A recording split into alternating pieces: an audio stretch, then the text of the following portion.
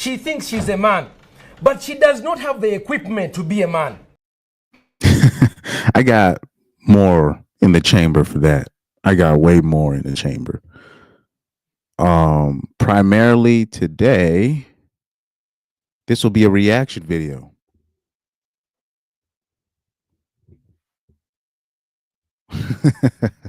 We got a reaction video. Oh, I got a comment on one of my videos. Let's check this out. Let's check this out.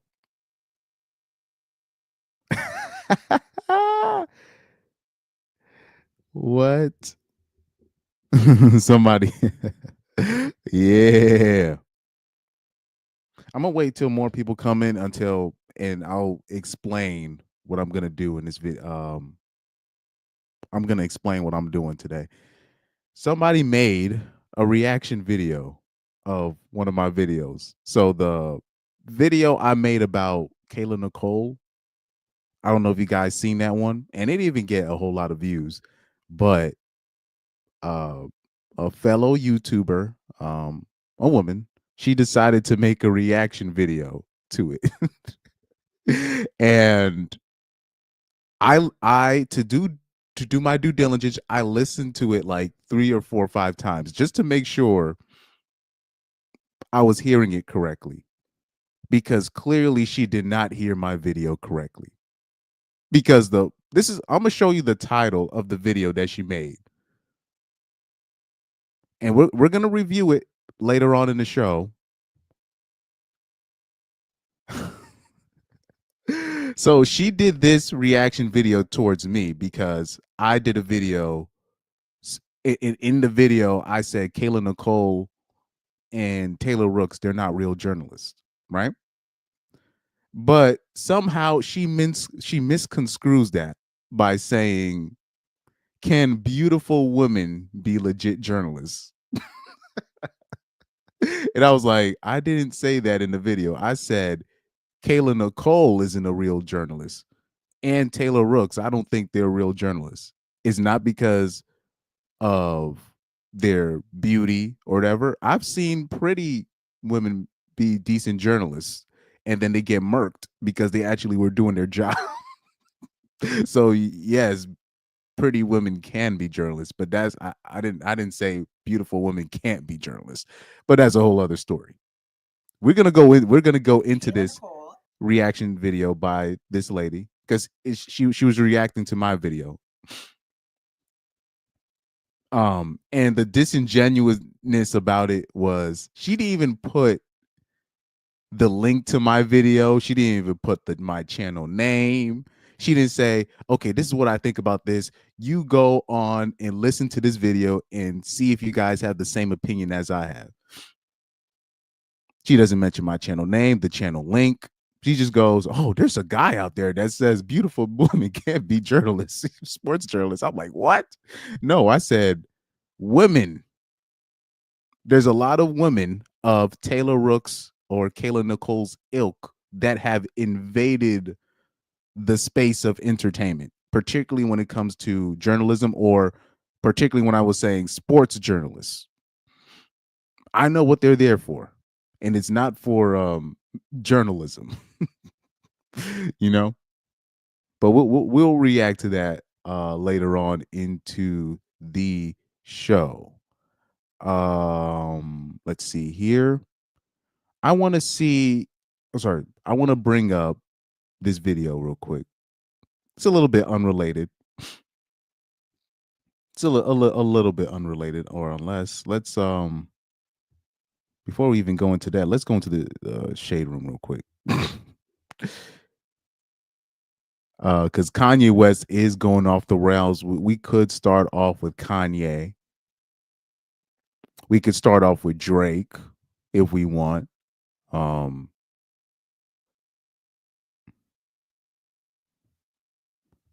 Let's see. Let's see what we could start off with, because I could start off with either. I don't mind speaking on the Drake and Kendrick Lamar thing. You know, that is that's funny to me. Let me see. Oh, we could start off with this. We could start off with some light news. So right here, The U.S. Army bars Transformers from enlisting and ends gender affirming care services. Interesting. Says in a series of tweets, the U.S. Army shared they will no longer allow Transformer people to enlist and will stop providing gender affirming care for service members. The U.S. Army will no longer allow Transformer individuals to join the military and will stop performing or facilitating procedures associated with gender transition for service members. Stay tuned for more details, the tweet read. It says the announcement follows an executive order signed by Orange Man on January 27th. The order directed the Pentagon to determine a policy for Transformer service members within 30 days. Orange Man's orders stated that expressing a gender identity inconsistent with an individual's sex conflicts with a soldier's commitment to an honorable, truthful, and disciplined lifestyle, even in one's personal life, and that those doing so cannot satisfy the rigorous standards necessary for military service. Look, man, I don't know why liberals be complaining about Orange Man. He's literally he's been helping them out. Really, I don't even think liberals realize how much of the conservatives are actually helping. Like, even when we saw earlier when Orange Man signed the executive order banning Transformers from participating in like opposite gender sports, or no, they I think it was specific for women's sports. I was just like, what? I saw that, I was like, y'all owe this man. Because like women's sports was about to be wiped off the map. I'm not even trying to joke. It was about to be wiped off the map, and Orange Man saved women's sports. Straight up saved it. Yeah, they don't want to go to war. Ironic. Shout out to, let me see the username, Hennock. Am I saying this right? Enoch Tadis. I hope I know I'm butchering it, but I know you're from the war band. As soon as I seen Puniti, I'm like, oh, I already know. I already know where he's from. But yeah, it's ironic they don't want to go to war, but that's actually that might not be a good sign for us if they're if they're doing stuff like this. That might not be a good sign. That means we might be in trouble. It's like, when they start, yo, man, we need our Caucasian man back in the military. They start really pandering to right-leaning Caucasian men. That's when oh shit, we might be in trouble. So when I see stuff like that, I'm like, oh, like what are we preparing for? He said, just go with Enoch. I hope I'm saying it right. Enoch. So yeah, man. HT, I can do that. Nah, let me not do that. I'll go with Enoch. I'll go with exactly what you said. He said, we got to support a brother. Facts. Thank you, man. Also, man, hold on for a second. I know this is a little bit childish, but I got a couple of clips. I don't know if you've seen these little short clips I've had as sound bites. The Dr. Umar Johnson one. Facts.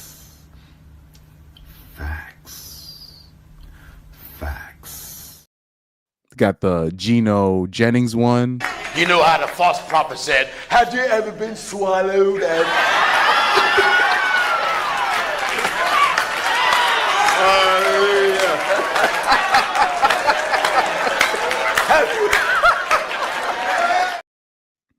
And I got the Honorable Pastor Sempa from Uganda. She thinks she's a man, but she does not have the equipment to be a man. Yeah, man. We got more incoming though this year. I'm definitely changing my channel a little bit. Changing it up. It's gonna be more shenanigans, how it used to be, but actually now everything coming together. Now I do have the equipment per se to bring it all together. So hopefully everything goes to plan this year. But yeah. Let me see. Enoch says, "Did you see the Jack Murphy and Just Vance stream?" No, I did not. Because the thing, here's the thing. No, let me ask you something, because I've kind of checked out when it comes to Jack Murphy. I got because like he's his actions is the same way with Donovan Sharp. I don't really, because the actions that these men have taken with their lives in front of all of us is like I've checked out when it comes to them. So when they do certain things, I don't even care no more. But have you seen the Ashley St. Clair? Let me ask you, have you seen the Ashley St. Clair nonsense? This is incredible. This is incredible to me. Hold on, let me show you something, man. Because these are the people that, like, you just know. First of all, everybody, like, we gotta understand though, because if we're coming from somebody like Undead Chronic's channel, right? And I'm just gonna mention his name since that's where I know you from, right? If we're coming from a channel like his, we already see the Ashley St. Clairs, right? The Sydney Watsons of the world, right? The Michaela Petersons of the world. We see these grifters coming from a mile away, particularly in the the conservative space, right? But with the nonsense that she's pulled off, it's just wow. I'm shocked. I'm shocked. This is from Ashley St. Clair's Twitter, right? 5 months ago, I welcomed a new baby into the world. Elon Musk is the father. I have not previously disclosed this to protect our child's privacy and safety, but in recent days, it has become clear that tabloid media intends to do so, regardless of the harm it will cause. I intend to allow our child to grow in a normal and safe environment. For that reason, I ask that the media honor our child's privacy and refrain from invasive reporting. Nah, I'm not. I am going to disregard that disclaimer, because this was the first person talking about how, like, how are you against single motherhood and then you pull this stuff? You pull this stuff off. How? You make all these tweets about single motherhood is bad and all this stuff, saying all this stuff, but here you are pulling this stuff off. Like I said, a lot of these the conservatives, who do you know, the reason why I don't take them really seriously, because they remind me of, let me give you I'm gonna give you a sneak peek on how it was in ninjadom when it comes to churches back in the day. Back in the day with the churches, you would have these so-called get-togethers, these conferences, right? These megathons, these preachathons, TD Jakes would go to a church and it would be a big show, conference, fiesta type thing. But really what it was just influence in different preachers and their constituents and their deacons and all these other churches. They basically were coming together to have their own freak offs, really. That's what they were doing. Like, ninjas was doing stuff like that and disguising it as, oh, we're coming together to pray, or you know what I mean? So nothing has changed. Nothing has changed. When you see these conservatives, they have these conferences, they have these things where these people come together, which are, to me, I don't understand why dudes attend those things, but whatever. These masculinity conferences, these church thingies, they're just, especially the women, the female influencers, they take that as an opportunity to hook up with men of influence, power. They call it networking, but it's I'll put that in quotation marks, networking, but they're trying to link up, if you know what I mean, with certain men of status. That's what they're trying to do. Oh man. The eggless queens. Oh, sorry. Yeah, the eggless queens. No, you gotta be careful, particularly of women of that age range. How old is Ashley St. Clair, by the way? Hold on. Ashley St. Clair, because people be calling these people conservatives, and this is this is actually low key the theme of my show. Where you got these people out here calling women like Joy Taylor, Taylor Rooks, Malika Andrews. They be calling these people journalists, and I'm like, these people are not journalists. The same way with Ashley St. Clair, these people, Sydney Watson. I hope I'm saying her name right. I'd be messing up these people's name. These people are not conservatives. These are not whatever you think they are. They're not. they're scam artists at best. It would actually be a compliment to call them a scam artist or like a grifter. Because if you're really going to take them off of face value of what they're saying, they're doing such a crap job of representing of what they need to be.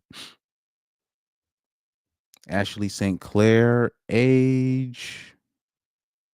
Because when I saw that on that post on Twitter, I was laughing. And plus, any conservatives, I was seeing conservatives coming to Ashley St. Clair's defense. And I was like, what weren't they giving Cam Newton all this this flag? Yo, I don't want to hear these conservatives talk about ninjas again, dog. Although conservatives got the Elon Musk profile thing. And he's doing the same thing that like Cam Newton and Nick Cannon are doing. Quote unquote creating broken homes, quote unquote. Right? Oh, it says New York Post reports that she is 31. So right here, they say, who is Ashley St. Clair? What we know about the woman who said she had Elon Musk's 13th baby. So right here, they have like two different ages for Ashley St. Clair. They say Ashley St. Clair is an author and conservative political commentator and influencer. Okay, right here it says, how old is Ashley St. Clair? Reports regarding St. Clair's age remain unclear. The New York Post reports that she is 31, but Indy100.com lists her age as 26 with a birth date of July 31st, 1999. If she's 26, that's a lie. She probably is what they say, like 31. I'm a stick with the 31 age, right? I'm gonna stick with the 31. Because in Hollywood or in the entertainment industry, you women lie about their age all the time because they understand what comes with it. They know the younger they are, the more opportunities they have. What's her name? What's a woman I can bring up as an example? Zoe Saldana. She's clearly lying about her age. She's lied about her age for a minute, like for a hot minute now. People don't see it, but it's like particularly a certain petite, like more petite looking women. They'll pull it. They'll lie about their age to help them advance their career in Hollywood or in the entertainment industry in general.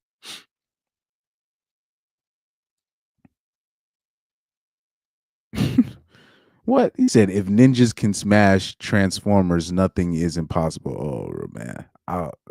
Yikes. Especially the born again ones. You see, Henoch also says, yeah, liberal when they are young, conservative when they are old as Babylon. Yeah, that's a tale as old as time. Tale as old as time. All these, 28-year-old conservative women that you see now, or, the 32-year-old conservative women now, they be having me laughing on Twitter because all they have to do to gain following is by young Caucasian conservative males. All they have to do is this. They start talking like they start going in on the single mother rate, the black community, start talking crazy about black men in general. That's how they gain their fan base. And I'm like, y'all falling for this? I'm like, you do know what's the bitch name? Ann Coulter. I'm like, she was doing stuff like that too, and then it turned out she was a mud shark. and then she started losing some fans. But that playbook, it's so old, but dudes still fall for it. Dudes still fall for it. I'll be like, oh damn, y'all falling for this again? Because I'm like, I'm talking about there are women, conservative women on here. They pull this, and I'm like, wait a minute. What college did you go to? Oh, you went to such and such university. Oh, and you're saying this about okay. It's like we already know what time you're on. We already know. Yeah, Ariana Grande, same thing. She's a conservative now. Amber Rose, a conservative now. Now that ninjas ain't really hitting her up no more, right? What's it? Ariana Grande, yeah, same deal. Oh, Miley Cyrus, right? Roma Arby's, or was it Pearly Things? Well, Pearly Things, she couldn't hide her mud sharkness in general. Like we already know she likes Pookies. That's what she likes. So especially like where she lives in England. She'll take, Mandem, right? she'll take Mandem. She'll take that. So and like I said, Pearly's a huge grifter. Like I remember at one point, Just Pearly had like a really big black male following at one point because she kind of represents like the the pog, quote unquote, that thirsty ninjas be thirsting over. But then when they found out about that no, when she did that stream with Nick Fuentes, that she lost a lot of black following. And then that's when people started going through her past. But I even remember before the Nick Fuentes stream, I remember making a video where I was like, I'm like, I know you guys love Just Pearly, but I'm like, you do know she did a Me Too on a black man before. I'm like, you guys do know that, right? But ninjas didn't care at the time until she did the stream with Nick Fuentes. That's how, if people don't know, because I have people that follow my channel or the stuff on my channel, I gained a lot of like black women following me off of that video because they were low-key laughing at how people were particularly the black manosphere fell for Just Pearly. So I actually had a lot of black women ended up following me off of that, just that one story. Just off that one story, because I had, before she even, like 3 or 4 months prior that she did that stream, I was like, yo, Just Pearly's a grifter. Like she had a whole Me Too story that she deleted off her channel that nobody even wants to talk about no more.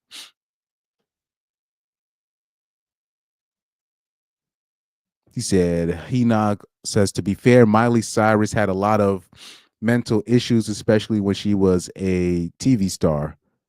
Oh, but that's no excuse for me though, because we already know what you're dealing with the entertainment industry, and I see what you're saying with that, because you grow up in the entertainment industry, you're gonna see some things, but at the same time, her dad was Billy Ray Cyrus. She did have a normal, stable-ish family, right? Billy Ray's not no predator dude. He's a good dude. From what I've seen, he seems like a decent dude. Because that whole country scene, the scene is full of simps, full of male simps. So I don't know, like anything she asked for, she could have gotten from her dad. You know what I mean? So she went through her little rebellious phase, and then she quote unquote came back after she couldn't grift off doing what she was doing with ninjas at the time, right? But yeah. There was a time that Just Pearly was covered with thirsty UK ninjas, man. There was a time before that, all the like she would put like all the like the black, people on her channel, and then she like stopped doing that after the stream with Nick Fuentes, and then more things about her past came back to haunt her, right? But with or without that, people need to do their research behind the people that they're following. You know what I mean? Because I really don't care about necessarily the Nick Fuentes collaboration, but I found it funny how basically like the she just lost like a lot of her black following just off just that collaboration alone. That was crazy to me. But that's life. That's life. But yeah, Ashley St. Clair, what a piece of work. What a piece of work. And to the conservatives that was defending her doing what she's doing, which is a money grab at the end of the day.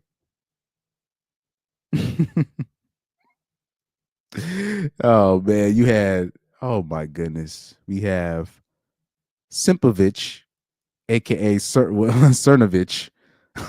He comments, "Congratulations, sorry you had to deal with this BS. There is no low that they won't go to."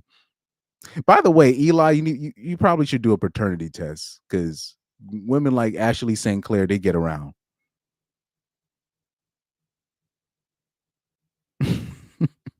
Damn, even Candace Owens came to her defense. Now that's surprising. Now that's a bit surprising. Usually I would expect, Candace Owens to sometimes go against the grain, but nope. Man, they giving her a pass, dog.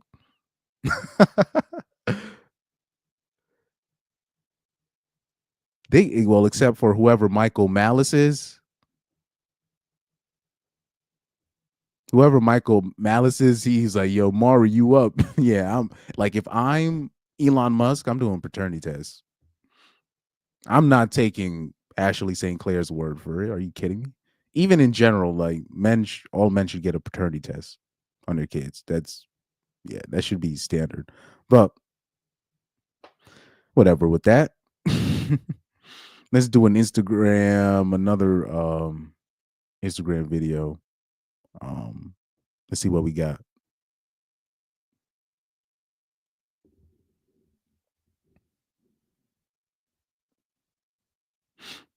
Let's see. Should I do something current or on the archives of my saved videos? Let's hit the archives up. Let's hit up the archives before I get into the main event.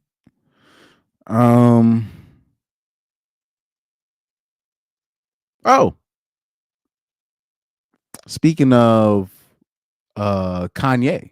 Speaking of Kanye, let's show a video of Kanye talking. Let's show a video of Kanye talking about Black History Month, which I really agreed with. Let's do that. Let's do that. Because I do agree with this video, what he's talking about.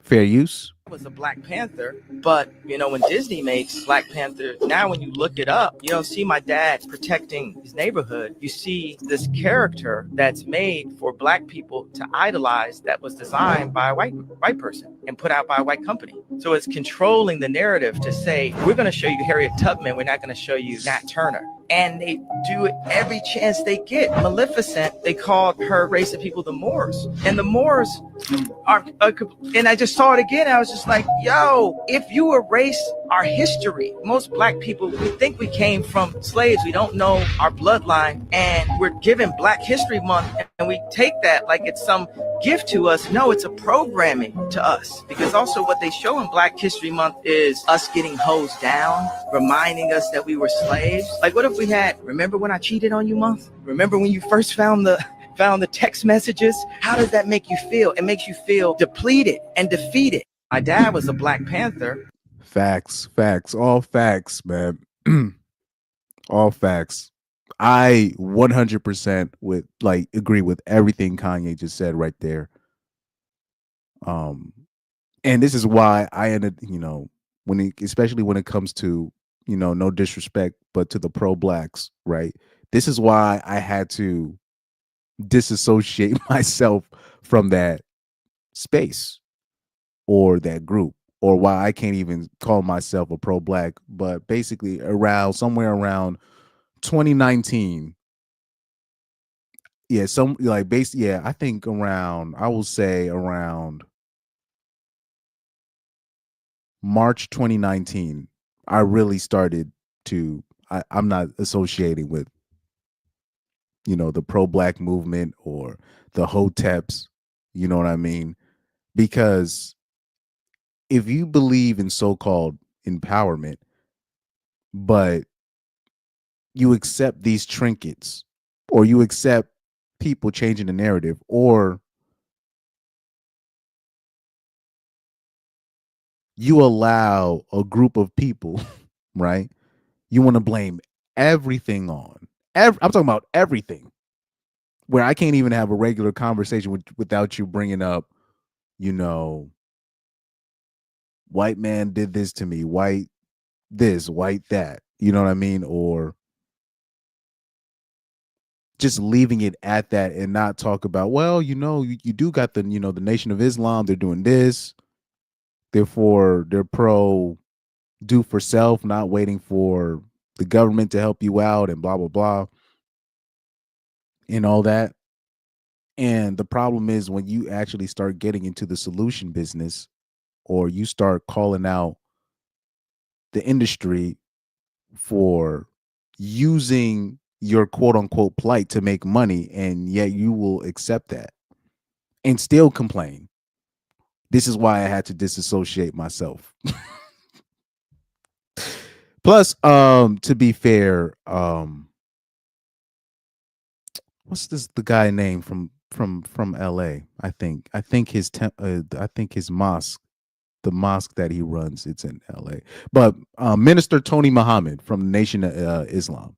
The more I started listening to him, and the more I started listening to people of that ilk, including my barbers and all these people, the less pro-black that I got. Ironically, the less pro-black that I got. It's kind of funny how that works. And they put me on to a lot of information, which really actually freed me from slave mentality, and really started looking at things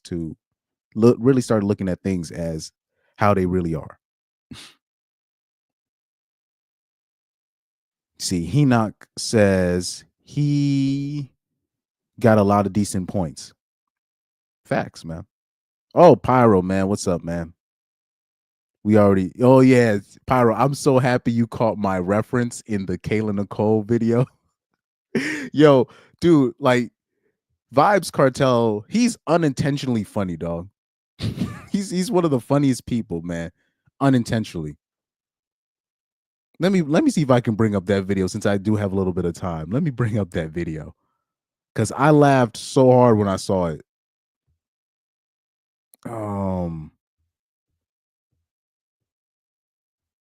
Let me see if I can bring up that video, because I saw it. It was an old interview that I saw a couple months ago. Well, not an old interview. A recent interview, but it was so funny when he said it. So have you seen this recent one? There's no why for that. I was laughing so hard when he said that.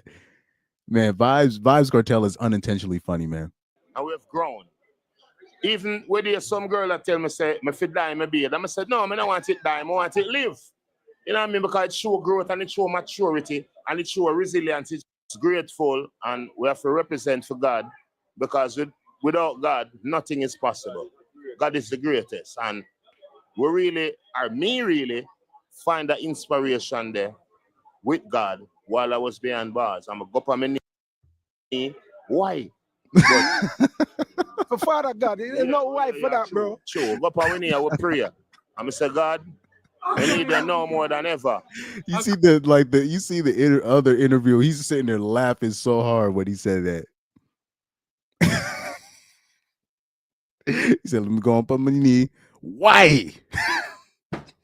It's like, bro, this dude is talking about his religion, and he's still bringing up why. I'm like, God, man, come on, man. Oh, by the way, if anybody that's not privy to the tongue, he's basically saying pause. He's basically saying pause. Because you already know Jamaicans, they don't play that that alphabet nonsense. yeah. Vibes Cartel he's unintentionally funny, man. I got it. Let me see if I can rewind that real quick. I thought it was funny, man. He's just talking about something very like personal, and then he just goes, "Why?" Just in the middle of it. I was laughing. God is the greatest, and we really, or me really, find the inspiration there with God while I was behind bars. I'm going to go up on my knee. Why? But For Father God, there's no wife for that, bro. True. Go up on my knee, I will pray. I'm going to say, God, I need you now more than ever. And him represent for me. My supposed to lose his mother in prison. Oh, man. I lost my... Yo, I'm mad. They couldn't stop laughing when he did that. Oh, man.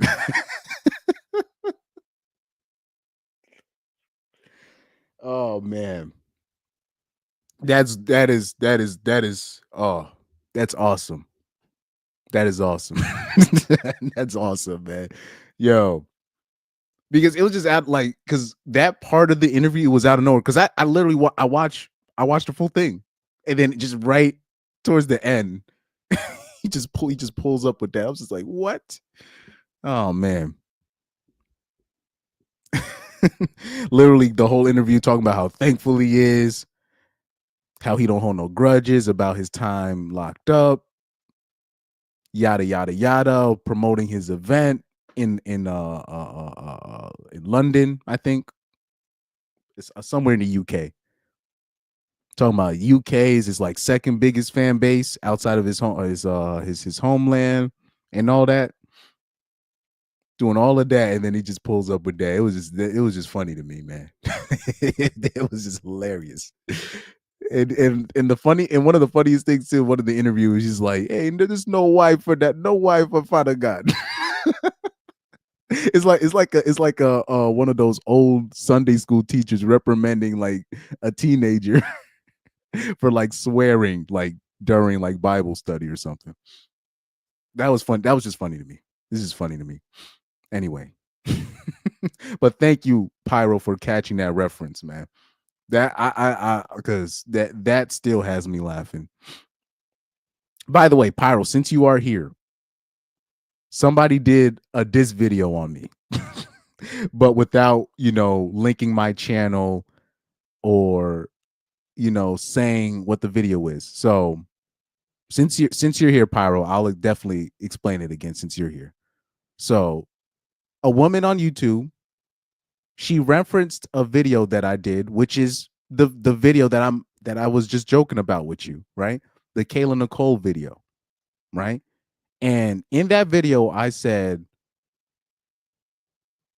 women like Kayla Nicole, it's laughable to call them journalists because they're not journalists, right?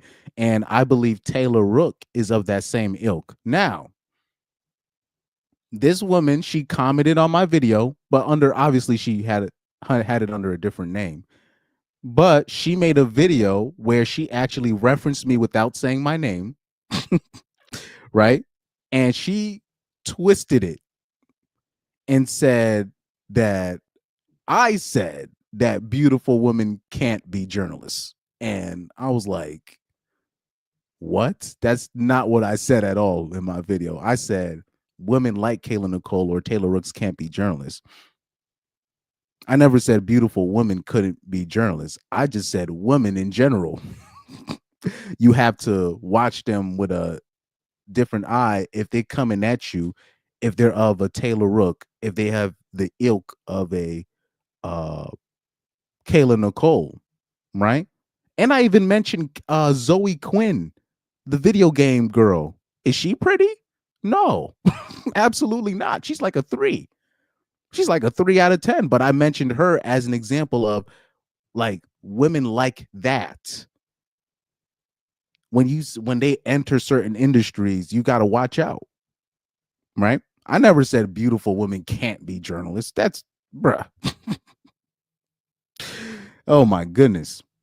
But that's what we're going to be reacting to today. Basically, this video towards me without mentioning my name, without showing the actual video where at least her subscribers can make her own opinion about, you know, what they saw, right? But yeah, that's what I'm going to do. I'm going to be reacting to that video, and we're going to be breaking it down. But later, we're gonna do that. We're definitely gonna do that later on. But I'm like, but if I could talk to her personally, I'm gonna do this thing. I'm doing this thing where when women specifically or people in general, when they misconstrue my words, I'm gonna be like, yo, you need to put on your listening glasses on. That's what I've been telling people to do. You need to put your listening glasses on. I never said beautiful women can't be journalists. I said women like Kayla Nicole, women like Taylor Rooks, women like Zoe Quinn, who's clearly not pretty. Clearly. Like clearly, right? Women that come in and they disguise themselves as something that they know they're not. And they're just there to cause chaos. They're there to cause disruption of the natural. Okay, I sound like Uncle Ruckus now. The natural order of things, right? People like that, they're not, when you see my title, I say female journalists and comedians. They're not that. A lot of these people are activists and SJWs and undercover 304s in disguise. But we'll dive into that. We're gonna dive into that later on. We'll dive into that later on. Pyro said, if you're getting this, you're getting big. Yeah, she mentioned my follower count, whatever, and I was like, it's actually not a lot, but thank you, I guess. She tried to, oh yeah, he's his numbers. He looks like he's getting. I'm like, okay, a little bit of pocket watching, but okay. Oh man, she said, of course she did. You unintentionally hurt her fifis. Your video resonates quite well to her fragile ego. And let's take it there, right?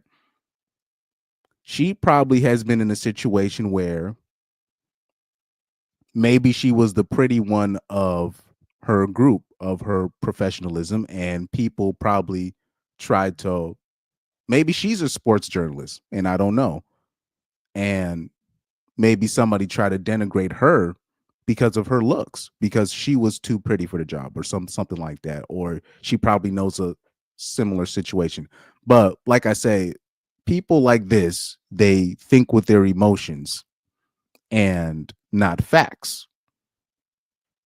And I already knew what I was getting into, because as soon as I saw the title of the video, because she put the link of her video in my channel, I'll show you.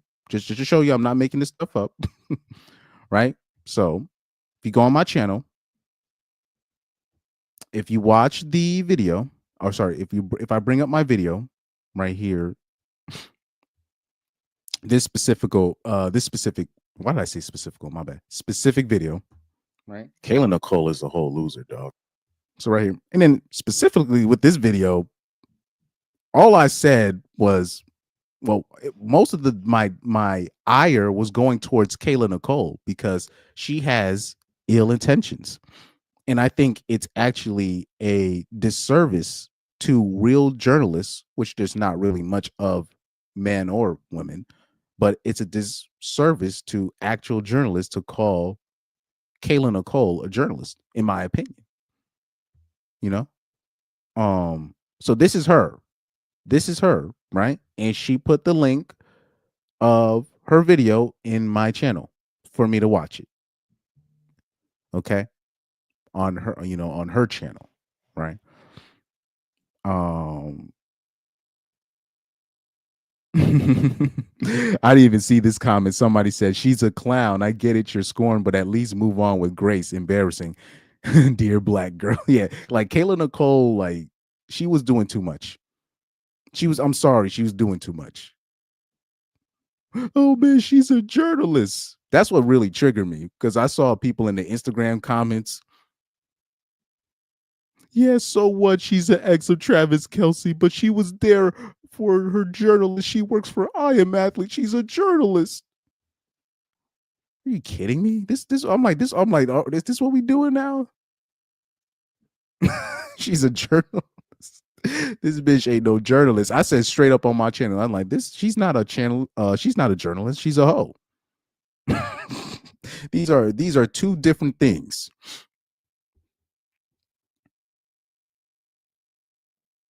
Oh yeah, Zoe Quinn. He said, wasn't that a goth chick who lied about a dude who struggled her? That's a good way to put it, Power. I like that. Yes, that's one of the girls that literally slept her way to the top, slept her way to get what she wants. I believe Kayla Nicole is that type of person, and she proved it by being Travis Kelce's girlfriend in the first place. I mean, last I checked, maybe I don't know, because according to the woman in the video, she said that Kayla Nicole does have a quote unquote journalism degree.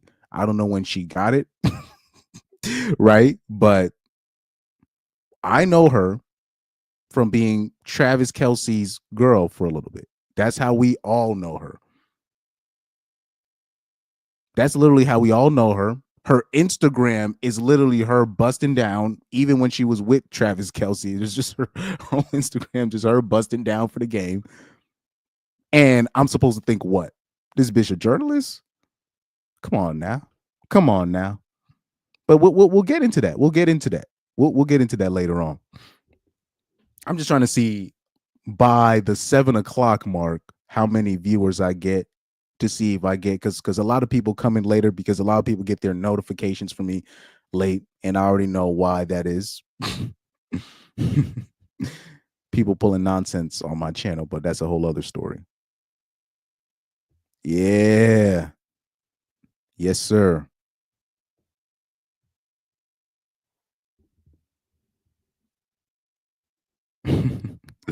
But like these people,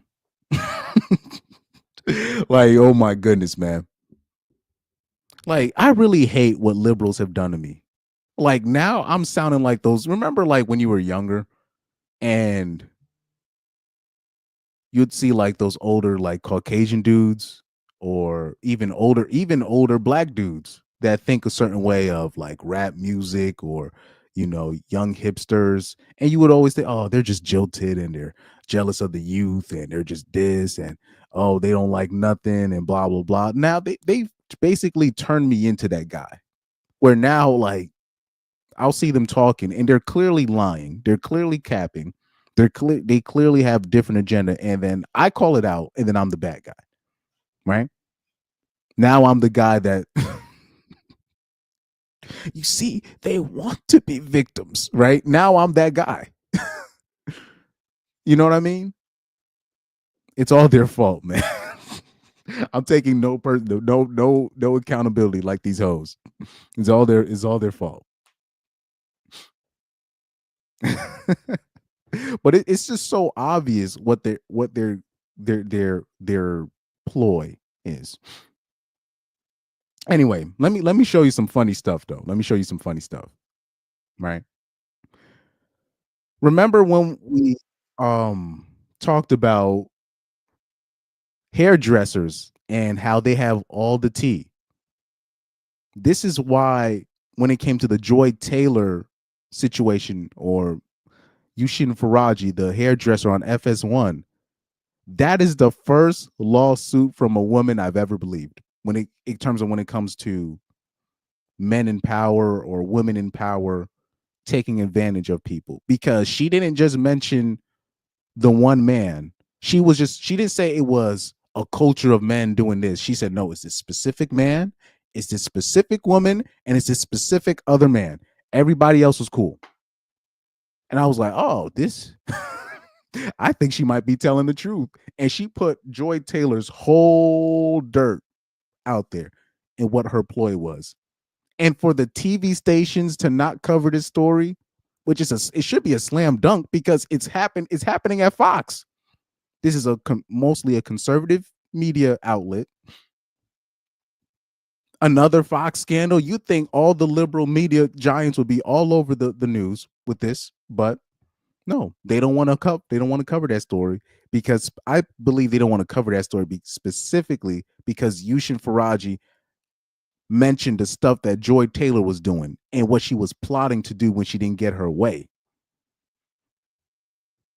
I really thought athletes, they should have, during Super Bowl Media Week, they should have boycotted Super Bowl Media Week because none of the staff members at Fox had to address it on their shows. Joy Taylor didn't have to address it. Emmanuel Acho didn't have to address nothing. The former vice president, or I don't know if he's still there, Charlie Dixon, he didn't have to say nothing. Nobody from other sports media outlets it seems like they weren't even allowed to mention it. Rival Sports Network athletes did. Only person that came close to mentioning it was Cam Newton. And they tried to shut that down real quick. Stephen A. Smith acted like he didn't know what he was talking about.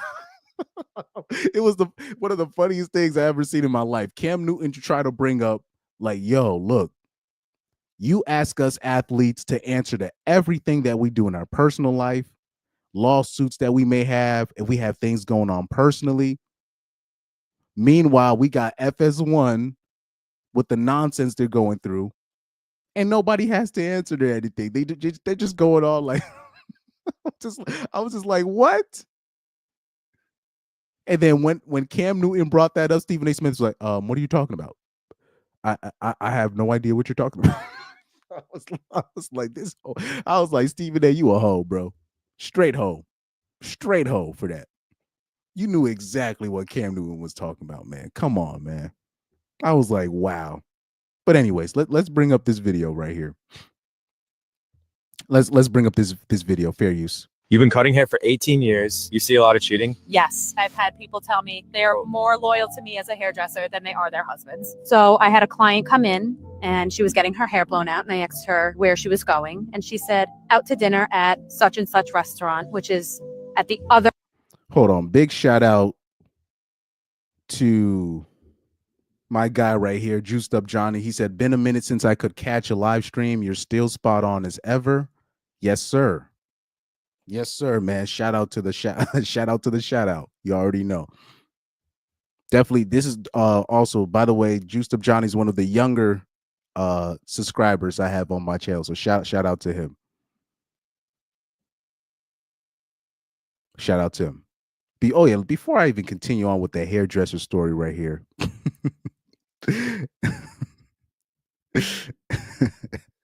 Pyro says it's always guys like Chris and me telling people they are the problem and they say no, stop being toxic, Chris and Pyro. It's not even that. It's just you'll see them doing the nonsense. You'll have even the nonsense people come to me and admit that they're doing the nonsense. And they'll be like, "Oh, Chris, I'm just keeping it a buck with you. This is what I do, blah blah blah. This is what these people do right here, blah blah blah. Do what you will with that information." Right? They'll go away. Then I repeated what they told me. And they will, and then it is not that they'll say I'm wrong. They'll act like Stephen A. Smith. "Oh, what are you talking about? What kind of people are you hanging with?" Oh, I'm like, come on, man. Stop it. Oh man. Enoch says journalists now are weak compared to the I'm not gonna I know what you're trying to say. I don't want to repeat the term. The journalists of the late 90s. Yes. I know what you're trying to say. I just don't want to repeat it on my channel. Certain things you can't say on my on YouTube. I don't know. I think Pyro was there for one time. I mentioned a guy's name and his initials start with RP. Roman something. I mentioned his name and my whole stream damn near disappeared. So, oh, I thought you were trying to say something else. My bad. I thought you were trying to say something else. The Chad journalists from back in there. Well, there's still some decent journalists out there. It's just that the good journalists, they be getting deleted, dog. So the real journalists, like of today, they get deleted. Even I'm talking about even the women one, the female ones that be trying to actually get to the bottom of the solution. They be trying to figure something. They be getting deleted. And they could have been a whole DEI hire, and then they'll stumble upon something. They try to, and then all of a sudden you don't even hear from that person no more. But anyways, let me get back to the hairdresser. The end of the shopping center I work in. So I happen to be going there also with a couple of my friends, and I see her out, and I introduce myself to the person she was with when I went over to say hello. They were kissing, hand on the thigh, and didn't think anything of it. Thought it was just her husband because I knew she was married. I thought they were just having a little date night. She comes in a couple weeks later, another blowout. This time, a different gentleman comes in and hands her car keys. And I looked at her, I was like, "Oh, who was that?" She said, "That's my husband." So she was I walked in on a date, and it was not her husband. She was on the date list. Do you think most of the women whose hair you cut cheat on their husbands, or is it just like a select few? I think there's a select few and a select type. I don't want to stereotype, but there is a definitely a type. You've been cutting hair for 18. You see that long answer she gave at the end? That's basically the answer. She doesn't want to say she doesn't want to say most of her clients are cheating on their husband.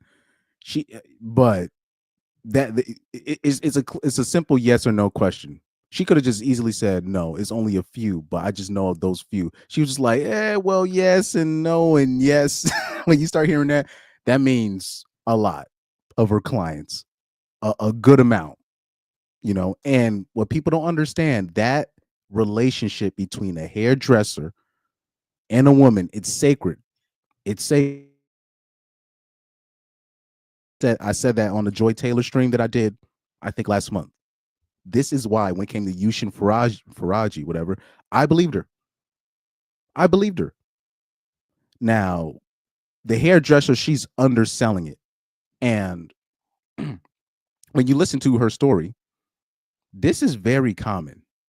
Like, they'll do it. A lot of people, what they think, they try to hide their cheating by just being out in the open, because people are just too afraid to be like, there's no way, she's just blatantly cheating out in the open like that. Because cheaters, they want to call out the public's bluff, basically. So people that move that way, they just basically, they don't really hide it. They don't really hide it. And so for example, let me give you an example, right? Oh, Ainsley's not in the chat, so I could tell this story. So there was a coworker I was working with, and he needed a ride home one day. He didn't know he was gonna get nobody knew he needed a ride home. I knew he needed a ride home, right? But I never drove him home before. We're cleaning out. You're about to finish up. The female manager, who's married, I'm not gonna say her name. She just obviously out of nowhere, just in front of everybody. Oh, I can give you a ride home. Right now, that female manager specifically, she's a flirt, and we know she doesn't do. She doesn't do how do I say? She doesn't do favors like that, right? She's very strict, but at the same time, she is a flirt. But the timing of it, the way she asked, I was like, oh, I was like, oh, this is how we doing things around here. Wow, okay. I already knew what that was, right? Because that happened similar to me, not with a female manager, but I remember a coworker. She's like, hey, we want to dip out of here, grab lunch at such and such, but like it was basically away from where we was working with. I know what she was asking. I was like, nah, I ain't with that. I ain't with that. Right? I ain't with that. Just me at the time. So I knew what time she was on, but you just don't think no, you'd be like, nah, she's just trying to be nice. No. Nah, man, I knew what that was. And then it was confirmed to me later on in life that what was happening with that situation. People just think that, oh man, she's married, she's not cheating. Yeah, it happens quite often. It just happens, man. Now, people wouldn't think anything of that manager because she has 7 kids, right? I'm being really specific with this number, so yikes. But they would have never. But I'm looking at, I'm like, oh, and the dude that I knew, he looked at homie. It wasn't like a happy like, oh, thanks, she gonna give me a ride. Like he looked down when she said that. Like he kind of looked, kind of like you look down like in shame, like you smashing it. When you smashing somebody you're not really supposed to be smashing. That's kind of how he looked down. He just because he didn't want to bring it up that he needed a ride.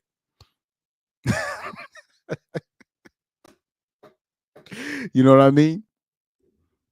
It was that kind of look down like of shame, and you're just like, oh, but nobody really wanted to say anything, but I was just like, okay. Okay. He looked at, he wasn't even trust me, because when you need something, and he'd be like, oh man, thank you. Even if you want to play it off, you'll be like, you'll know to be like, okay, just let me say thank you to her in public. He didn't even say thank you or no. He's like, yeah, thank you. He looked at it. It wasn't a look down of shame that, oh man, I need it. Because if a ninja need a ride, he's just gonna say he need a ride. he's done it before. It's just, I knew what that was. I was like, oh, all right, man. I was sitting there like, yikes.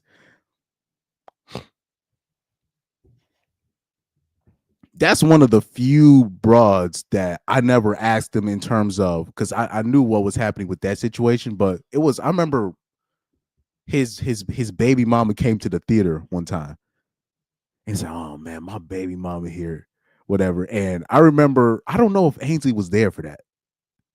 He was probably with me during that time. But anyways, I remember this guy's baby mama came in the theater and he was like, man, my baby mama's so annoying, blah, blah, blah. And then we took a look at her and she was looking correct, if you know what I mean. Like she was looking correct.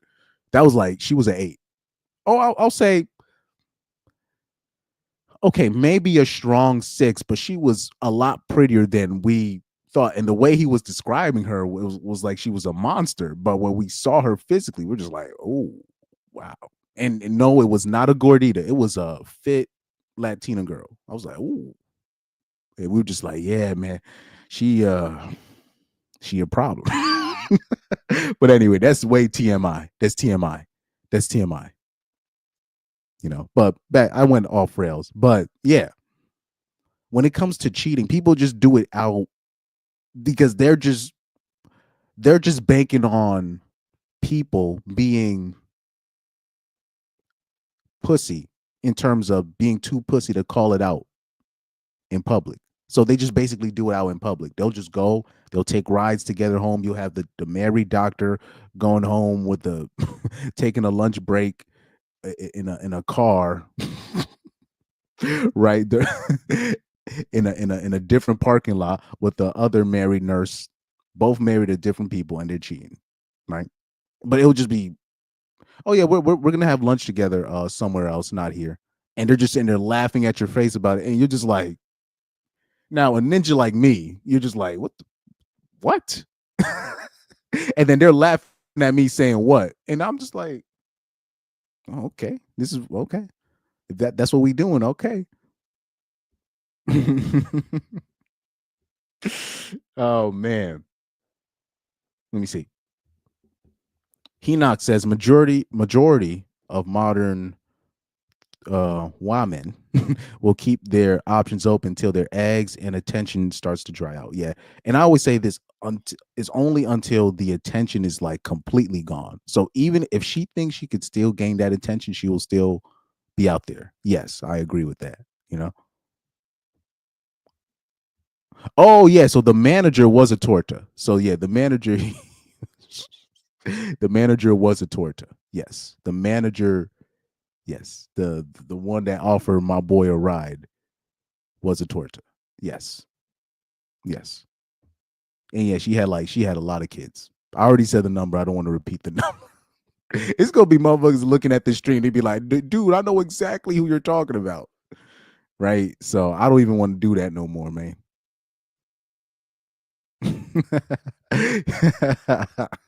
Yo, that's crazy work. Henoch said one is having hot dogs while the other is having shredded beef. It's crazy, man. But anyways, since you guys are here, let's start. Let's get straight into this, right? Let's get straight into this. We have this video. I'm going to repeat it again. This woman made a video. It's not necessarily a diss video, but it's a video reacting to my Travis Kelce Kayla Nicole video, right? And in my video, I had said that women like Kayla Nicole or Taylor Rooks, these are not real journalists, right? But this woman, she made a video about me, about my channel, without mentioning my name, without mentioning the link. And she goes on to summarize my video. And she said that I said that beautiful women can't be journalists. You're just, and when I'm listening to this video, and I listened to this video like 4 or 5 times just to make sure I caught most things. I still probably missed a few things, right?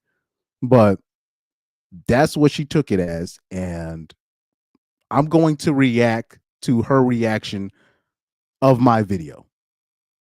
This should be fun. This is probably my first YouTube hit piece, so I'm actually kind of excited about reacting to the public about this, right? And just to let you know, like, she put the link of her video in my comment section for me to watch it, right? It's a BW, of course, no disrespect towards her, but you know, a lot of BWs, they take things way too personally. When you'll make a certain claim and they'll take things too personally. So I will say this: please don't flood her comment section with hate or anything, because then she's gonna start reporting my channel and all that stuff. I just want people to see her perspective of my claim. Now, mind you, in my video, I never said beautiful women can't be journalists. I just said women like a Kayla Nicole, Taylor Rooks, and Zoe Quinn, who's not beautiful. Zoe Quinn is ugly than a motherfucker, right? Women like that, they have ulterior motives on why they're in the profession where they're in, right? So let's watch this video, this hit piece of me. Fair use, by the way, fair use.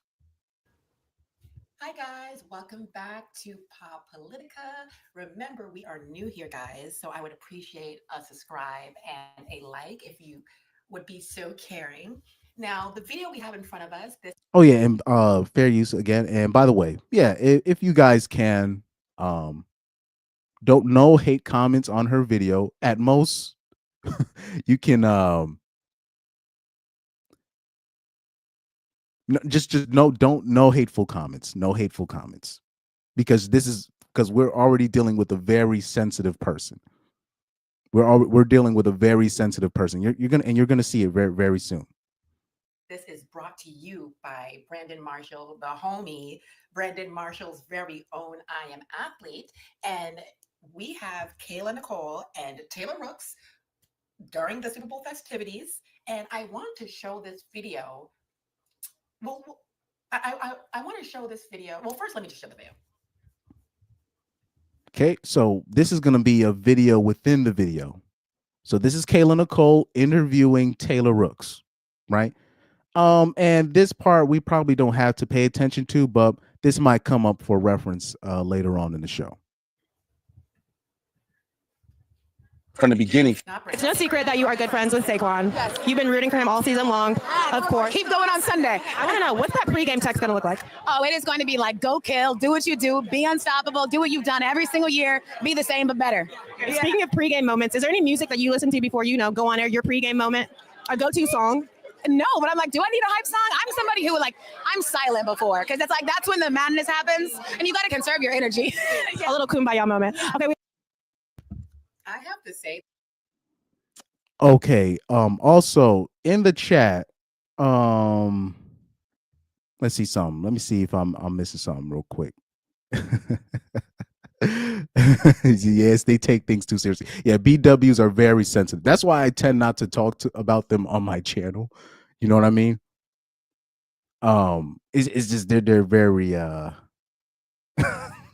Truth Hunter said they're mattress journalists. And I'll say this is where I'm torn on this, because I'll say this, there's probably a lot of great stories we would have never seen if it wasn't for certain women, doing what they do best, which is laying on their back. So there's just female journalists that do that, but they ended up exposing, Big J.E., people on the left doing dirt, people on the right doing dirt. There's a lot of stories we probably wouldn't have been able to see if it wasn't for, female spies doing what they do. So this is where I'm a bit torn, because at the end of the day, I want people to just be who they are.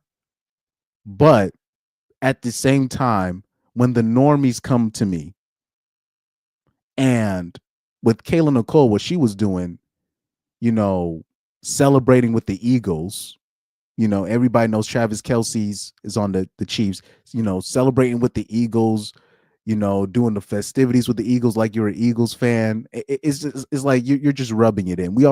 So I already know what you're doing, why you're there. I don't care that you're there on assignment. You're doing too much. And then for people to react to me and be like, but she's a journalist, that's where I'm going to be like, no, absolutely not.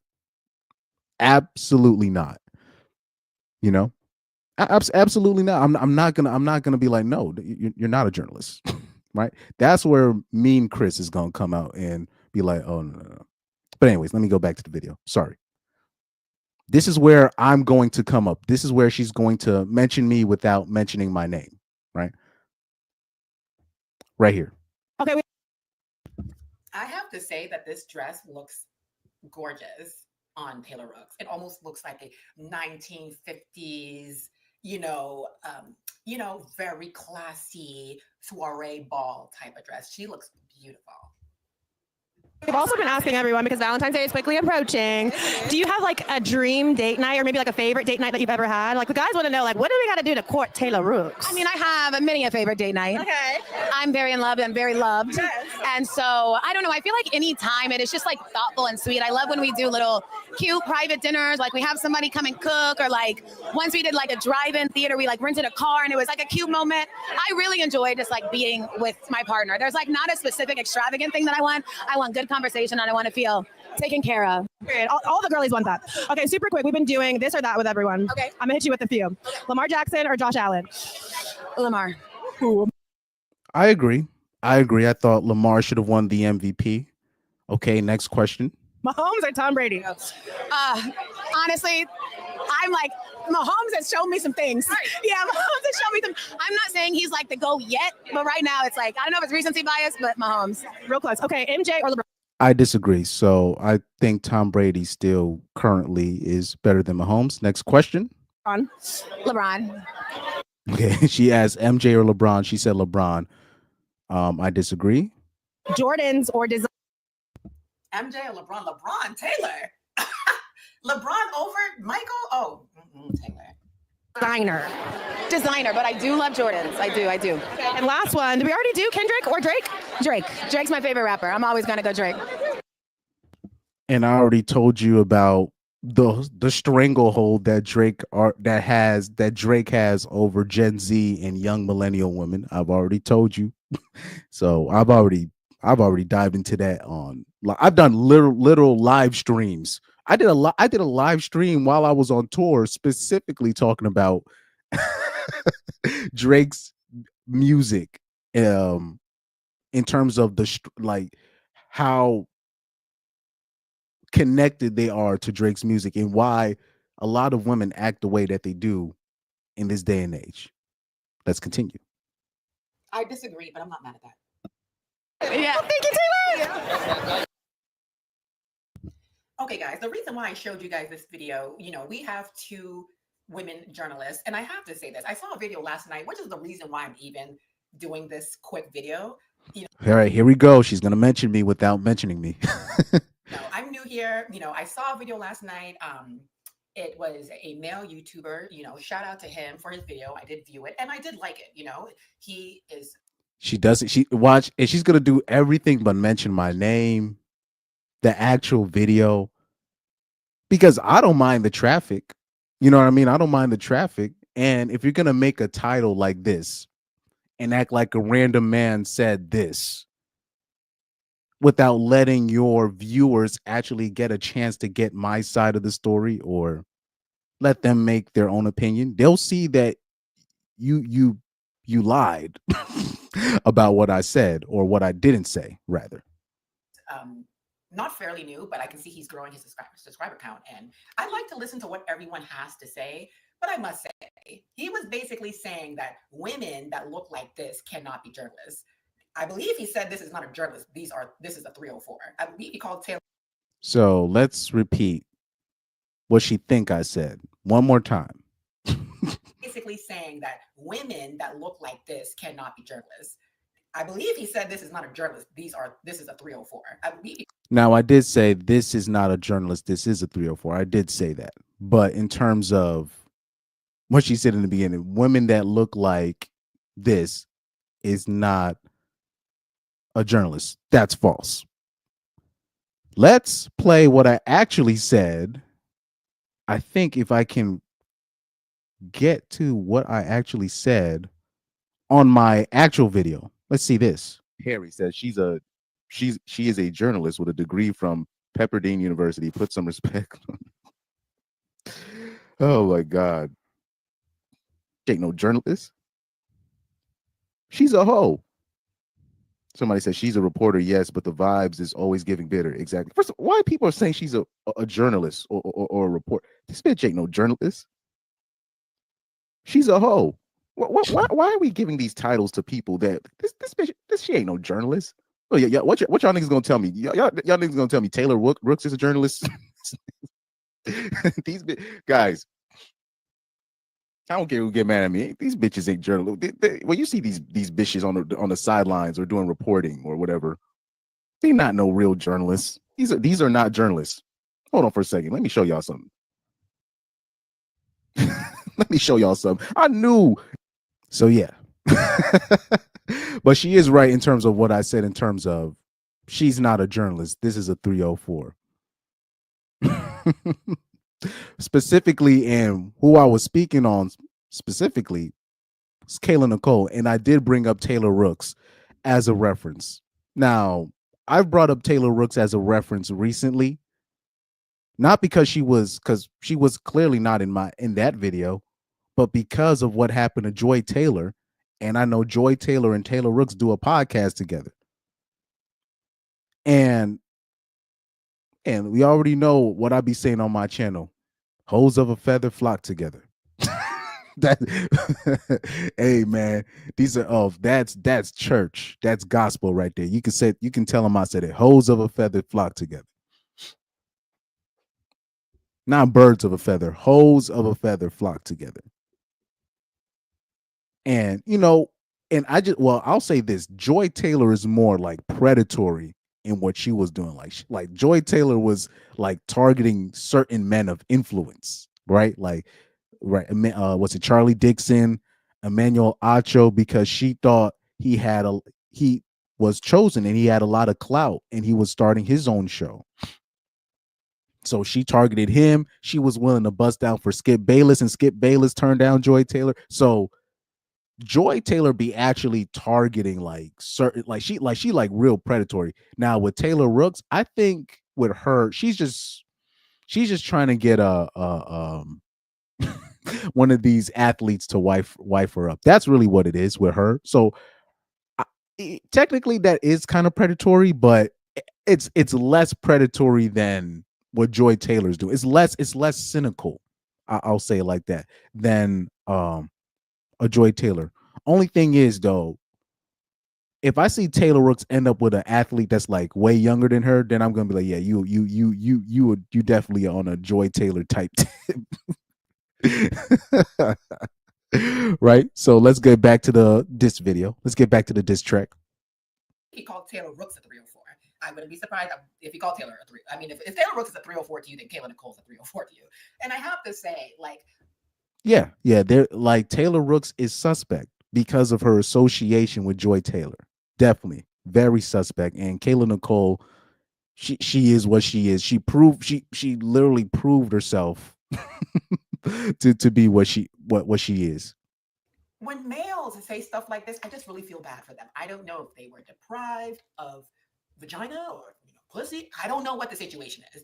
But with that type of logic, you're basically telling me that all women reporters should look like Dorisberg. Okay. Nah, first of all, I don't think there's a whole lot of real journalists, man or female, mind you, right? I just think when it's that obvious, you know what I mean? With a Kayla Nicole, with what she was doing specifically at the Super Bowl day, specifically when the Eagles won, it was obvious what she was doing. She was rubbing it in. She was celebrating a little bit too heavy. And she knew what people were going to say about that, but she didn't care. You know what I mean? And by the way, I Am Athlete, they hired her in like September 2024. So they hired her a couple months ago. So it's not like she's been a long time journalist and then she found Travis. I think she was a stripper before. Well, no, let me not say that. Let me not do that. But she was doing like something else before she met Travis. I am pretty sure she was not doing no journalism, nothing before Travis, because her whole profile, even when she was with Travis, is just her busting down. She was just a regular IG model thought from what I saw. And all these IG models, all of them got degrees. All of them got degrees. All those models you see busting down for the game, all of them all got degrees. That don't mean nothing. Dude, I know, do you know how many strippers I know they got degrees, dog? But the thing is, having a master's in museum studies is not going to cut it in the real world, right? A BA in African paintings is not gonna cut it. You know what I mean? It's not gonna cut it. So they just end up doing what they do best, is bust down for men that can pay them. You know what I mean? And Kayla Nicole falls under that category. Obviously. I don't even know why that's even debatable. Hold on, let's check any comments that I missed.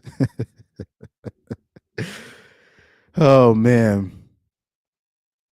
Truth Hunter said LeBron trust has hit 1,000% for her. Well, I'll say this with Taylor Rooks. Well, women like Taylor Rooks, because she's pretty and she does a decent-ish job at her job, and since dudes are attracted to her, she is gonna get most of these ninjas, doing interviews with her, right? That's just how it works. Nobody's mad at that, you know. Now whether LeBron has hit, I don't know. I have no idea. I don't know. But all right. Shout out to Henoch. He's saying it. They're groupies, right? Henoch says she is the evolved version of a groupie. That's kind of how I look at quote unquote journalists like Taylor Rooks, Joy Taylor, those female sideline reporters I'm talking about, they be the way, because even the way that they dress, like they dress like they're looking to be picked up. It's almost like have you ever seen like a woman like where they'd be like where they're trying to dress to impress? That's how they be dressing as a sideline reporter. And there's been a lot of sideline reporters, quote unquote personal chefs. They've gotten picked up by these athletes, right? You know what I mean? It works. What they're doing, it works. Malika Andrews, right? The reason why Malika Andrews has her job is because she's the wife of an executive. That's why she of a small hat executive. That's why she has the job, right? She was an exotic dancer. Yeah, we're gonna have to do some research behind Kayla Nicole, because when I saw her, especially when she was with Travis, I'm like, oh, I just looked at her as another IG model. I'm like, oh, that's what she do. Okay, next question. Right? You know what I mean? Yeah, dress to smash. Oh yeah, and by the way, because I didn't miss it. Hold on for a sec. You heard what she said you heard what this lady said in the beginning. She was like, well, hold on. And I have to say, like, when males say stuff like this, I just really feel bad for them. I don't know if they were deprived of vagina or pussy. I don't know what the situation is. the shaming language. I was like, oh my God, here we go. here we go again. Bruh, you think these hoes are the only people that I've accused of not being real journalists? You really think I think Skip Bayless is a real journalist? And he's been in news clips, TV for a minute. He's been a columnist. Like, these are actual like columnists. And even those people, I don't even really consider journalists. I consider them more shock jocks more than anything. And these people done put in work in the industry, like real work. Even the ones that are selected, right? They've put in, like, they've been columnists, they've covered high school games, and then they work their way up. They just happen to be selected to do nonsense, but nonetheless, they did put in work. The hoes, they just show up and they just happen to be plugged in with somebody, and then they just basically just right there. You know what I mean? And even the dudes, I'll be like, these are not real journalists, dog. Like they're all one in the same to me. So to act like a hoe is the only person I'm gonna call out. That's just, I don't know why certain women, like, first of all, I know good and damn well, because let's cut the BS. If the woman that's making a video right now, if she had a husband or a boyfriend or a brother or a son in the NBA, in the NFL, one of these spots, and she saw her son being interviewed by one of these people or asked to do a personal interview, she'd be she'd have her 2 cents. She'd put in her 2 cents on what she thinks about that situation every single time.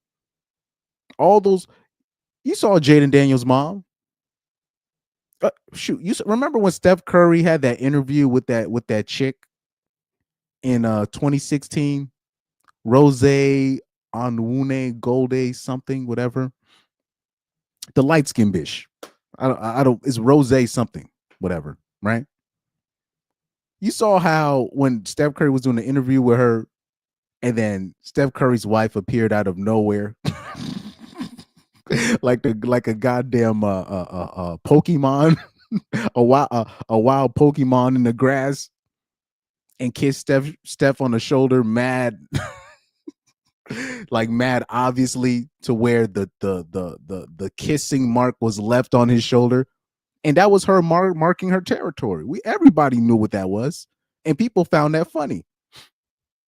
But technically, that was her being insecure, and that's technically her having my mindset. Who are you interviewing Steph, even though she's quote unquote doing her job? You know what I mean? But people gonna just gonna act like there's nothing to what I'm saying. I'm just I'm just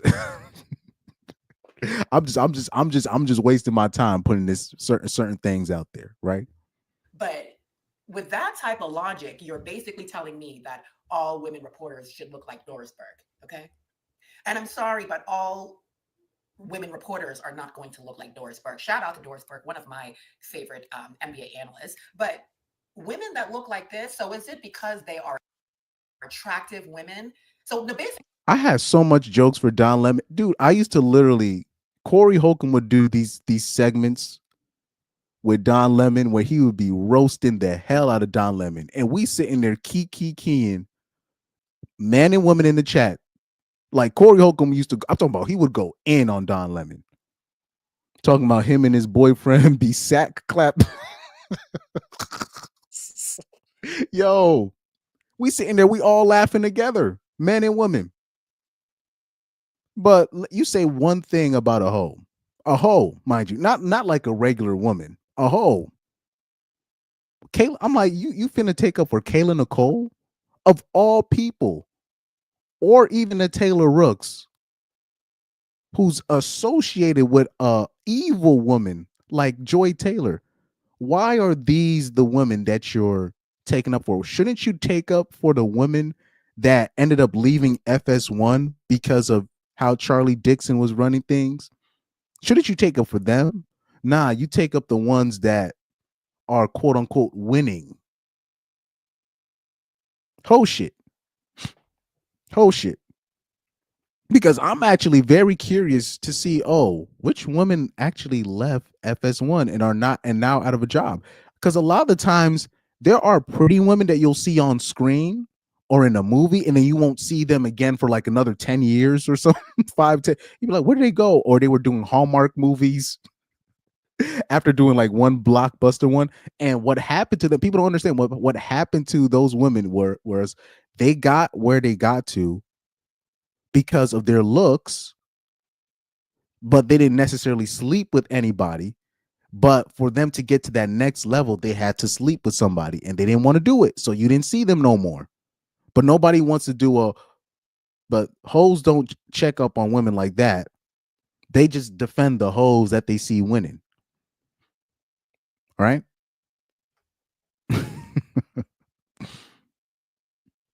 Hold on for a sec.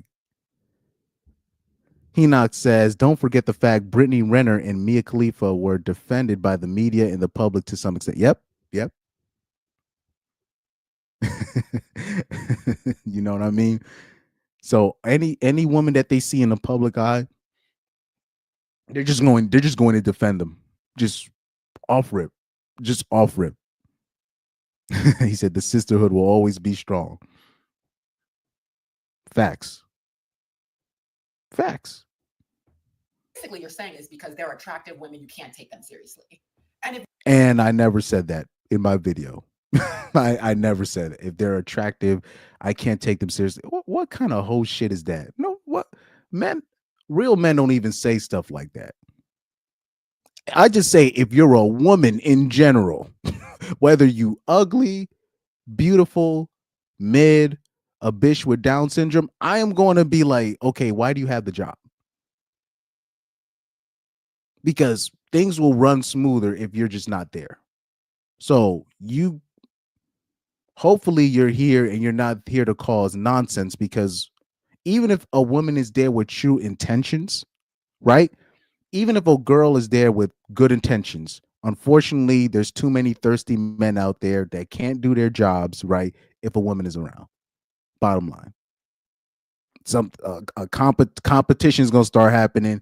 People are going to start doing nonsense. I see this literally all the time. So this is not like, this is not an attractive woman thing. This is stuff that any woman can pull, unfortunately. If you can't take a beautiful woman who is in a male-dominated industry seriously, that's not on them.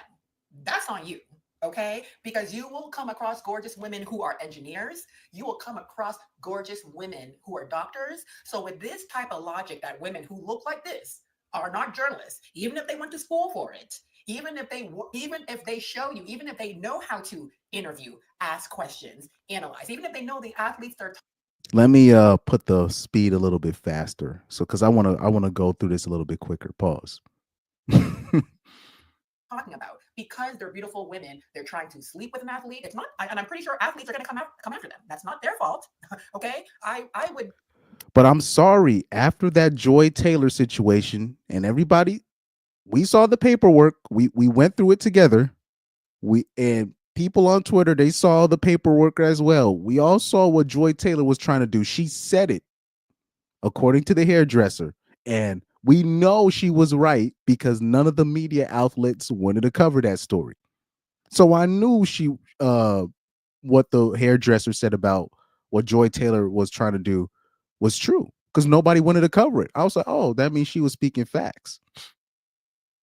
And then on top of that, it brings a magnifying glass to all women, specifically in male dominated, entertainment type industries like sports.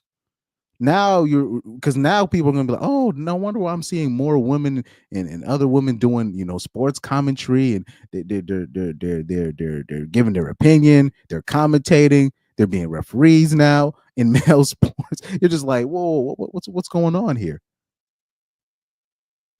And by the way, for her to say pretty journalist, and then I mentioned Zoe Quinn as one of my examples, which clearly shows I wasn't just talking about hoes looking a certain way, because Zoe Quinn looks awful. No disrespect, but she looks awful.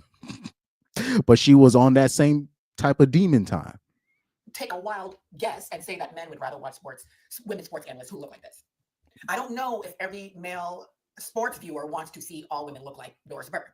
I believe he showed an example of what a real journalist I believe on his platform, he showed an example of what a real journalist looked like. And it was some fat guy and dressed in clothes that were very scruffy. I don't know what makes him a journalist over these beautiful women, but yeah, so I gave an example on my channel. I said, this is what a sports journalist look like. You guys ready? Hold on.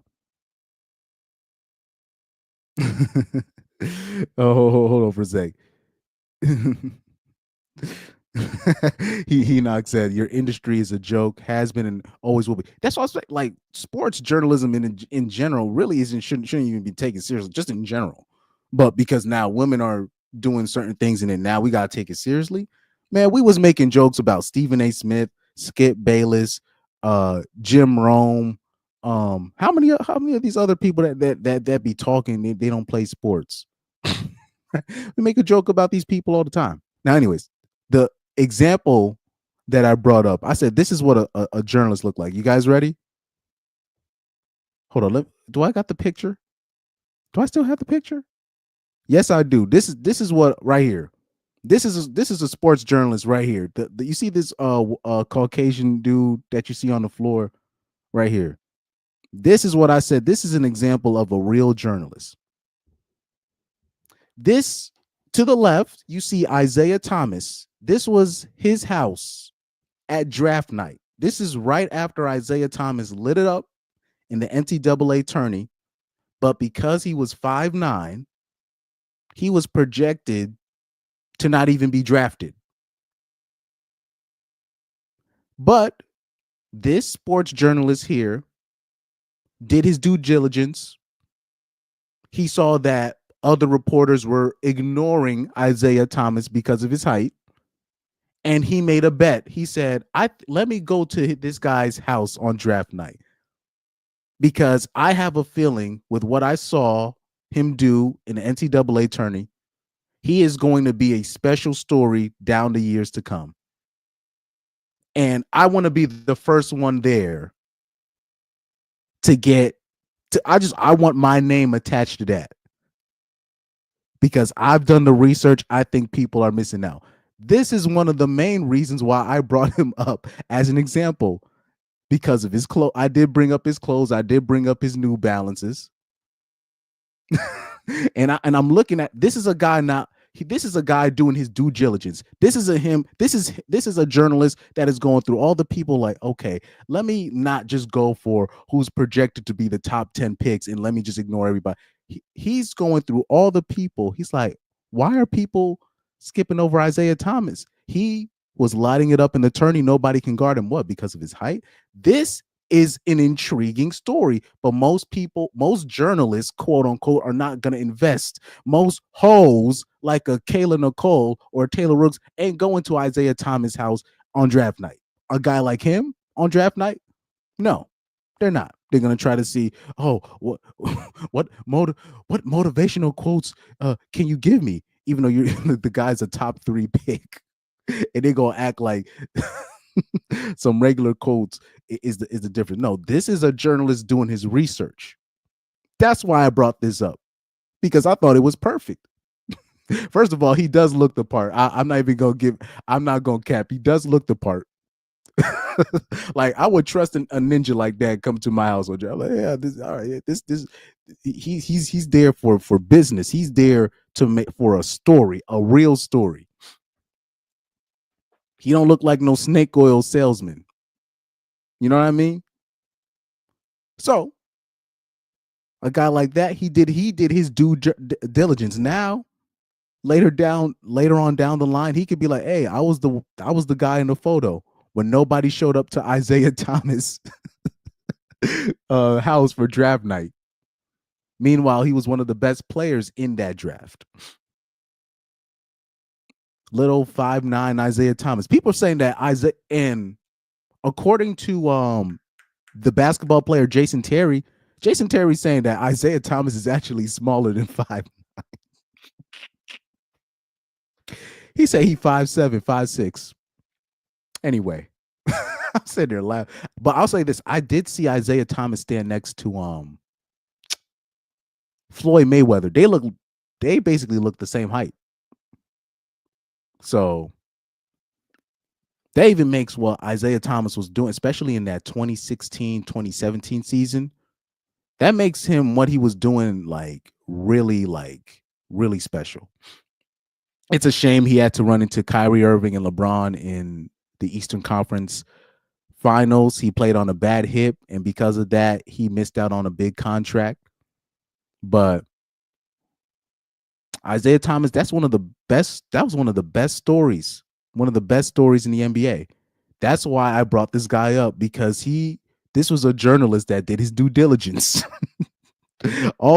Most journalists are clout chasers. They don't be looking for real stories. This is a real story right here. That was the story. He had the story of the draft. This was a man that did his due diligence. That's why I brought him up. And surprise, surprise, he don't look like he's looking for clout himself, this journalist, with what he's wearing. Right here. He said the real one at the heart of the story. He said that's a real journalist. This is a journalist that actually be looking for, you know what I mean? Truth Hunter says a real journalist does the work and doesn't sound robotic, says interesting stuff, others don't say. I've seen kids come into these NBA press conferences and say more, like ask more impactful questions than these clout chasers. Literally, like this is like, so now for some reason I think hoes think they're exempt from this kind of criticism, but if you want to say that you're a journalist, well, you're gonna catch this work like I've been giving to Skip Bayless and all these people for years. This is part of equality. Right? You're gonna get judged by your works, your takes, all of that. All that shock jock ish. I'm like, okay, if you're gonna go that route, fine. But if you wrong, we finna we finna light you up. Or if you get caught doing what Joy Taylor was doing. Anyway. So Truth Hunter says, yeah, the questions that makes the reporters or the interviews say, wow, I never thought of that. It's rare. It's rare. They always ask the same ish and then try to get some kind of controversial statement out of them, rewrite their words. Oh, the reporters don't write the headline. Come on, man. Stop making excuses. But anyway, that's why I love this picture right here. I love this picture. Here you have a non-clout chasing journalist. You have a real journalist looking for a real story with an Isaiah Thomas, who now, if people see Isaiah Thomas, they're going to try to get a Instagram picture with him or a Snapchat picture with him. Meanwhile, on draft night, nobody was at his house except for probably his family and this journalist.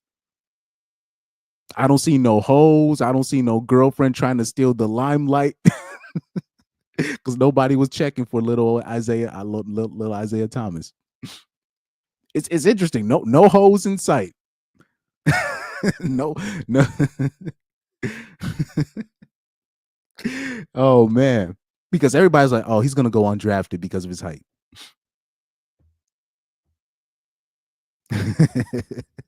He said, unlike some sports journalists with their tatas out. Exactly. This right here is a sports journalist. This right here is not a sports journalist. I rest my case. It's very easy. It's very easy. It's very easy. Very easy. Fact that they're beautiful, so you're faulting them for it. You're faulting them for the fact that they're attractive. So with that type of logic that you're using, you're telling me that if you had a female doctor who was beautiful, you would not trust her to prescribe your medications, operate on you. You don't want a doctor that's an attractive doctor. It's her fault that she's attractive. With that type of logic, that's basically what this person was saying. And no.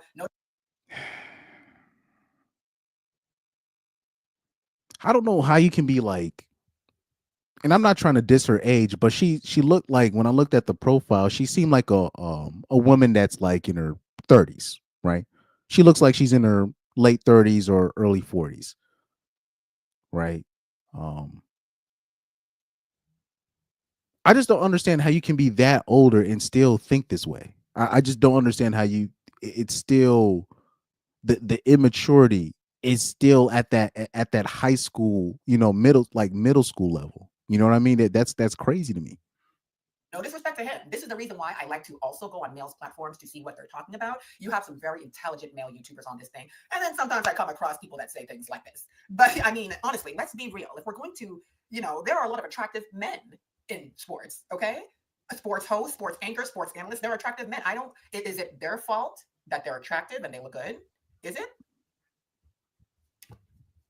I mean, do you have like a dream date night or maybe like a favorite date night that you've ever had? Like the guys want to know, like, what do we got to do to court Taylor Rooks? I mean, I have many a favorite date night. Okay. I'm very in love and very loved. Yes. And so, I don't know, I feel like any time it is just like thoughtful and sweet. I love when we do little cute private dinners, like we have somebody come and cook, or like once we did like a drive-in theater, we like rented a car and it was like a cute moment. I really enjoy just like being with my partner. There's like not a specific extravagant thing that I want. I want good conversation and I want to feel taken care of. All the girlies want. First of all, Taylor Rooks, she won a ball player. We already know that off rip. That's pretty obvious. women like to say a lot of things to kind of disguise what they really want, and it's pretty out. She won the ball. She want a ball player with real, but not just any ball player. She wants a ball player with some clout now. Not just any, like, she doesn't like, what's the bitch name? Rachel. Remember Rachel Demita? But and then she ended up having Andre Roberson as her boyfriend. Like, she's cool with that. She's cool with that in her mind. Like a Taylor Rooks, no, she not aiming for a role player on the NBA. She, even though a role players be making ridiculous money in the NBA, she looking for a ball player, but not necessarily just a ball player. She looking for a ball player with clout, with real clout. That's what she feels that she deserves. One thought. Okay, super quick. We've been doing this or that with everyone. Okay. I'm gonna hit you with a few. Lamar Jackson or Josh Allen? Lamar. Ooh, Mahomes or Tom Brady? Honestly, I'm like Tom Brady.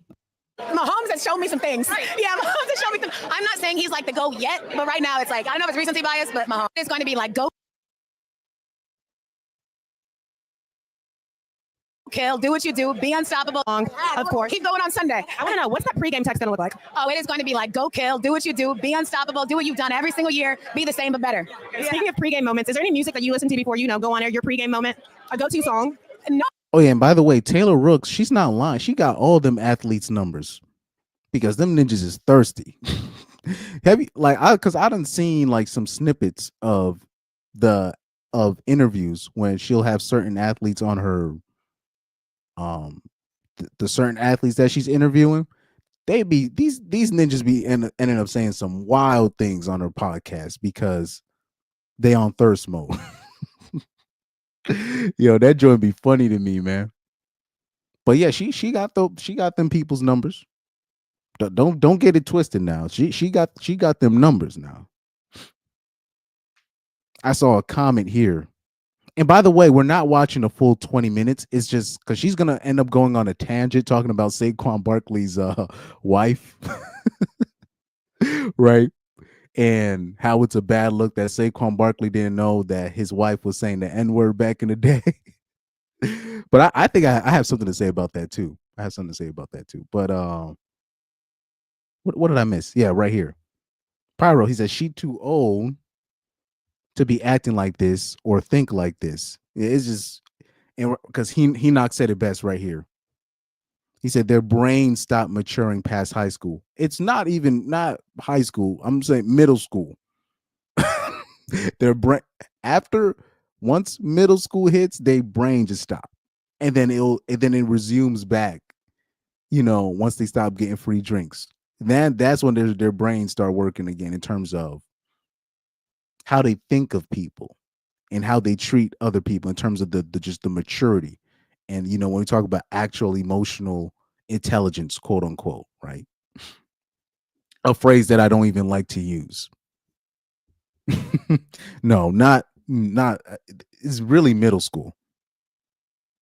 Right? Even what's her name? Shahrazad Ali. I hope I'm saying her name right. Shahrazad Ali. She said, like, she was talking about black women in general. She said black women's brains, you have to treat them like you're talking to a 12-year-old, right?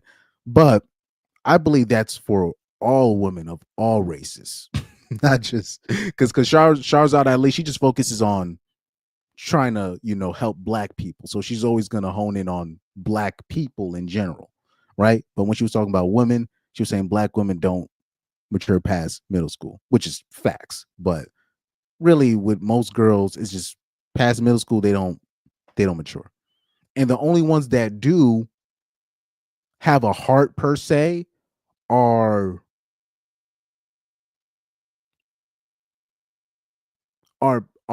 girls that were kind of raised in a structure, but meaning like one or two of their parents wasn't raised in the States.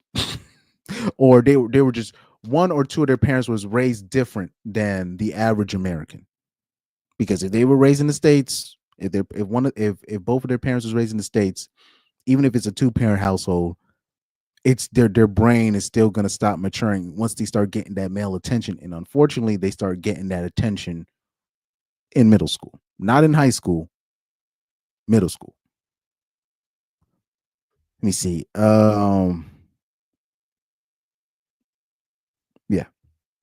Right here, Truth Hunter says they stop maturing and get hit by brain rot mixed with creatine, LV hacks. Facts. Oh man.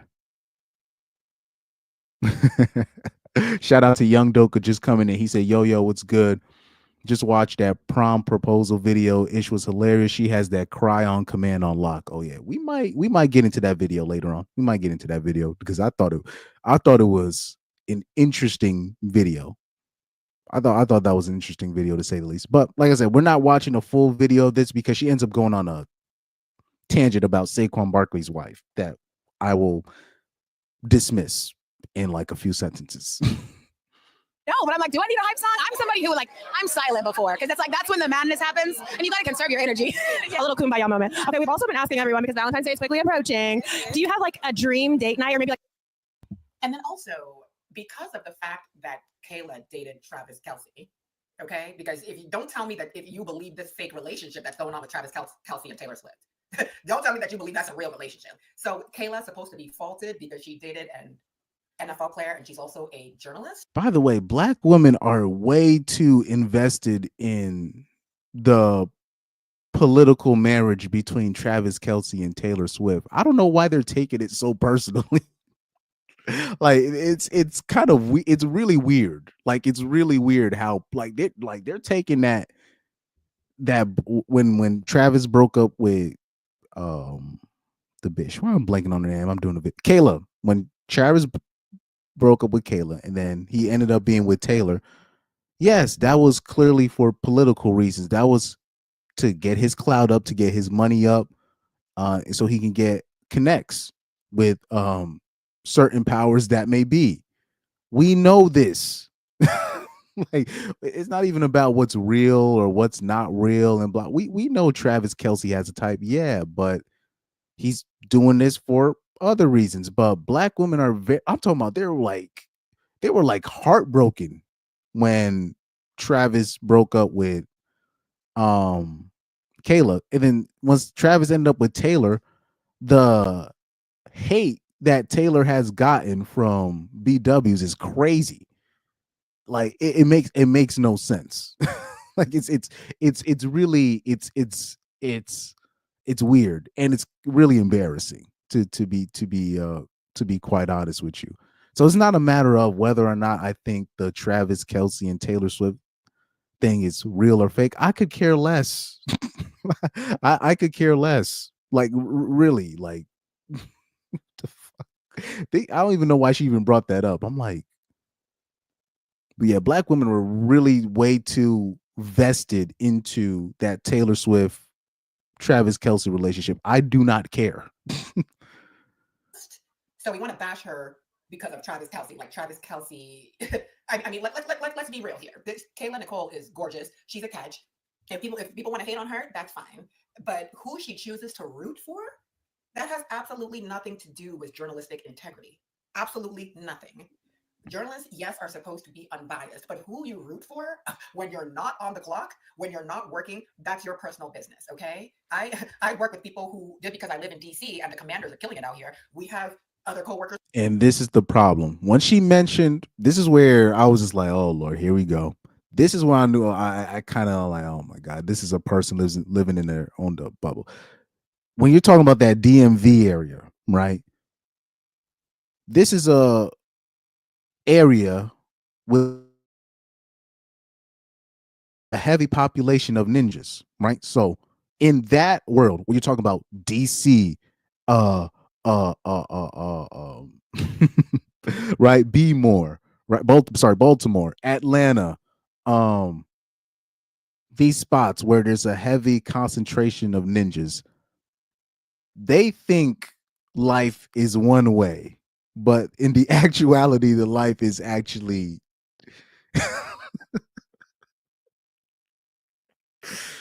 I need to download that soundbite from Pastor Manning, dog. He said, you see, the Negro thinks life is like this.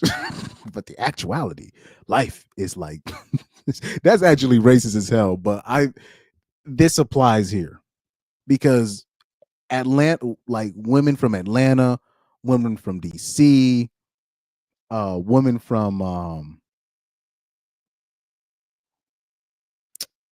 ninjas from Jacksonville, they really think that life is like one way, or they really think that black people are everywhere. But it's like, no, it doesn't it doesn't work that way. What you mean you gotta follow what they got? I'm like, homie, have you been to Connecticut? It's only like one city where it's like a whole lot of ninjas. Every other town is you'll be pressed to see like one black person in that town. Like they don't even understand states like Connecticut exist, where it's just like, okay, you have obviously Hartford, Bridgeport, uh, uh, certain spots in Torrington, right, where there's a heavy concentration of ninjas or minorities. But most of Connecticut is literally like towns like Middletown, right? I'm giving a little bit too much information about my state, right? Where I'm talking about there's places like that where you won't even see a black person working at a CVS. you won't even see a black person working at a CVS. You'll be hard pressed to see like one black person there. Trust me. When I used to play, soccer, and you had to travel to all these cities, and you'd be hard pressed to see one black person. So a lot of people, a lot of ninjas, even I'm talking about even older ninjas, they live in a different reality than most Americans because they live in like Atlanta or the DC area. Who are Eagles fans, who are Giants fans, who are Cowboys fans. So you don't have to. I mean, I don't even know where that type of logic came from. Like they're not allowed to have a team that they personally love. Like they're not from a city that they may have a hometown team that they represent. Hey, I can't call the logic that some of these men have. I can't. But yeah, journalists are still asked or expected to be unbiased. Now, most journalists fail that test, but that doesn't mean that expectation is not there. You know what I mean? But most journalists or sports journalists, most sports journalists, they fail that test miserably in terms of not being biased. But I'm still expecting that from you. You know what I mean? That's still, you're hoping that you'll find a journalist or somebody that works in the media that's unbiased, that will give an accurate description of what's going on. The reason why, because we know if you have a bias towards a player or somebody's agent, then you're in one story saying this guy is overrated, this guy is underrated, and meanwhile, what you're putting in the papers, you're really affecting this guy's money, and you know it. This is why people try to ask for people to call things fair, split it down the middle, so people's money is not being affected, people's public reputation is not being affected, right? So this is why we ask for that. Now, in Kayla Nicole's case, it's more than just a bias. She literally dated the star tight end of the Chiefs. Who's probably the best tight end of all time, probably outside of Gronk, right? Outside of Gronk, who else comes close? You know what I mean? So people are going to look at his personal life, and she's going to pop up. And since her name is always going to be attached to Travis, because that's the only thing she got going on for her in her life. I mean, people can disguise it, but let's keep it a buck. The people at I Am Athlete, they gave Kayla Nicole that job at that podcast in September to throw her a lifeline. They were trying to do her a favor so she wouldn't just be known as the broad, the buzz down that Travis Kelce used to claim for a little bit.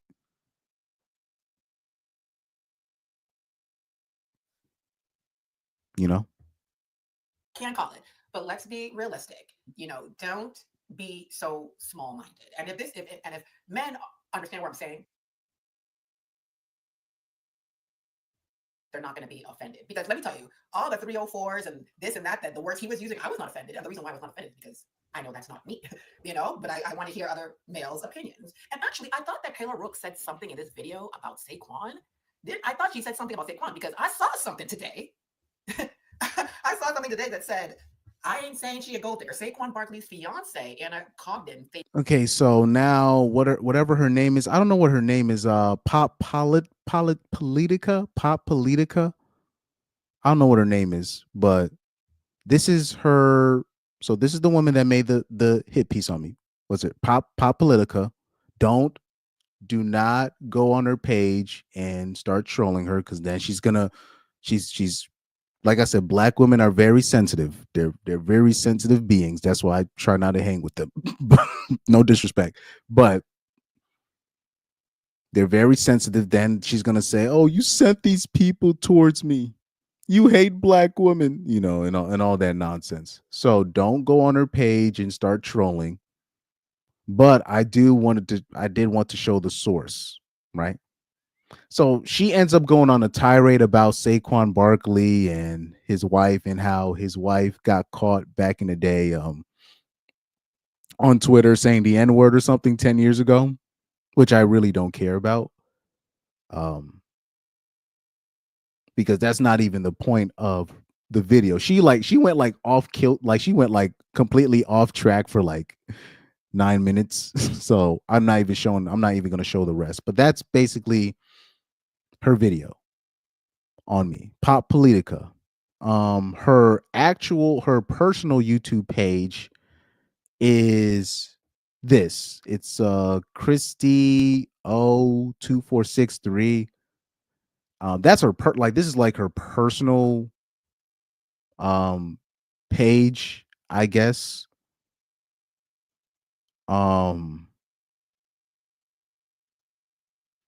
You know, that's her personal page, right? And guys, just to let you know,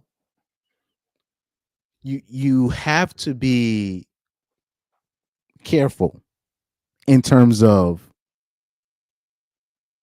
because I'm not gonna say, oh, Pop Politica, she's a nobody. Look, you never know who's plugged with who. You never know who's plugged with who. There are I'm talking about, there's Grammy nominated people that I know personally, and you would have never thought. I'm talking about you would have never thought they were Grammy nominated for anything, and they live in Connecticut. And I'm talking about you can reach them, and their Instagram page, they only got like 900 followers. They don't even put their music on it. You would have never known. I'm talking about you'd have never known. There was a girl I was supposed to work with. She used to do like piano tutorials and stuff like that. And I remember reaching out back in the day, and we were supposed to do something. And then all of a sudden it turns out she was ghostwriting for certain people. So much so that she did a concept music video with the song in it, and a very famous singer literally ripped her whole concept. So I told you I had reached out to this one woman, and I was like, yo, are you still working with these people, or are you gonna still drop that solo thing that you say you was gonna do in 2020? I still haven't gotten an answer. So I don't know, maybe she's still working. There's somebody I know, my cousin is working with somebody that literally she works with Sony artists, and she literally like writes all their hits, all their concepts. And guess how much she gets paid a year? She only get paid like 60 to 70K a year. They doing her dirty, dog. I'm talking about straight dirty. But she's plugged. That's why my cousin be always trying to get on, quote unquote, with her, because she's plugged, even though she's only making 70K, 60K a year. And I'm like, wait a minute. So she's writing, and he's not lying. She's writing for all these people. I'm like, so you writing for and but you getting how much you getting paid? And they're basically taking all your concepts. Oh, okay. So that's why I say don't be on her page trolling. You never know who she plugged with. Let me look at the comment section. But yeah, also but yeah, this is her page. And yeah, for that rest of the video, she ends up just going on a tirade about Saquon Barkley's girl getting caught with some old tweets. Let's look at some of these comments. Young Doka says, "How old is Taylor Rooks? She's starting to look burnt." Oh shit. Also, the F gives her the right to comment on Travis and Swift's relationship. Where's her white TN tight end Super Bowl winner? No divesting. No. Taylor Rooks. She's trying. She wants a black dude, but she wants a famous ninja. But she will if need be. She'll try to get with a Cooper Cup type if she can. But I already know what I know what Taylor Rooks is. She's looking for an athlete with clout. Not just I'm not talking about you can't just be an athlete.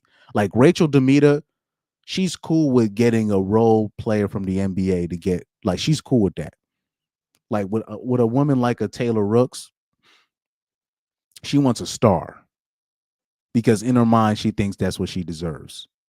You know, unfortunately, that's I know too many people that think like this. Truth Hunter said 32. Ooh, time's a ticking. 32. Wow. Oh, Truth Hunter said I'm kind of drunk. Let's look up her age. Taylor Rooks age. Oh, nope, you're right. Truth Hunter, you're right. 32 years old. May 22, 1992. Yep, time's ticking. Time keeps on ticking into the wall.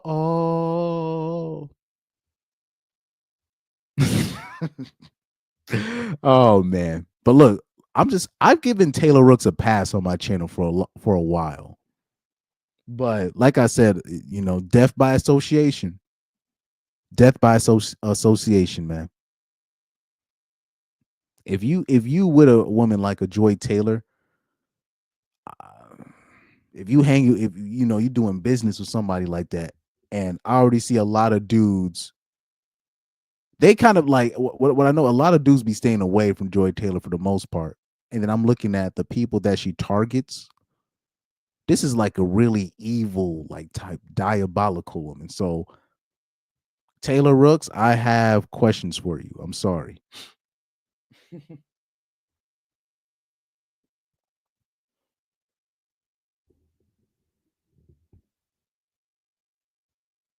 Young Doga said, "Yeah, Chris, the channel made a vid on you." Yeah, she made a vid on me, basically lying, where she thinks that I said that beautiful women can't be journalists, and that's not what I said. I said all hoes.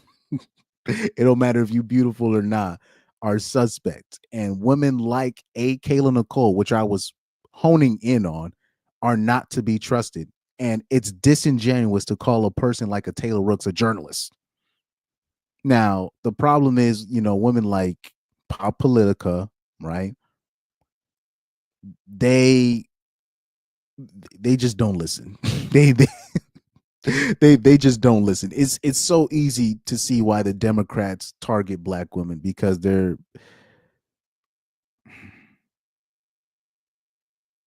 let me just stop. Let me just stop. Oh man. Young Doka said, speaking of singers ripping off up incoming artists, apparently this new Drake and Party Next Door has plagiarism all over it. I don't think his career will ever bounce back. Yeah. Of course. Drake's career is plagiarism. That's literally Drake's career. It's plagiarism. Of course. That's Drake for you.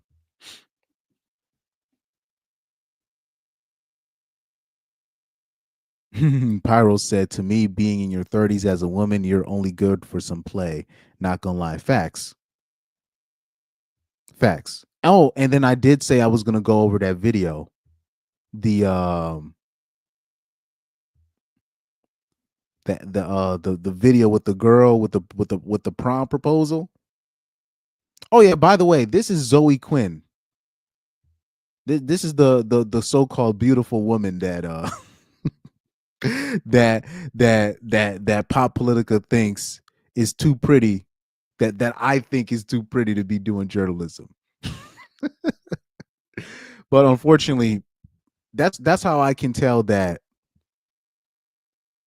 Pop Politica heard one thing that triggered her and then just went straight to my comment section to argue. You know what I mean? Like I can tell she just heard one thing and just went straight to the comment section and like did not even listen to anything else that I had to say, because I called into the question. I'm questioning Kayla Nicole's credentials. And why did it take Corey Holcomb? By the way, remember when we were talking about Dr. Cheyenne Bryant? Why did it take a comedian to finally be like, is this even a real doctor? And then after Corey Holcomb said what he said about Dr. Cheyenne Bryant, then people are like, oh, let's do some research. You know what I mean? I'm like, that's what it took. I'm like, so not one man, because everybody was just focused on trying to tear down Cam Newton over what this so-called doctor said, right? About him making quote unquote broken homes. Why did it take a comedian to be like, is this bitch even a doctor? So much so, like Corey Holcomb, like he caused such a wave with that, so much so that the next so-called doctor that came on Cam Newton's show, she made it clear in the beginning, look, I'm not like a real doctor. I'm an honorary doctor, but I use it to hustle. That's basically what she's the other doctor that ended up coming on the show. And I was like, you know what? At least I can respect that. You know what I mean? At least I can respect that. Whoa, I'm seeing something crazy right now. Hold on for a second. Before I even show this video, I'm seeing something crazy trending on X right now. Let's open this in a new tab. I'm seeing something crazy on X. I see something crazy on X right now. Oh, I guess I can't open the link in new tab. It says Ashley St. Clair extorts Elon Musk with Shaq Suleiman and Pearly Tinks. Oh, never mind. But anyways, let's watch this video. We got this young girl here and this young boy, right? He's going to do a creative way to ask her to prom. Now, she sees this proposal, but she doesn't know it's for her. So initially she disses she's like, man, what a shitty prom proposal. I wonder who that's for. Who's that for? And she didn't realize it was for her until the end, and then she started crying. So let's watch this video, dog. Hey, what's that sign?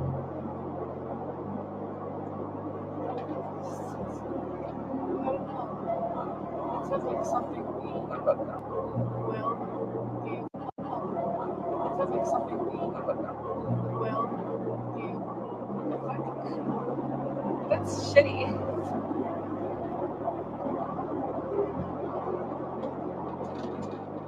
Mary? What? It's a JK. Go to probably. That's shitty. Wait, I was oh, I'll see. Okay. What? Was that you? Yeah. Daniel. I'm so sorry. I'm so sorry. I'm sorry.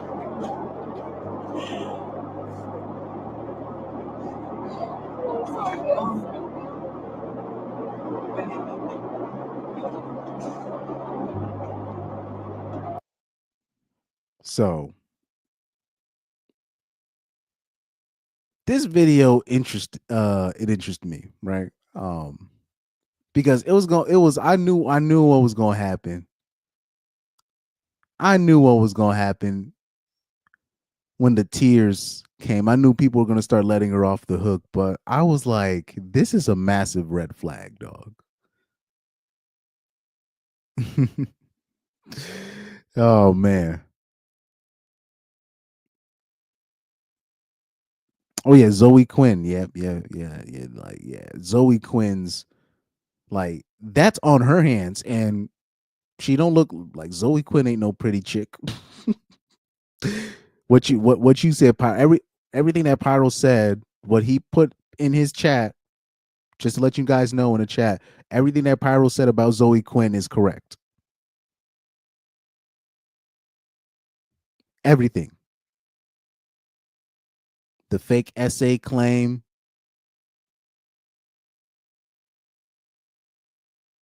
the guy that ended up offing himself because of it.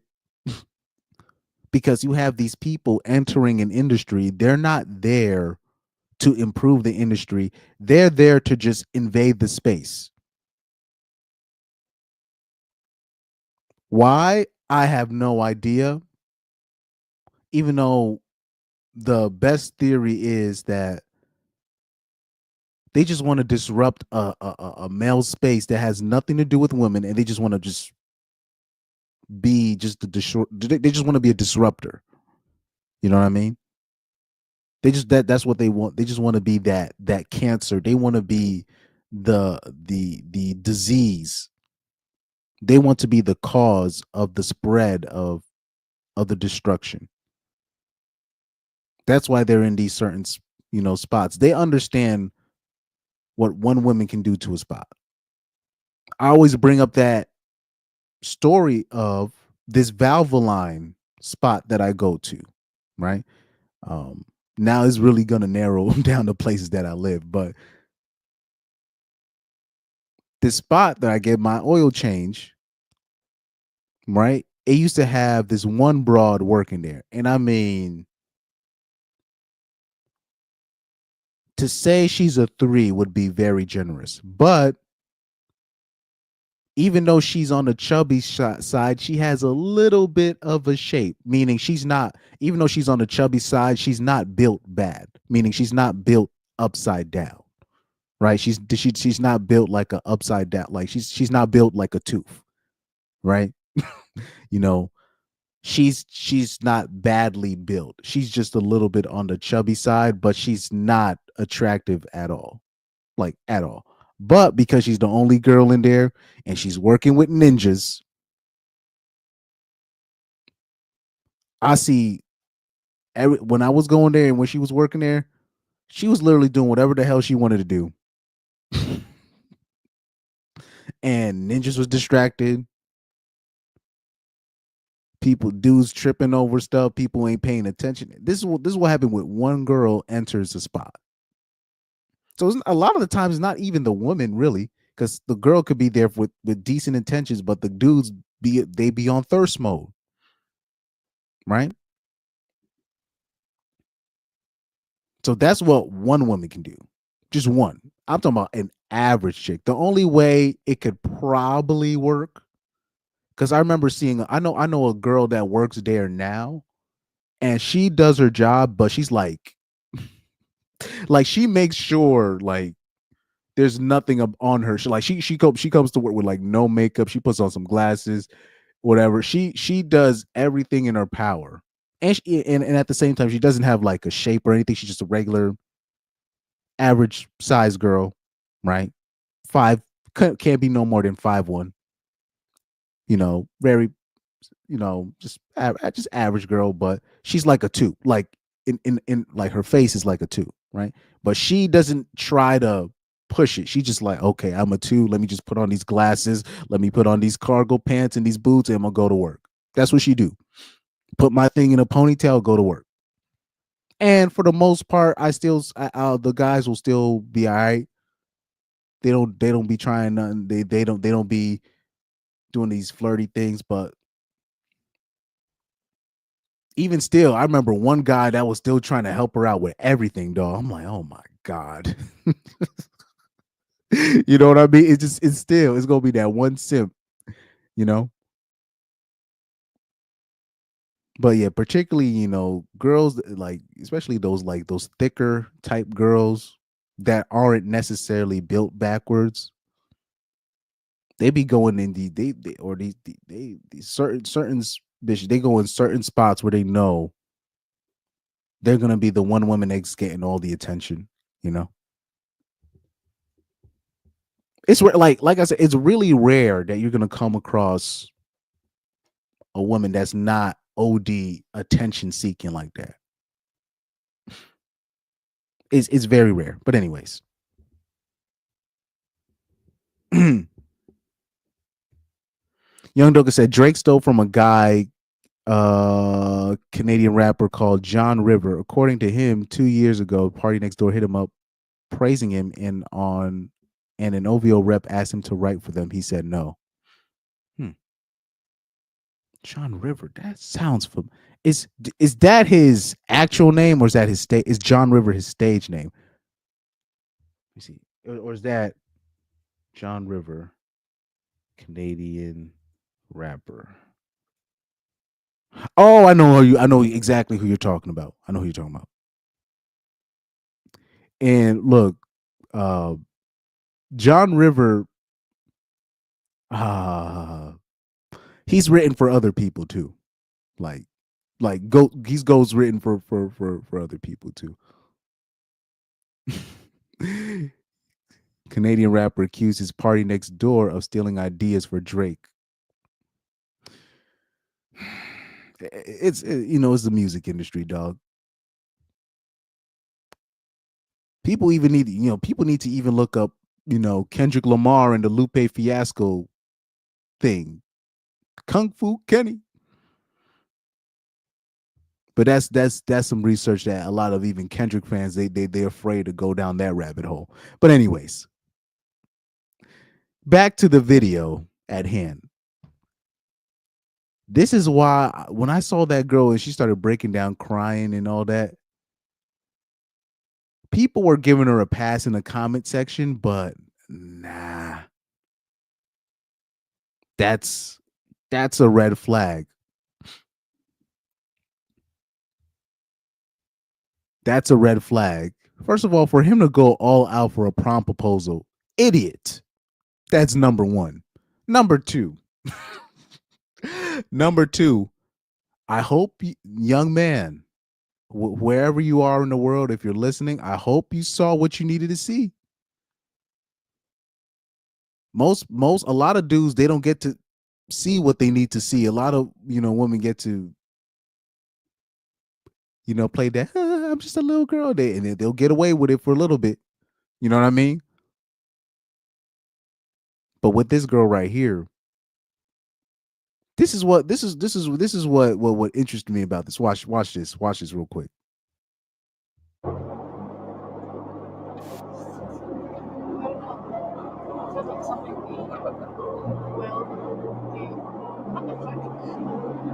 That's shitty. So right here he goes, that's shitty. So that's strike number one. And then I'm trying to look for the part where she goes, well, that's a shitty way to for a proposal. Go to probably. That's a shitty way to ask.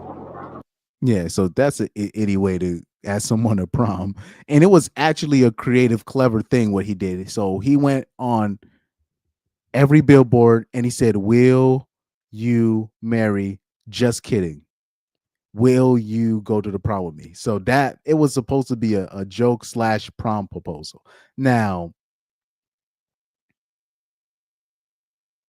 the reason why it's a red flag to me is usually when women see any type of proposal, anything, even if it's corny, even if it's whack, even if it doesn't land, even if it's whatever, they're always gonna be like, "Oh, that's such a clever way." They're gonna try to put some kind of a positive spin on it, especially if their boyfriend or their fiance, like if especially if their boyfriend is right there to see it, because they want to show their boyfriend that they would like something like that to happen to them. Now, for a girl like that to just be like, just off rip in front of her boyfriend, like, what the F is this?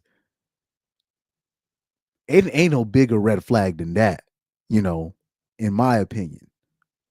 To downgrade, even if you don't know the person, even if you don't like that proposal, even if it wasn't for her, like, say, even if the boyfriend didn't even do that for her, that was somebody else, that's a red flag to me, where I'm like, damn, you don't even know this dude, but you crapping on this guy, trying to come up with a creative way to put her girl in a spotlight in a positive way to where she's being selected. You know what I mean? So when you see something like that early on, and I know she's in high school and people are gonna be like, oh, she's in high school and you gotta give her no. That's a red flag. Me, but that's I know that could be a bit harsh to the normies, but when you see something like that, you're just like, hey, boy, how she feels is how she feels. So even if you even thought about marrying her in the future, just understand whatever you give her, she's probably not going to be impressed by it. And now he knows whatever I give her, she's not really impressed by it. She's just with me for a little bit because it's cool for her for now, but in her mind, none of this stuff is really good enough for her quote unquote standards. Now, mind you, Pop Politica. Actually, let me not diss her because this is a minor.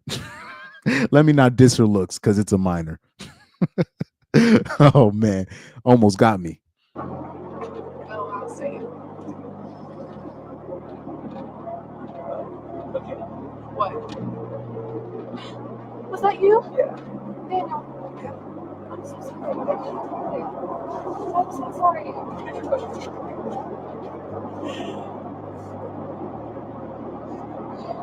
It's like, now when I see her crying, I don't think she's crying. I'll say this: I think the tears are real, but it's not for what you think. It's not tears because because she's sorry. I think she's crying because it's like she's crying because she's such a shitty person, and her boyfriend is finally seeing her for what she is, and basically, I don't know how I say it, how to say it, but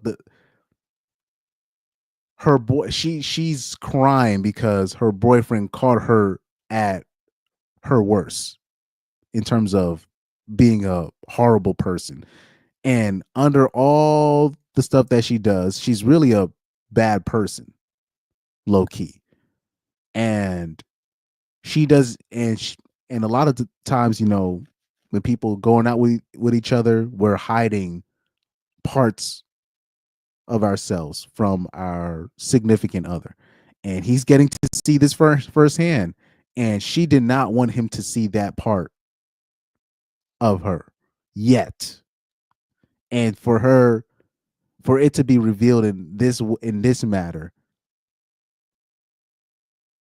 it's going to count against her in the future, and that was her own doing, and that's really why she's crying, because she's caught.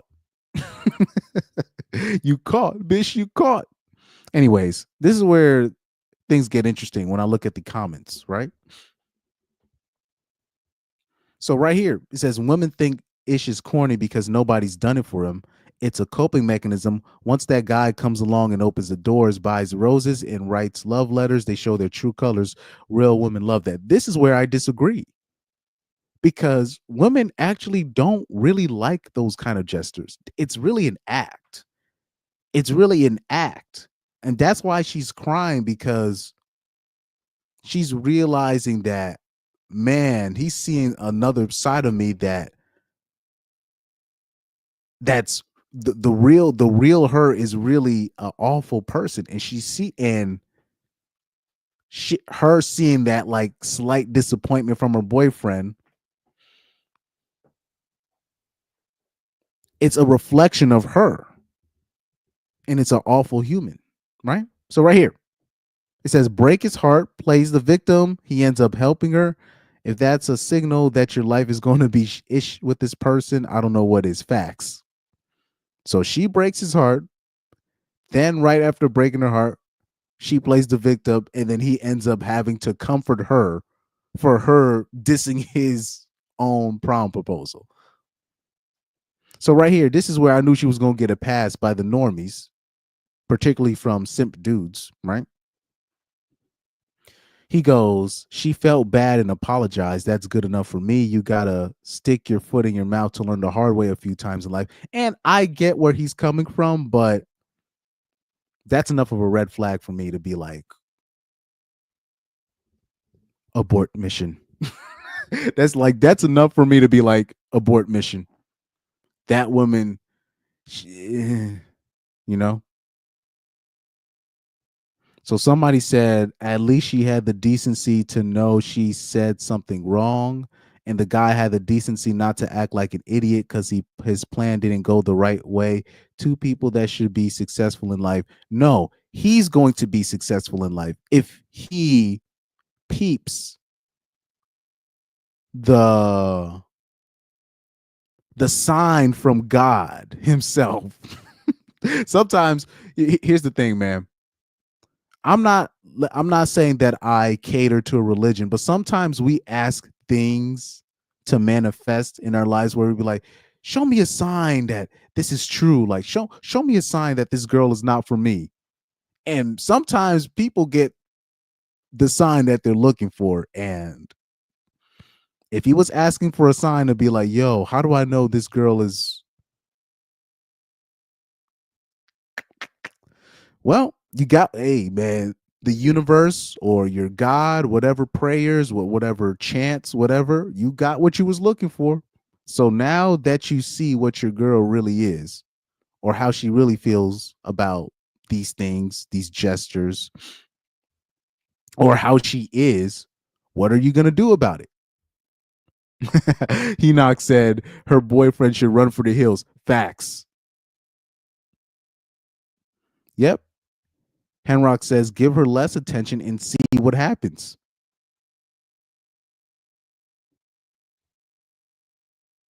Look, it's not a bad suggestion, because now I'm like, hey,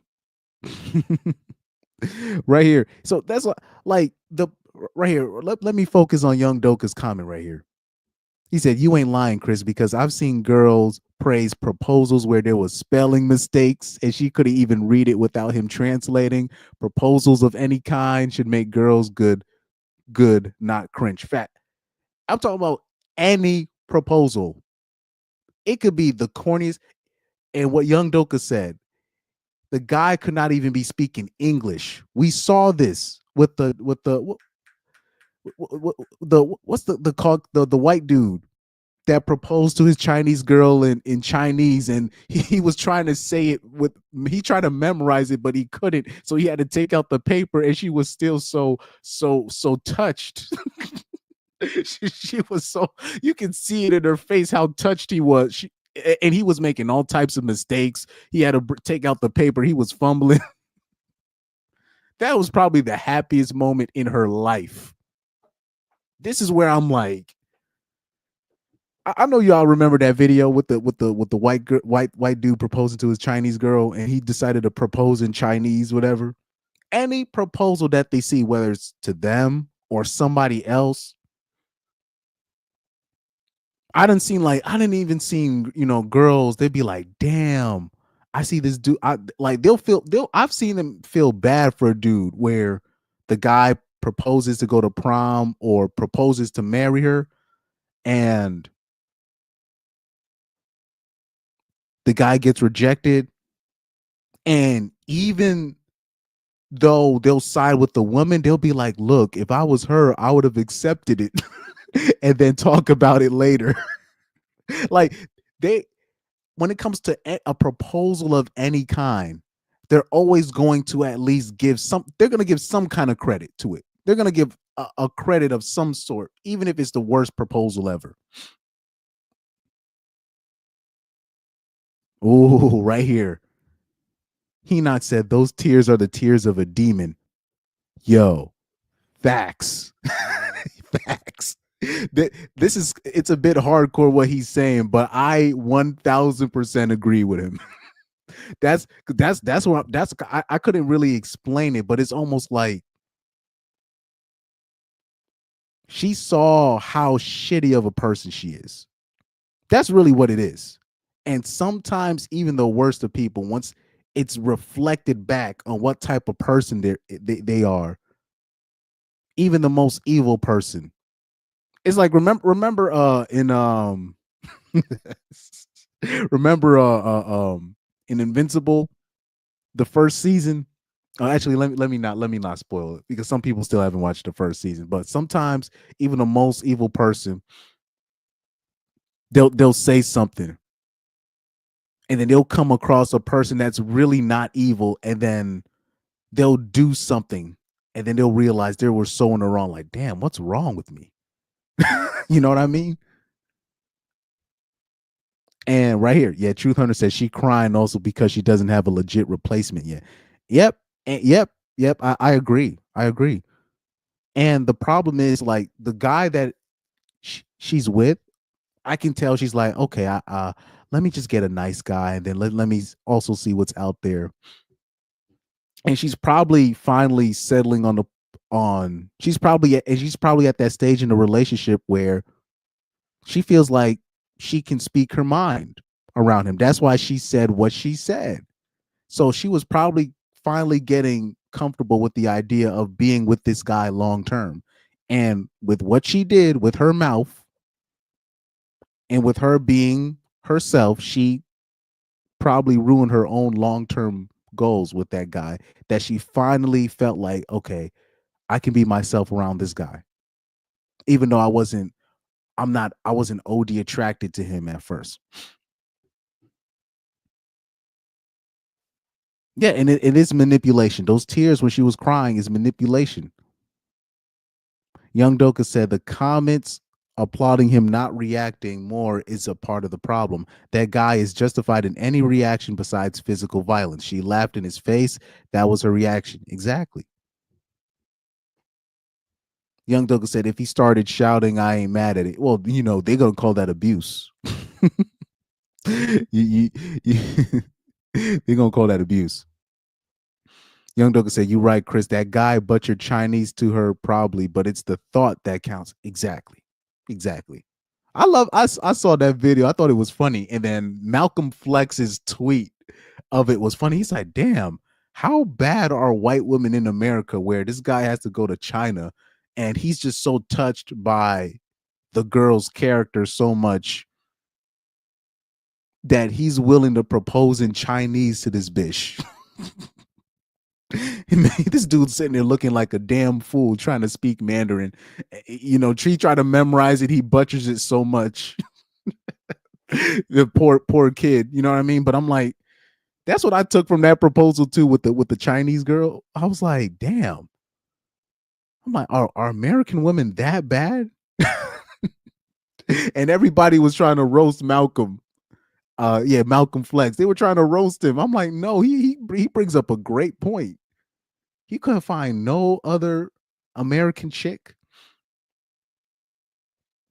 I bet you the Chinese girl wasn't even like OD doing anything crazy. She was just being nice. But like I said, like if you ask a bitch to be nice to her man, the only time women are going to be nice to is to their drug dealer boyfriends or the dude that already has so many options. That's the only people that they quote unquote feminine for, right? Because so now you have you have this, these wave of 304s, right? Where they'll be trying to tell dudes, you gotta bring the femininity out of me. You have to bring out my feminine, right? And I'm like, you're setting, and women that think like that always set themselves up for disaster.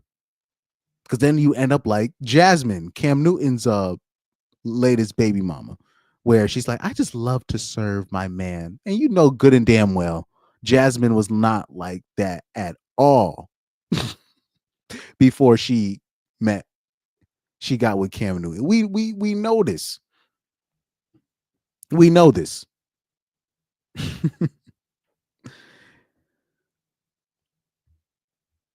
I'm trying to look for that comment that I saw that I really agreed with.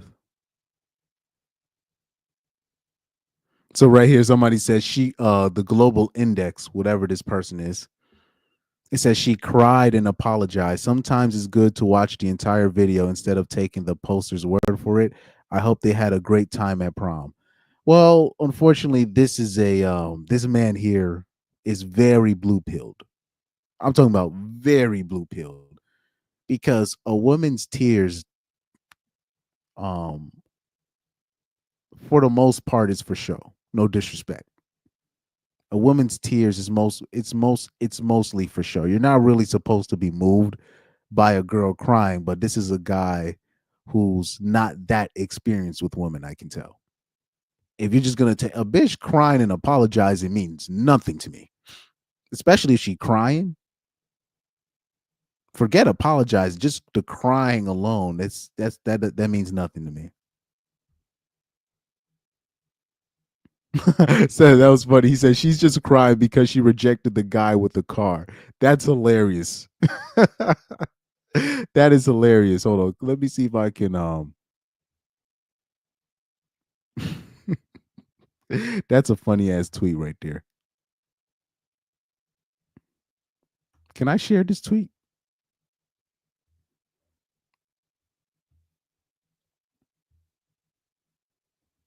Let's see if I can share this tweet. That is hilarious. She's just crying because she rejected the guy with the car. That is hilarious. That is hilarious, man. That's very clever. That's very clever. Amber, my verbal abuse. Yep. They're gonna say that's verbal abuse if the guy shouts or gets, or even if he gets mad or upset for the rest of the car, they're gonna say that's abuse.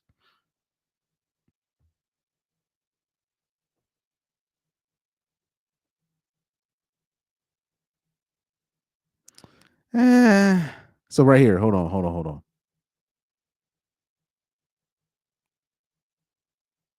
He said she said what she did because I am 100% sure it was based off their relationship humor. Nah, I ain't buying it. I'm not buying that, dog. Nah. Call me heartless, but nah, that ain't it.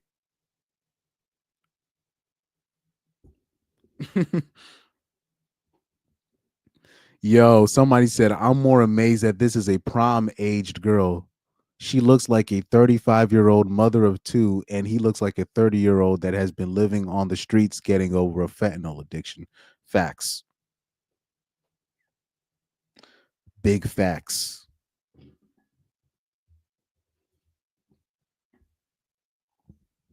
Big facts.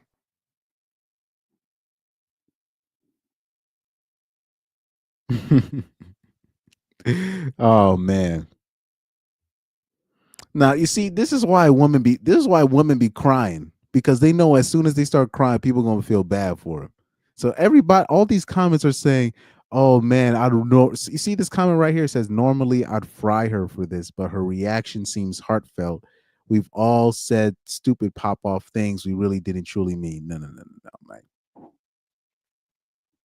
But crying, if we said things that we regret, crying wasn't gonna get a man out of, that crying's not enough. That man is gonna have to put in work. That man's got to put in work.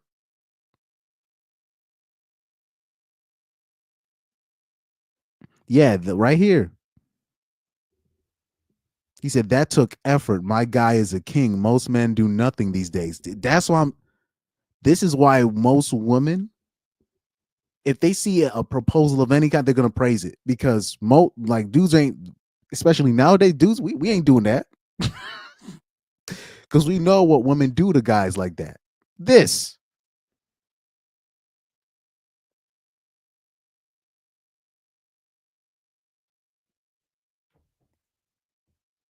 Right here, this man says the reality is men are more romantic and do romantic things, but get called cringe or creepy for doing them. Women fantasize about things, but don't actually want them to happen for real. Facts.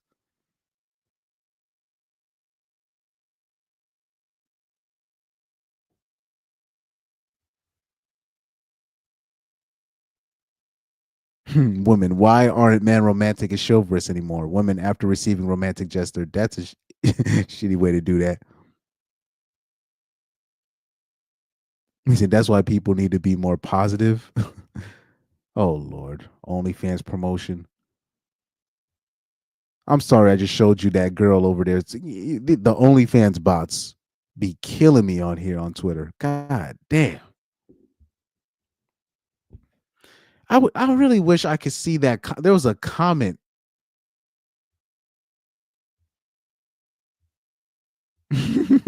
His face the whole time. Bruh, facts.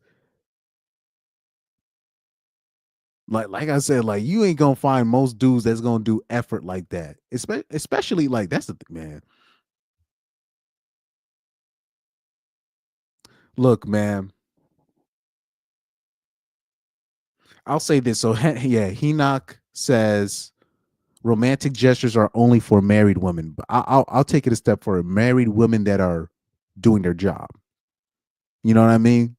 Like married women that are actually invested, right? Or a baby mother that's actually invested or not putting the courts on you. You know what I mean? That's for the ninjas right there. Anyways, those are for the ninjas that are not married to their baby mama. But anyway, right?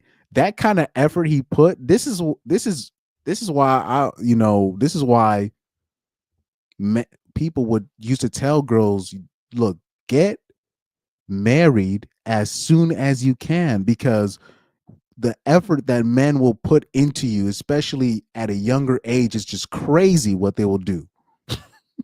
Like even when I was in high school, there's nobody in my high school that I liked enough where I would have done go to every single billboard, because he had to pay for that. You know that, right? You can't just stick certain signs in certain spots and just do that. Like he had to probably pay for that. And even if he didn't have to pay for that, he had to put in the effort of making these letters big, making sure it's spaced out properly. Man, that's way too much effort. It's not just one billboard he did. He did not a billboard. It was not one street sign. It was like several street signs he did. That's a lot of effort to do that for one broad. Just for the bitch to be just to laugh at it. Like even like say if I had a girl and she laughed that off, and even though that wasn't me doing that, that was another guy doing it, and she laughed that off, I'll put that in my mental notes. I'm like, okay. Oh man. So Henoch says, no, married women who got married when they were virgins and upright. That's very few women. I'm talking about that's very few. And most Gen Z women do not qualify. So that means very few women deserve that treatment, if any at all. Because Gen Z women and Gen Alpha and younger millennial women, they lost they V card at like 13. You know what I mean? Yeah. Yo. Anyway, man, I'm trying to find that comment if I can.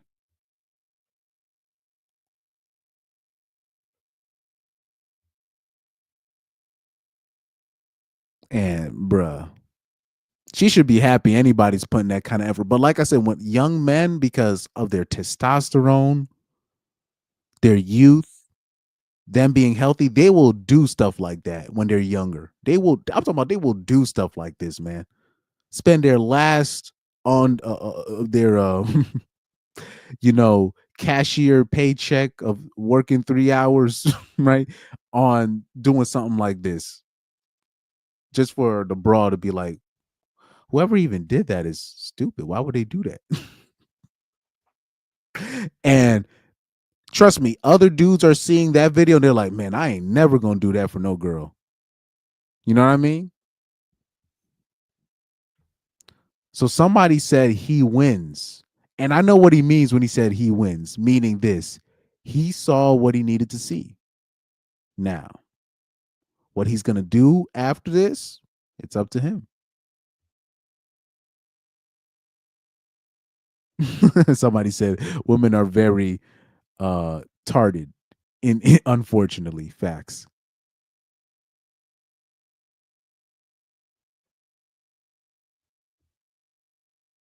Somebody said kick her out the car.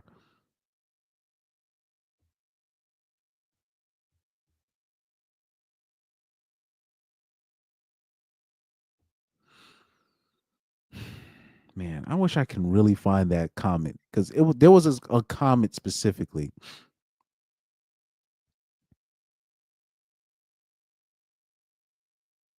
Somebody said the worst she can say no is no. But anyways, there was a comment where it was a massive red flag for me. I'm obviously not going to be able to find it. Excuse me. But let me explain it. Let me explain it, right? Let me explain it. Oh, actually, before I even do that, Doug MPA came in with a $2 super chat.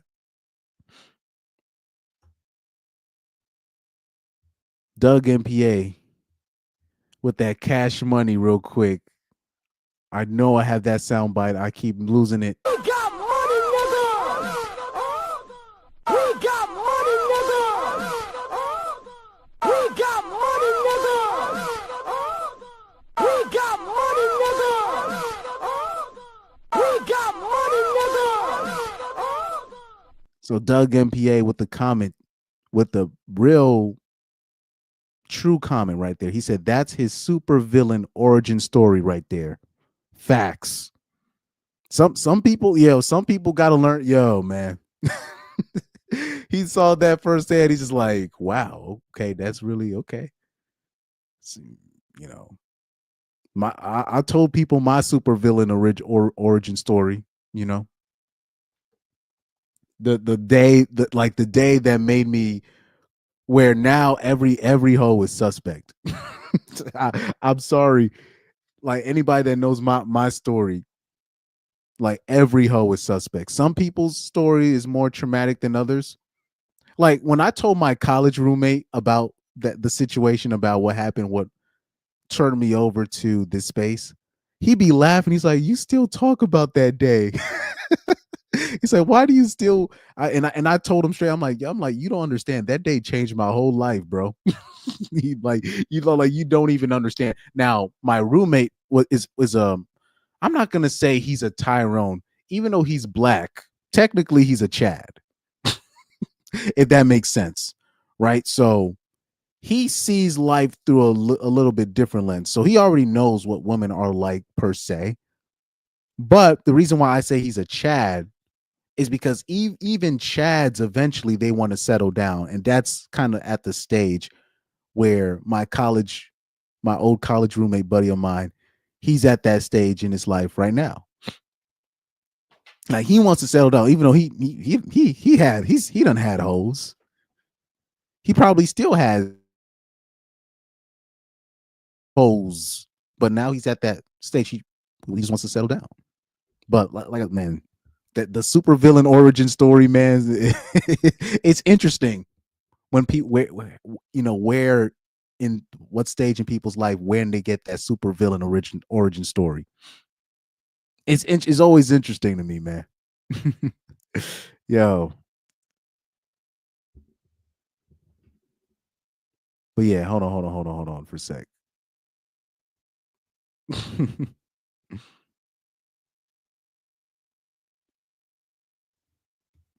So right here, he said, is anyone else surprised that he even admitted that he did that during high school? I just said, oh, and sat the ride in silence while she keeps yapping. But a lot of these hoes, they don't have counsel too. That's another thing. A lot of these hoes, they don't got counsel. Their best counsel, the best counsel that a young girl is going to get in today's age is going to be from us, ironically. Us, mind you, the so-called women haters. That's probably the best counsel that young women are going to get today, because what older women are doing to the younger woman is straight criminal. They're telling the younger woman, don't do this, don't cater to him, don't do that, don't be grateful for this, don't basically show that you always have options, date indiscriminately, blah, blah, blah, blah, blah. Meanwhile, those same older women are now bragging about being able to bag younger men.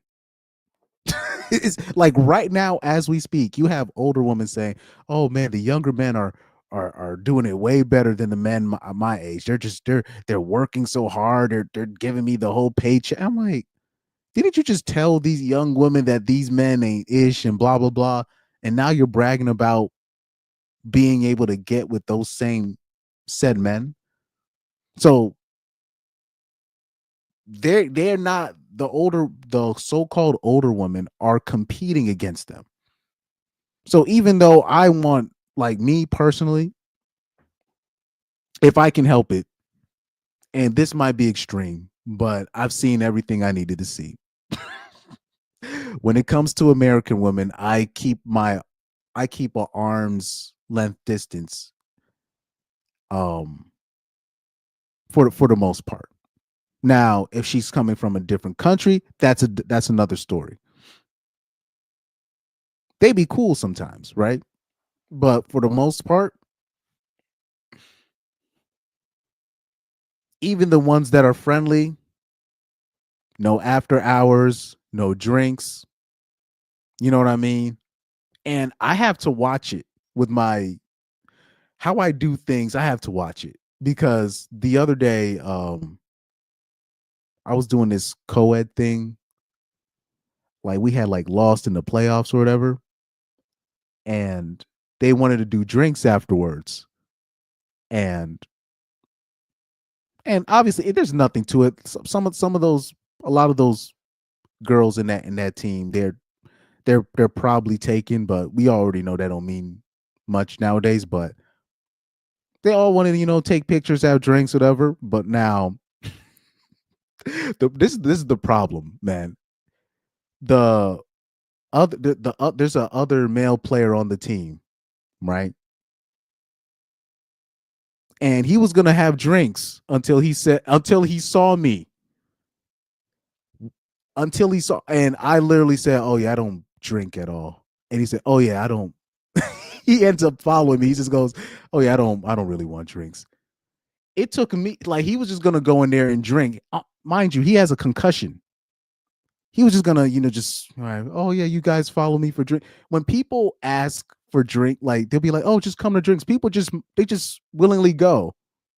It took me to be like, "Oh yeah, I'm not going for drinks." What? But oh no, I don't drink at all. And then he's like, "Oh, I have a concussion. I'm not really supposed to drink." And he ends up following me out, and we have like a convo, and we start talking about old times, because the goalkeeper, whatever, we used to actually play on a team together. I had no idea he was my teammate until the last game of the regular season. So I have to watch my influence sometimes, because I'll literally be like, everybody will be like, "Oh yeah, I'm going for drinks." I'll be like, "No, I'm good." And it's not me trying to be a buzzkill. It's just, if I don't want to go somewhere, I'm not gonna go. I'm not gonna be like, especially if it's for drinks. I'm not finna waste my time. I'm not finna waste my time drinking something that I don't even want to drink. You know what I mean? Like, even if it was for like bowling afterwards or fries or whatever or food, it would have taken me a lot to have stayed after. You know what I mean? But it's like Broski was gonna go in with drinks with him until he saw me, and he's just like, "Oh, you're not okay. I guess I don't have to go for drinks." I gotta stop doing that. But unfortunately, this is what happens when the problem with me in my life is because I keep derelicting my duties. I don't know if that's the right word. I keep taking the Kevin Durant way out in terms of not being the leader that I'm supposed to be. Meaning being the captain, making my own team, creating my own thing. The problem is I'll just do that. I just go in other people's teams or whatever, and I'll be the best player there or whatever, I go in there, and because I'm the best player there, I end up becoming the most influential player there. So now I got to understand my mood affects the rest of the team. If I'm not positive, they're not positive. If I'm down on myself, if I'm low energy, the rest of the team is low energy. If I want to get a sub out, people are going to stop trying. Right? So these are the things that I have to be more mindful of. I can't talk to people the way I really want to talk to people because unfortunately people do hang on to what I say.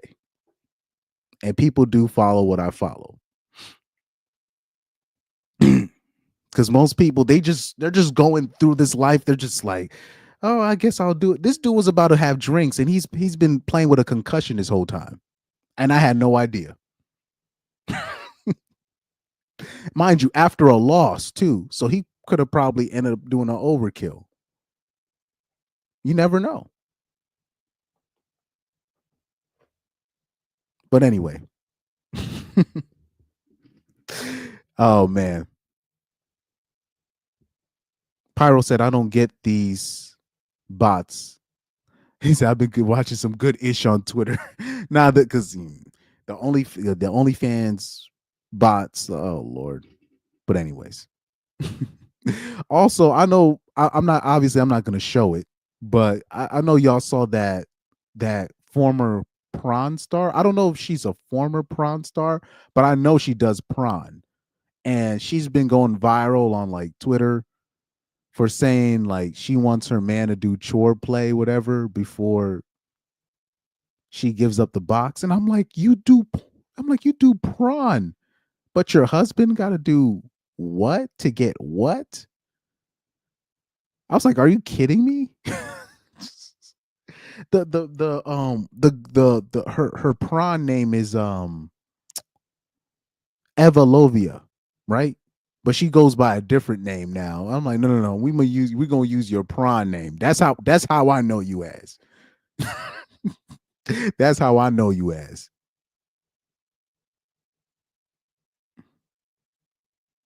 Oh yeah, but it's interesting though. The young that's the point I was trying to make. I'm sorry I went off on a tangent because I saw another chat, but that brought me to a point. But Pyro says, and they call the older dudes PDF files for dating young women, but when they do it, it's fine. It's like, yeah, because the young women nowadays. Oh, I already made the point. I already made that point, but I'll repeat the point. But your bottom line is, young women are being sabotaged straight up because they're being told by I'm talking about their friends, their other women, not to cater to their man. Then meanwhile, you have the older women bragging about catering to younger men. And you're just like, wait, hold on. I thought you told those younger women to just basically treat them like options. And like you have like older women like bragging about this stuff. It's interesting. So really, if a young woman wants, actual counsel on how to treat their man, first of all, they need to get rid of this term. What they call this term, partner. Oh, this is my partner. This term partner was created for sorry.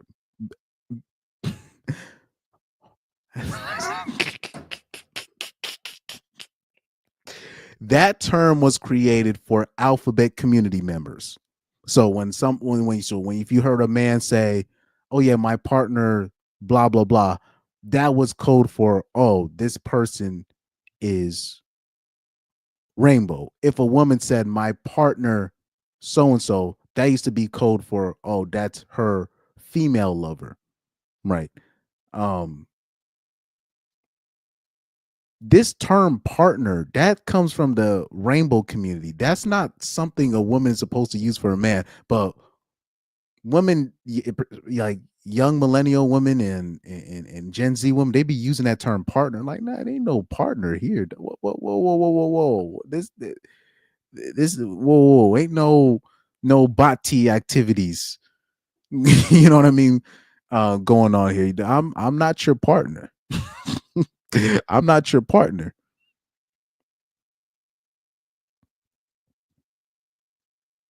You know what I mean? Like, whatever happened to I'm your man, you my girl, or you my woman? Whatever happened to that? All this partner, they ain't no whoa, man. This like women use that term so they don't have to quote unquote obey the man that they're being with, because oh no, we're a partnership, we're equal. No. And then the woman that be claiming that whole equal partnership the most, the guy will be making like 4 times as much as she does. Like, I'm talking about 4 times as much as she does.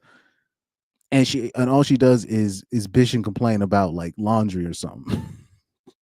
Talking about a partnership.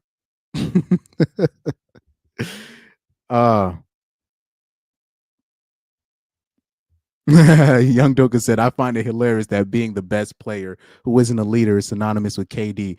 Real bus rider activities. Shout out Charles Barkley if you know about that, Chris. Yeah. I know when Charles Barkley was saying KD be doing bus like he's like a bus rider, but he's really supposed to be a bus driver. He has the skills of a bus driver, but he acts like a bus rider, right? So yeah, I remember when Charles Barkley said that, and you know, I'm guilty of that. I'm guilty of that, you know. And you know, that's why I would always recommend dudes, get yourself in a situation when you're playing with other great players. Always put yourself in that situation, because you'll like stuff will happen where you'll have dudes on the team that will not listen to the captain, and they will listen to you. I'm talking about there are players that I played with when I was in middle school, and I'm talking about they're not listening to the captain of their high school team. They're listening to me. You know what I mean? Like, I'm talking about they don't listen to nobody else. They listen to me. I'm talking about to this day.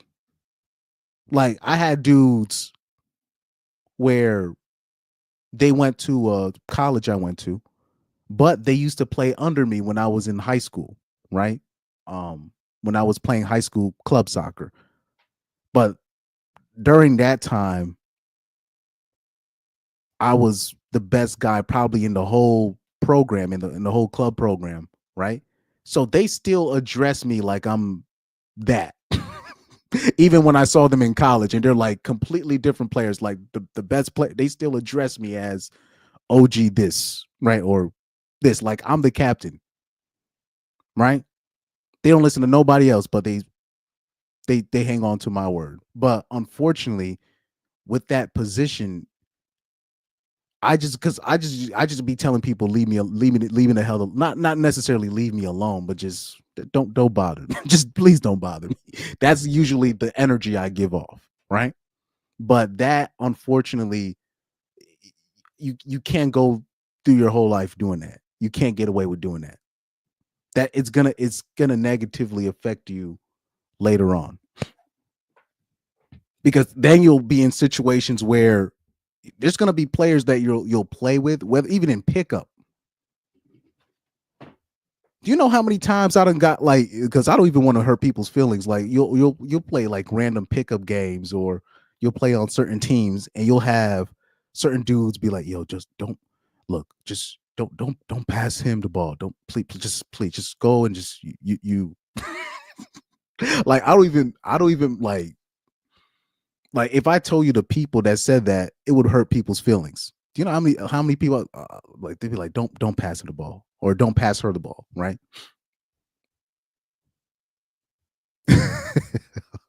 Yeah, Pyro said, I know what you was about to say, Chris. Yeah, my bad. Then now that term partner, whatever, that really triggers me. That really triggers me. Because that's not like when I grew up in the early 2000s. People forget that the early 2000s wasn't too long ago. I remember in the 2000s when somebody said, "Oh, that was my partner," that was code for, "Oh no, that's my LGBT more than a friend." That's how, when I grew up, that's what that meant. Oh, they y'all snitching on me in the comments, man. That's crazy work. Truth Hunter said, I respond to older women who say that I'd be a PDF if I dated you, since you have the mind of a 7-year-old. Oh man. They don't, but if you use their logic back on them, they don't like I remember when all these people were saying that all the people that think Tyler Tyler the singer, they were saying that the men that are attracted to her are PDF files, right? Because she has a body of a whatever teen-year-old, whatever they wanted to say, and which was nonsense, right? But then somebody put the logic back on him. They're like, okay, if that's the case, what does that make? Wouldn't that make the men that are attracted to bigger, fatter women, people that are, wouldn't that make them more attracted to their moms or something like that? Somebody brought that logic, flipped it back, and there's no comeback for it. They had no comeback for that. Enoch said, I blame the normies. I'm your husband, not your business partner. He said, never let that ish slide. Facts. Not, yeah, there's no, yeah. Young Doka said, when you said leave me alone, I thought about that Akira movie meme. Facts. Akira,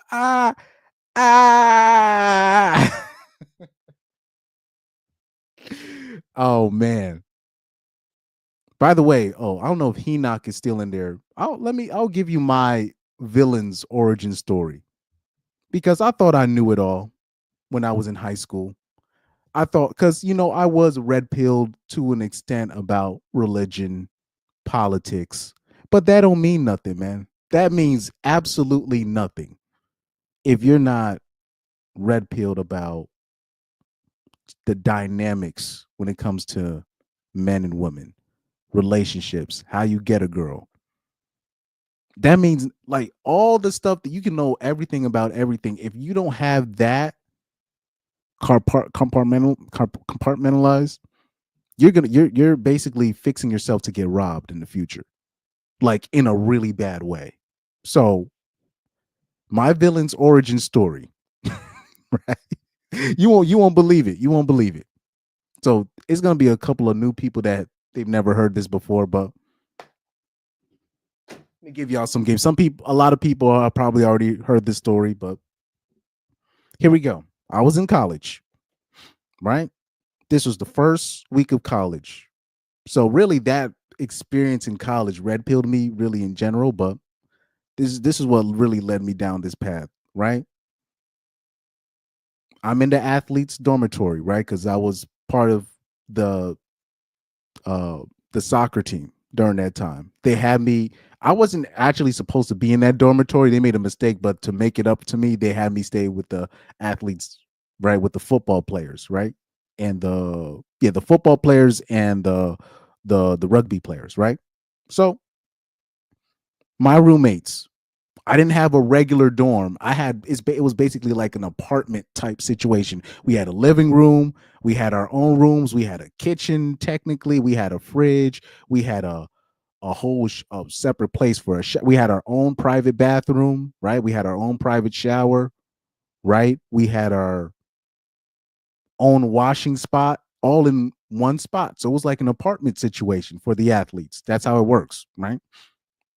We didn't have the main campus types that we got to share a bathroom. You have no, we didn't have that. We had like a real spot. So we had two rooms. My room, me, a basketball player, and a rugby player. The rugby player and the basketball player shared a bunk, and I had my own bed. Lucky me, because I had to show up early for preseason, so I got to get the big bed, right? Right? So then we have another room for the two football players. They each had their separate bed. Now, we had a living room. The rugby player in my room, the rugby player, he was in the living room with two broads, with two broads. He was in there smoking with two broads, right? They were smoking some weed. The rugby player, he's really, he be smoking that potent stuff. Now, what happens is you'll have one girl that knows how to smoke, but she brought in somebody who she lied for. She said that she could smoke, but she really couldn't. She tried something, she had some kind of reaction to it, and she started throwing up, right? So me and the basketball player, we in the room, we're not even smoking. We're in our own separate rooms. The two football players, they're in their own room. It's just only the rugby player and the two girls in the living room smoking, right? One of the girls started throwing up. I'm talking about, you could hear it. And at first, when we first heard we thought the football players thought that one of us was getting head, but all of us were in our rooms, right? So they opened the door and it was her throwing up all over the floor. He had to clean up after her. And I kid you not, she had her head in the toilet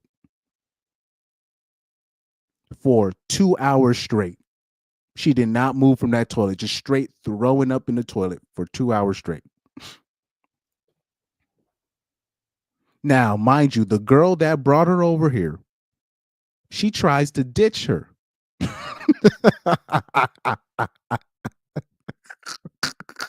She tries to ditch her with us, bro. That was the funniest part of the whole thing. She tries to, yes, 2 hours. I'm not lying. I swear on everything. 2 hours, head in the toilet. I remember even like during it, I was like, shit, I gotta use the bathroom. I opened the door. I'm like, shit, are you all right? Well, never mind. Sheesh. I'm like, what the fuck? The girl that brought her over here, mind you, she tried to ditch us with her. Her logic, mind you, this is her logic. She's like, I have class tomorrow. And I'm like, what do you think we finna be at? You think we finna be at the prom tomorrow? We got class too. I was laughing like in private. I went back in my room. I started laughing. I was like, oh my God, what do you? And then the football players, they started getting mad. They're like, oh, they were like, bro, this is your mess. You gotta. And in that moment, I'm like, first of all, she don't even know none of us. The girl that brought the girl over here, she don't know none of us. let alone the girl that she brought. But that chick that brought that girl here, she don't know none of us. None of us. I don't even know how much she ate. I don't even care. I don't even care. She whatever she had a reaction to the weed that she was smoking, right? I was like, I'm like, she finna just leave. I was sitting there laughing. And the reason why I was laughing, because I finally came to that realization. This is why all these college dudes be getting in trouble. Because I was like, wait, she can't leave. She can't leave her here. Like, I'm like, what we gonna have to call the emergency room? Then we gotta have to ask questions. Nah, I'm like, whoa, this is. And then it just all hit me out. I'm like, this is why these niggas be getting in trouble at with these bitches at in college. If it really just hit me. I was just laughing. I was just like, oh, wow. You know what I'm saying? And she really got away with it. And then Jose was like, oh, fine, we'll just take care of it. I'm like, so she ends up throwing up literally all through the night. We had to stay up until like 1 a.m. to like 12. Yeah, like 12 a.m., 1 a.m. Because even though she stopped throwing up, she was still there. She ended up being like, we had to put the bitch, well, not me, because I ain't the rugby player had to put the bitch in the living room. He had to lay her down in the couch, put the sheets over her. We had to make sure we all. I'm like, bro, we can't be in that living room. Y'all know that, right? this bitch gonna wake up and act like we did something to her. Because this bitch is I'm talking about this bitch passed out. She is lucky as hell because I don't think you guys understand. I had the nicest roommates in the history of roommates. I really believe this. I believe I had the nicest roommates in the history of roommates in terms of their manners, their professionalism. They cleaned after themselves. Guys, I was the worst one there. Meaning, not necessarily cleaning wise, but meaning personality wise. I was the worst person there. I'm telling you, these are the nicest people. I'm talking about the nicest roommates any man can ask for. The nicest. And even then, like the football players, like bro, I remember big bro. He was a center. he was a center. He was like, yo, even though he was a freshman, but he was a big dude. He was like, yo, we can't have this bitch here. Like, we were like, bro, this is your, like, they were like, Jose, this is your responsibility. Man, I was sitting there in my bed, afraid to come out, because usually, I started developing a routine because I was there too. I was on campus like 2 weeks prior. Develop a routine, shower, do my thing. I could walk around with my towel, whatever, nothing. Like I remember my football player friend. I remember he was on FaceTime with his girl, and I just showed up on his FaceTime like, hey, what's up? Like I was fooling around. And I'm sitting there. I show up on the FaceTime. I remember my football player friend, roommate. I just show up on his FaceTime with no shirt off, like a typical ninja. No shirt off. Hey, what's up, yo? This dude's awesome. On some BS. Like that's how much freedom I operated. And I was afraid to come out that room, dog. I don't even remember showering. I probably did, but I did not want to walk in that vicinity of that room. Not just because we just they just cleaned up some throw up, but I didn't want nothing to do with that room where she was at. I was like, this is crazy.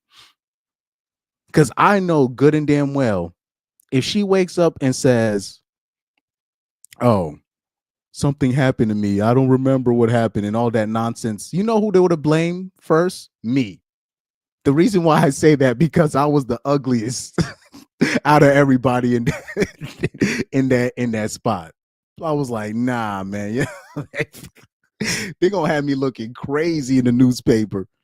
Ain't no way in hell, dog. They gonna have me looking crazy. I was like, hell no. This bitch was sitting there knocked out in a room full of motherfuckers she don't know. And then her friend left her. Her quote unquote friend. Mind you, her friend, guess how many minutes away she lives from campus? From her house. Guess how many minutes she lives away from campus? 20 minutes. She lives 20 minutes away from campus, and she couldn't bother to take care of her friend. She lives 20 minutes away from my campus to her house, and to also where she where she lives, because they live in this in the same vicinity, basically. I'm like, you couldn't take care of your friend? I was like, wow, you know what I mean? And then the icing on the cake. I remember, just because after that situation happened, and I'm just praying, like, hopefully she wakes up. I'm like, hopefully she wakes up, because what if she wakes up and she has a serious problem where we should have called the hospital? We could have all been in trouble, dog. Mind you, I never smoked anything. I stayed in my home room. Now, mind you, if she doesn't wake up, or she ends up like she ends up sick or something, we're all gonna get the blame, you know? So I was just like, oh, hell no. The icing on the cake, though, was hanging around some people. All of a sudden, my name pops up, where apparently this broad had no shame of what happened. Even though, like, my basketball friend, he posted her picture all over Snapchat of her just being sloshed, thrown up in the toilet. This bitch had the audacity, the unmitigated gall, like Stephen A. Smith would say, right? To talk about how I was saying, "Oh, are you okay?" She took that part and ran with it, and said that I basically was making fun of me for quote unquote checking up on her, which I didn't do. Meaning checking up on her where she was throwing up, meaning saying, "Oh, are you okay?" and basically making fun of me for that. I was like, I wasn't checking up. I was trying to use the bathroom, and you was just there. So I was just like, oh, well, okay. So that's any type of victory to make me look like some kind of a simp or something, or some kind of whatever. And when I heard that, I'm like, this bitch has no shame. I'm like, Matt, like that at that moment, I was just like, wow, these bitches ain't shit, dog. That was the first time in my life. I'm talking about in my life where I was just like, these bitches ain't worth the gum on my shoe, dog. Any little W that she could take out of that situation, even though people was putting her pictures on blast. I'm like, this bitch got no shame, sloshed at a motherfucker's house that she don't know, or sorry, a complex room that she don't know. Nothing happens to her, right? Which I'm not saying something should have, but I'm just saying she with people that she don't know. And to put that little lie out there that I checked up on her or some shit when she was throwing up or whatever. I was like, are you serious? Which I didn't do, mind you. But I was just like, I was like, she said that about me. I was like, wow. I was perplexed. I was just like, wow. I was really like, wow.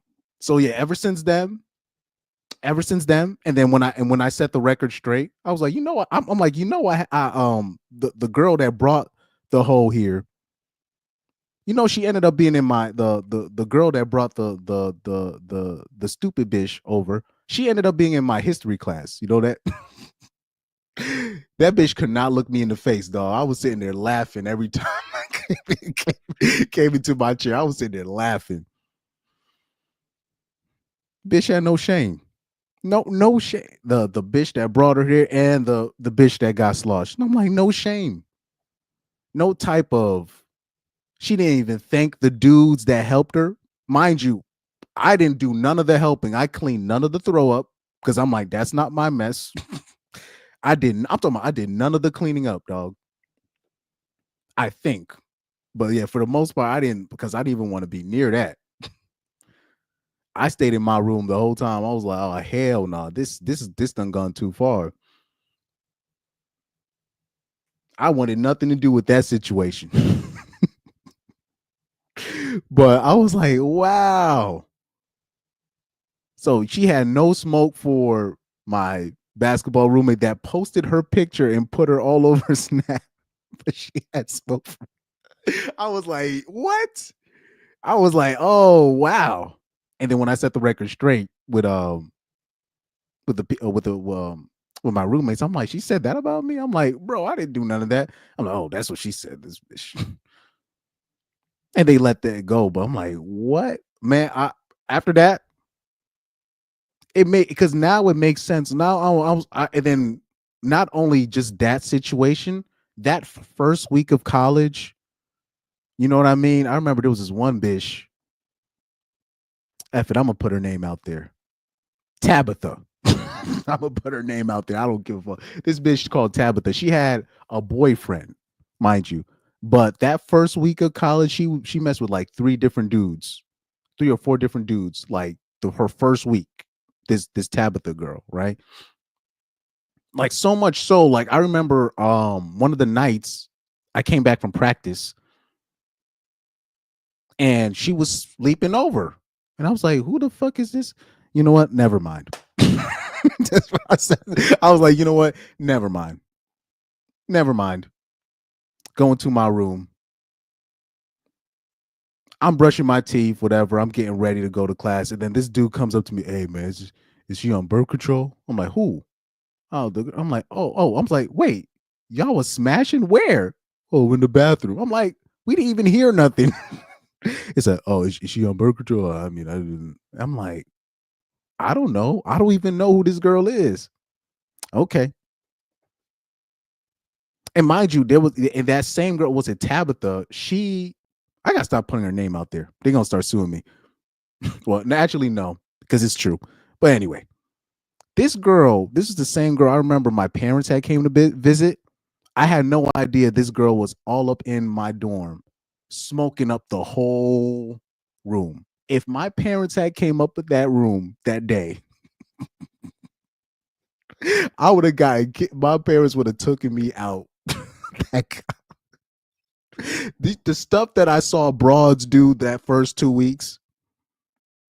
I'm sorry, when people keep talking about grape culture and dudes is just taking an advantage of women, that after those 2 weeks, I said, no, that talk stops right now. People want to talk about what these Baylor dudes did at with these bitches at Baylor. I'm like, look, I'm not saying they not foul, but I'm pretty sure they let it happen. Hey man, I'm sorry, my sympathy is gone. All you gotta do is be out of college. I don't understand how people can be out of college and not be RP. It's impossible. it's impossible. Right here, Truth Hunter said, friends are like puppies to young ladies. They love them, but men are always left taking care of them when issues happen. Facts. Yeah, Pyro said they will put you down for just checking in on them. You're not even trying to be nice. You just wanted to use the bathroom. This is what happened. And you're just like, what in the? That's what she took out of that situation to make me look like a simp or something? Like what that's the W you take out of that? what in the fuck? I was like, this bitch a whole weirdo. But like, yeah, ever since that, and then like those weeks of seeing what the girls was doing, I remember my basketball friend, right? My roommate, my basketball roommate. He brought in this dude. Mind you, the kid he brought in was 17 years old, but he looked like he was like 22 or something, but he was 17. He was partying with these broads that were roommates. These because the female roommates, like you had the females on one, like you obviously had the boys in one room, and then you literally had the girls in one room, and they were literally like 3 feet away from us, right? Their room is literally 3 feet away from us. So they was partying. They went party. They came back to our room. So the 17-year-old dude was basically, he was too drunk to do anything with this girl, right? That he was with. Like she was trying to hook up with him so bad, but he just didn't want to do it. Mind you, he was 17. She was 20 or 19. Don't remember her age. Anyways, that's another story for another day. He was partying with another girl too, but they were like, the girls were partying together with him, but he ended up going home drunk with this one girl. So they didn't even hook up. So she just ended up just laying on top of him, sleeping with him, just laid with him all night until he woke up, and then the basketball friend took care of him. So they were sleeping in the living room. I tell you, because I had to wake up the earliest, right? I always woke up the earliest out of my out of all of my roommates. Do you know what, man? I heard a knocking on the main door. I'm talking about 6 o'clock in the morning, like 6 or 7 o'clock in the morning, which was like really early during that time because my first class that day started at like 10 o'clock or 11 o'clock.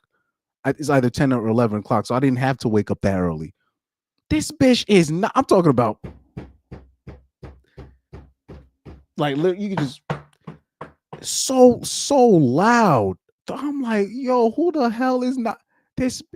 It's the other bitch that he was partying with. This bitch knocking on the door crying, where's blah, blah, blah, where's, I'm just going to say his name is Matt. Where's Matt? Where's Matt? And I'm like, what in the, and then the other bitch wakes up. He says, oh, sorry, let me just take care of this. This bitch is bitching. Because I guess maybe they were both supposed to sleep with him together. I don't know what the situation was, but it's just too many examples that I saw while being on campus where I saw most women are willing participants. I'm sorry. That's what I saw. And I was at a small school, mind you, a very small school. I wasn't at no big main campus. I wasn't at UConn. So I know that narrows down the universities, but I wasn't at no UConn. I was at a small school. And this was the nonsense that I had that we was dealing with. I'm like, yo, bruh. Oh, yeah, Truth Hunter said I tease her and ask how Princess Pukes a lot is doing. Well, technically I kind of did that, but I was like, wait, they said what girl said what? I'm like the girl that was puking. Oh, and then people started laughing, but I was dead serious. I was like, that girl? But nah, man, I saw way too many things on campus. There's absolutely no way. And then on top of that, when I would go on like recruiting trips, like later on in the year, with the team captain going on Central Campus. Oh shit, I'm naming names, but now I'm definitely narrowing down the campuses and shit. But the stuff that I saw is what I saw. I saw what I needed to see. These hoes be lying, dog, about this victim shit and motherfuckers preyed on me and all this. I really started because when I saw these things happening, specifically those first 2 to 3 weeks of students coming on campus, not the 2 weeks prior when I was doing preseason training. I'm talking about those 2 weeks, those first 2 weeks of those kids coming in on campus. I was like, oh, that's what it is. I started analyzing all of the stories that I heard in the past. I really started just I'm like, oh, so this is what really happened. Oh, I was like, okay, this started to make sense. I started really watching Patrice O'Neal during that time like a goddamn like a Muslim studying a black Muslim studying Elijah Muhammad. That's how much I was watching Patrice. And then I started watching Corey Holcomb, which basically brought all the pieces together. Oh yeah, yeah. I should have not put her name back there, but she was a whole hoe. It's shout out to you right here, Truth Hunter. It's not grape culture, it's regret culture. That's what it is right there.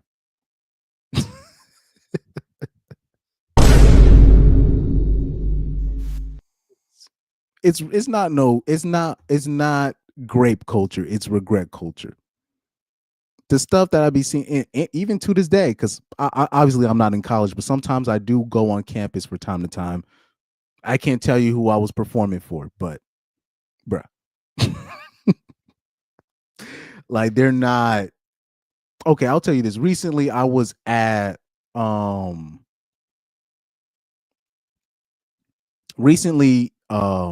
most recent campus I've been on. Oh no, that's a lie. That's a lie. Let me actually, because it's a spot in Connecticut that I so let me so there's a spot. It's not my most recent spot, but I remember doing something at the University of St. Louis. I was on campus over there. Kids were cool though. The kids were the kids were cool. But I'm just telling you, it's not what these hoes make it out to be, like this dude's praying. I'm not saying there's no predators. I swear I'm not saying that, but I'm just saying women go on college and the men that they target are the ones that are usually getting in trouble for these things. If that makes sense, right? So you're saying that the athletes are the predators, or the frat boys are the biggest predators, or the RAs, or whoever's the guy on campus, or the big man on campus, quote unquote. But women go on these campuses and they target these guys to sleep with. Those are the guys that they try to sleep with.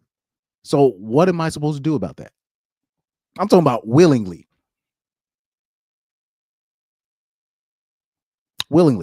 They're not, like I said, like Truth Hunter said, it's not grape culture, it's regret culture.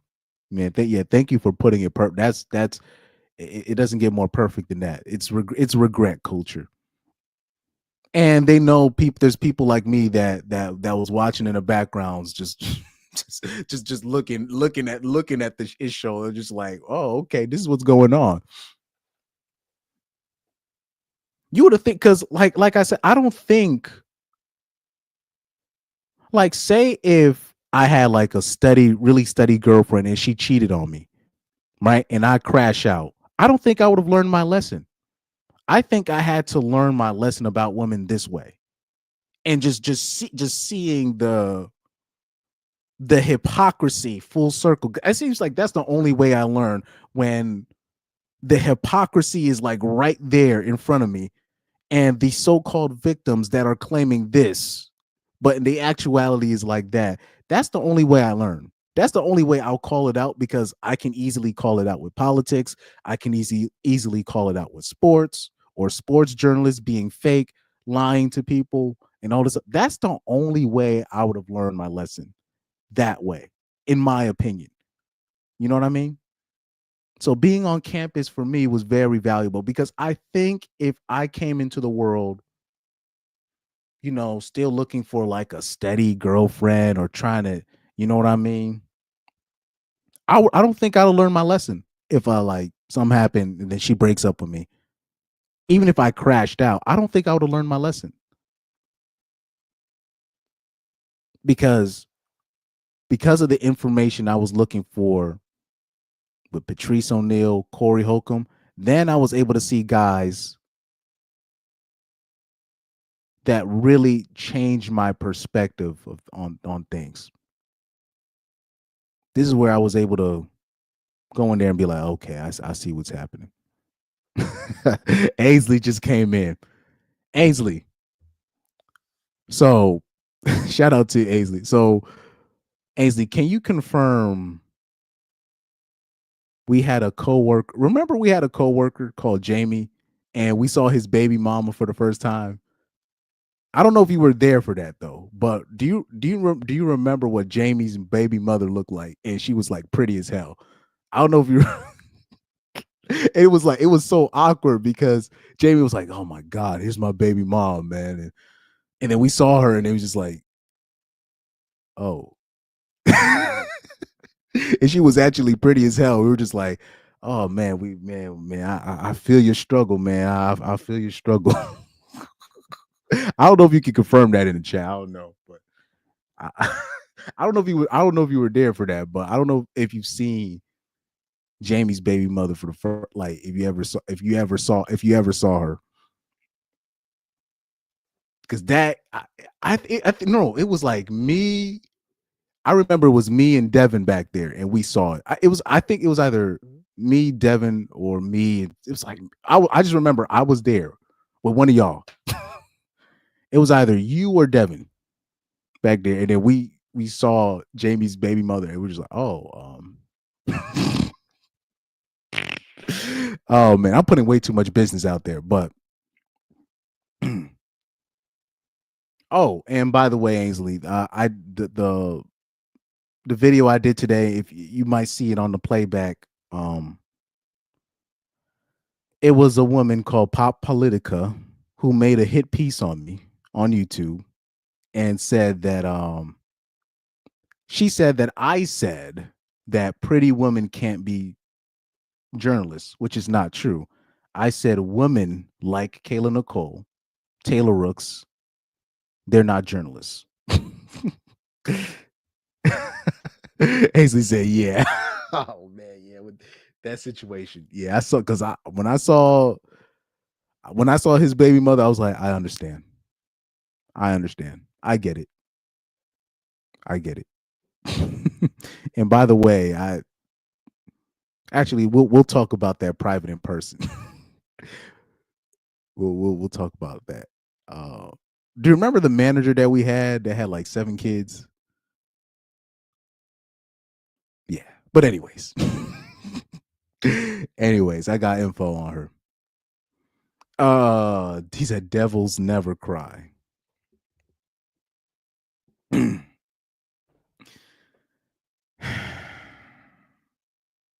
But like I said, there's a lot of women that do evil stuff, right? But we will never compare them to something demonic, right? A man will do something to us. It happened to me literally the other day. I'll be almost ready to square up with dudes at the time, but a woman will do something like dastardly to you and you don't realize this is dastardly. This is very dastardly. Like this is a punishable offense, but what ends up happening as a man, you just you take those feelings and you're just like, I can't act on this. Like, I just got to get away. Just got to get away from her. You know, before.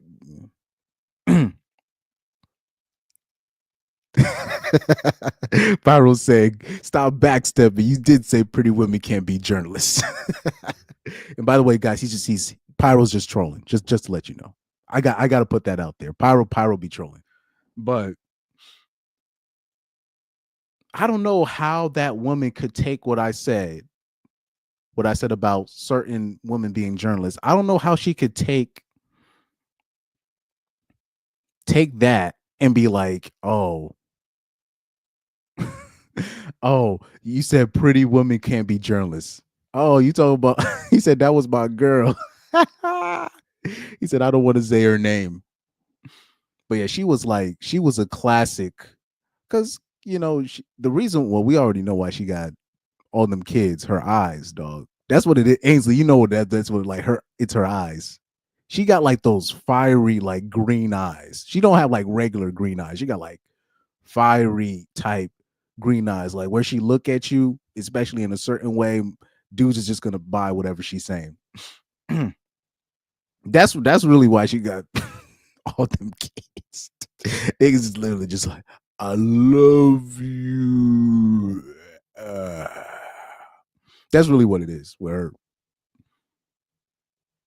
And the reason why I had brought her up earlier on in the stream is people think that a woman like that is, oh, there's no way she's cheating. And that's why I had to bring her up as an example. Ainsley, I'm gonna just leave it at this. She done gave Jamie a ride home a couple times. Don't even let Jamie know that I know this shit, because I love Jamie. Because I like Jamie had me laughing. Jamie was funny in a way where at first I was like uncomfortable when he found out the girl that I liked really a lot during that time, but I ended up loving Jamie because Jamie's hilarious. Like long term, he's hilarious, man.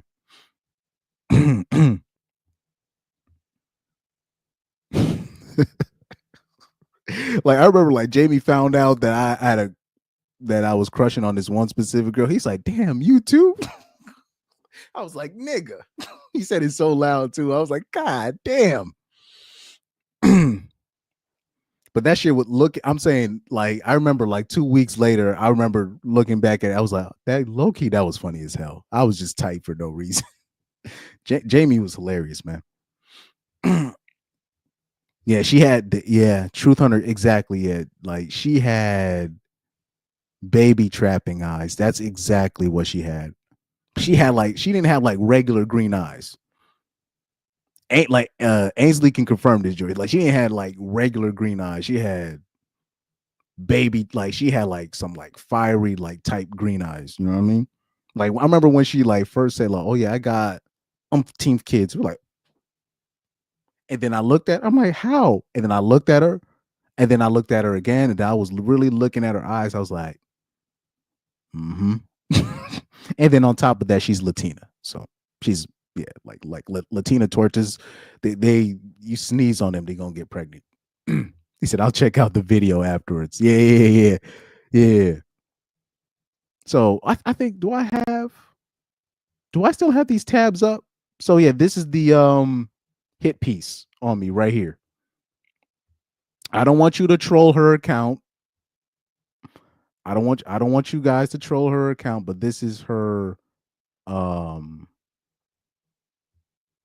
this is the hit piece. She didn't, because she doesn't even say my name, but she linked, she commented on my video originally on the Kayla Nicole Travis Kelsey video, and then she put a disagreement, and then she put the link to her video of her channel about me in this one. Now, the reason why I put attention on this is because she didn't even put my name on there. She didn't put my link of my video, so her audience can have my perspective, which I felt a bit offended by. By the way, I'm gonna give you a little bit of insight in my life, because I don't like certain women that'll say certain things like, "Oh, you just don't, you think pretty women are not supposed to do anything." No, I never said that. I never said that. Because the actual pretty women that are actually doing things, they face the most resistance. I'm talking about the most resistance. They act like, you'll see there's certain pretty girls you'll see on TV. You'll see them one time, you'll never see them again. Is because they have morals and principles, quote unquote, right?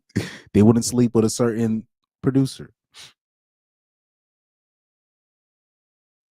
Because if you're pretty and you're talented enough, you can still go places. You just won't have staying power in the A-list celebrity realm for the most part. There's plenty of pretty women that are excelling in certain ventures, certain I know a pretty woman that does soccer analysis, and she does it better than most of the dudes I see on TV. A blonde chick, mind you.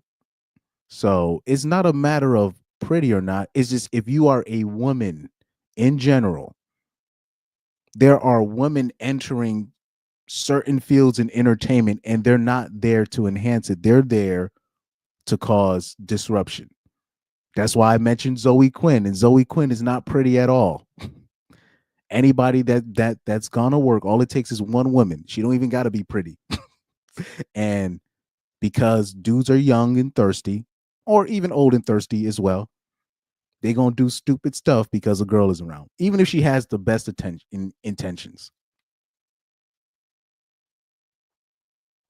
And when you're talking about women like Taylor Rooks, Kayla Nicole, these are not journalists. I'm sorry, they're not journalists. And to use that as a cop out to not hold her accountable for making fun of Travis, because she's really rubbing it in on Travis Kelce not winning a Super Bowl. Her ex not winning a Super Bowl. That's really what she was doing. But they're just going to play stupid and act like that's not what it is. So they're going to be like, she was a journalist.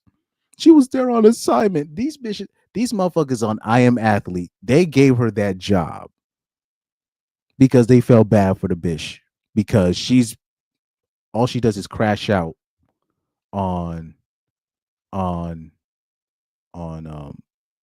she did was crash out thinking about the past with Travis Kelce. By the way, I did not do the South Holland super chat. I'm sorry. I'm mad sorry. Let me do this again. I'm sorry, man. We got money, nigga. We got money, nigga. We got money, nigga. We got money, nigga. Man, shout out to South Holland, one of my guys in here. He said, respect, CM, haven't been able to catch you lately. Yeah, it's just, I'm putting out the videos.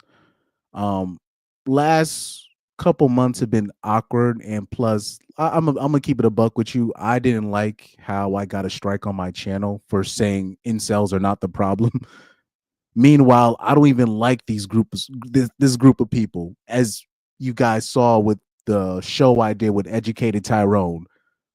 We don't even like these people. Like, we don't even really, I don't even cape for their cause. I'm just saying they're not the problem of the dating market. I've said I just found it weird that you have a specific group, the incels, the involuntarily celibate people. These are a group of people that are not even part of the dating market, and yet they're getting all the blame on what's going wrong with the dating market. That makes no sense to me logically. But unfortunately, women are obsessed with dudes that are not giving them attention. So this is why they've been OD going out their way to blame them for everything. A group of dudes that they don't even like, but they're gonna get all the blame. How does that work? Oh man. Pyro said, all she's going to say is now that at least I still have a leg up on Chris. I'm not going to say I'm wrong. I'm just going to call him a down low incel who can't get women. Oh, yeah. I don't, you don't want a strong black woman. You damn right I don't want one. You damn right. Holy shit, man. Like, they'll be like, I done heard, like, I done seen fat bitches be on here. He doesn't know how to handle a mature woman. Step aside, ladies. A real woman is here. And you're just like, nobody checking for you like that. That's like,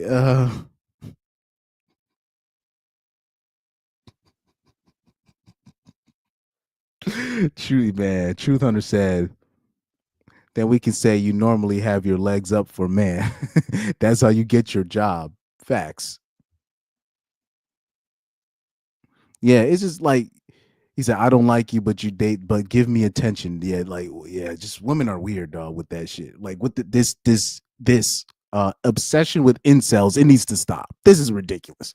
Like y'all saw the stream that I had with Educated Tyrant. Well, some of y'all saw it. Y'all heard what we said about incels. We just like, particularly when you're talking about Caucasian incels, those are just dudes that refuse to date women of color. That's what that's what Caucasian incels are. Caucasian because we know they're not talking about the Indians. They're not talking about the East Asians. They're not talking about those guys. They're talking about quote unquote incels that voted for Trump or sorry, for Orange Man, whatever, and they consider that incel. I'm like, those dudes, they just want a woman of their same race to love them for who they are. They're really blue pilled. They really have nothing to do with the RP space when you look at their philosophy. They just want a white woman to love them for who they are. And they just refuse to date women of color because they can literally just get an Asian girl. They can just get any type of Asian chick and they'll be all right. But they get all the blame. The logic, it kills me. But when I got that strike on my channel, they said it falls under hate speech. I was like, wow. I was impressed. I was just like, but that's literally what me and Educated Tyrone, we have that same opinion about the incels. They're harmless. They're harmless. They're just because the stereotype is, oh, he's just these weird out looking Caucasian skinny looking dudes with no bitches that want to hurt people. I'm like, what? Stop.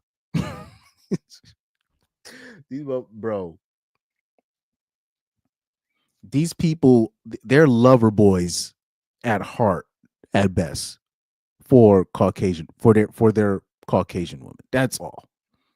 Because they can literally get a Hispanic chick, they can get an Indian bish. Look at JD Vance. They could literally get a Asian bish. They can get a black bish. Also, they can get one of them divesting bishes to do to do everything for them. Like they could pay for it. They can get a hooker. So it's not a matter of getting sex for those quote unquote incels. They just want they want somebody to love them for them. Fresh Prince CEO style. That's really what it is. These people are harmless, man.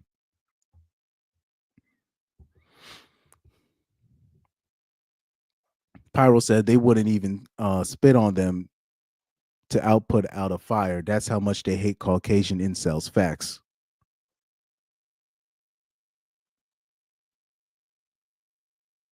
Yeah. He said they are agents. RP content too. How do you still get hate from women and the incels are agents? The RP, they don't like the RP. And then what they do is they group the incels with the RP. So what they'll do, like you'll hear women say this is this RP incel talk. And you're just like, oh, you fell for that shit too. Yikes. Like, I will say this. I know I'm an evil person, but if I was really evil, I'd have gone the Darius Jackson. What's the hell? What that whole ass nigga name? I'd have gone the Derek Jackson route. I'd have gone the preaching route because I could pull it. And just start pandering to broads. I could do that if I was really that evil. But there's something in me where I'm like, I won't do that. I ain't gonna do that. But I could pull it easily. if I was really that dastardly of a ninja, you know what I mean? I'd pull it because women are like the easiest things to literally cater, pander to, and just they'll take you seriously. And even with, I remember this one dude that came after Derek Jackson. This guy, he had like tattoos on his face, but he would pander to women. And this dude had like a criminal record with him like actually beating on women, and women still they didn't care because they were just, he was saying what they wanted to hear.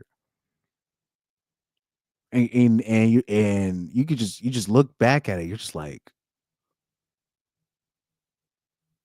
after the evidence comes out that he beats up on women, you still mad at me? What the fuck? How does that work? Where they do that at? But you know that you know. Oh yeah, but like that story I told you about what happened in college. Ever since then, like I can't trust what women say, bro. I can't.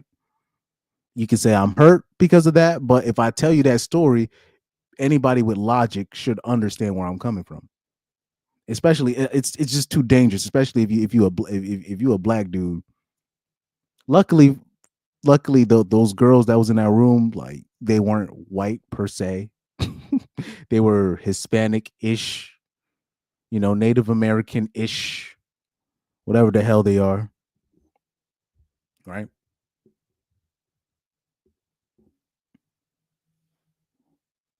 So, you know, but you man, it's I'm sorry, it's hard. And by the way, I keep telling you guys, after 2026, because you know, Gen Z girls, they're starting to hit their upper 20s. You got Gen Z girls in their 30s now. You got Gen Z girls about to start hitting their 30s in a little while. Once that happens, you're gonna hear every other Gen Z girl having a quote unquote SA story. You're gonna see it. And people go, I think people might, and I understand why people might think, man, you obsessed with this kind of, you know, with this essay or non-essay. I am invested in this. The reason why is because it's actually a serious thing and it's gonna get played out. That's how bad it's gonna get. Because you see how like I believe how, you remember when people used to think like racism is like the worst thing you could do? Now, because it's been so played out, too many people have used the race card so much, it's played out. It don't even mean nothing no more. That's what's gonna be with the essay stuff, the quote unquote grape culture. That's what's gonna happen, and it's not gonna be long term. It's not gonna be a good thing. It's not gonna be a good thing long term. It's not. But you know, but what? Yeah, once those Gen Z girls hit their early 30s, they're gonna start suing they're gonna start suing their sugar daddies. It's gonna be crazy because it's kind of a badly kept secret. But ask the average college girl. Most college girls know a girl that's on seeking arrangements. I would say you go on campus, it's about 30 to 40% of those girls is on seeking arrangements, or on some sugar seeking website.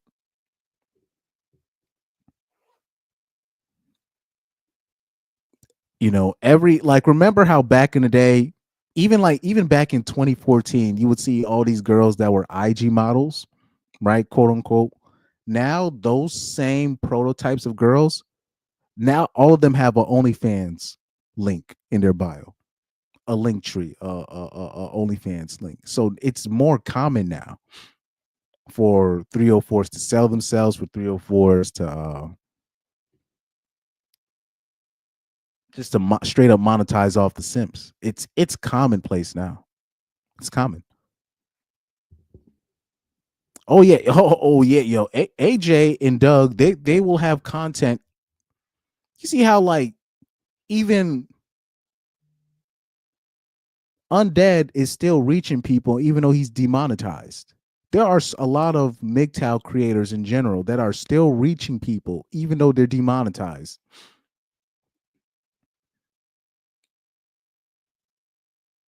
Because it's always going to be something new. And I'm telling you, from 2026, it's going to be a lot of these cases where it's going to be every other girl going to have a story. This is why I am here.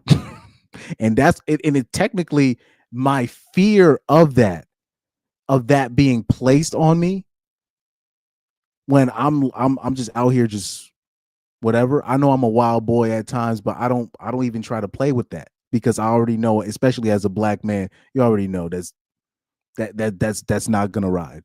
So my just off of my fear of that's what actually brought me to this space on ironically, where I did everything right and it still could have been bad. I still could have been beat.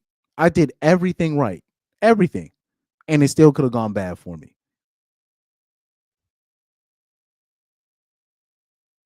Where the hoe was putting me the hoes put me in a situation, or my roommate in a situation, and the other three roommates in a situation where we could have had something tagged on us if the bitch had woke up talking about something happened to me.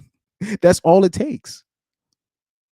Because most dudes they're not brave enough to be like, that story sounds like bullshit. When it comes to SA, they don't want to be the guy to say that. Because they don't want to be they don't want to be labeled as a woman hater. Apparently, that's dude's worst fear. I didn't know this was a thing until I was old. You know, my biggest fear was not even being late. Man, when I used to be so afraid of these dudes. You know what I mean? What they would do to me, if they would beat me up, if they would say something racist to me, if they would if they would disparage my name, try to ruin my career, try to ruin my soccer career, which I've seen dudes try to do to me. And meanwhile, these dudes are afraid of being called a woman hater. This is really where dudes draw the line. I'm like, oh, these dudes is pussy, dog. I'm like, you afraid to call bullshit because what is a broad, or it's a dude with some clout and you afraid of losing some money? Oh, okay. I didn't know.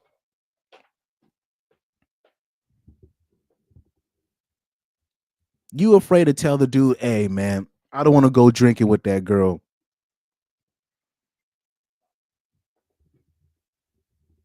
Because if somebody had called me a woman hater when I was younger, right? Even though I'm not saying I wasn't a simp, because I was still a simp when I was younger, right?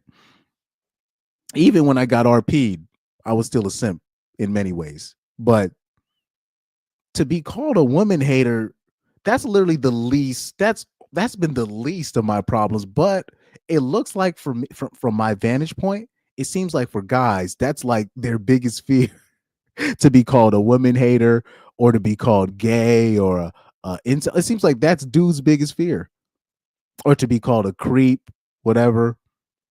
I'm like, I guess this is dude's biggest fear. I didn't know. Oh, I forgot about Sandman. Yeah, Sandman. I was watching him for a long time. But a lot of these guys, I started watching them around when I was in 2016. That's when I really started watching this kind of stuff. 2015 with O'Shea Duke Jackson, yes, a little bit, but I didn't really know what that was during that time. But yeah, mostly 2016, and especially when I was on college campus, like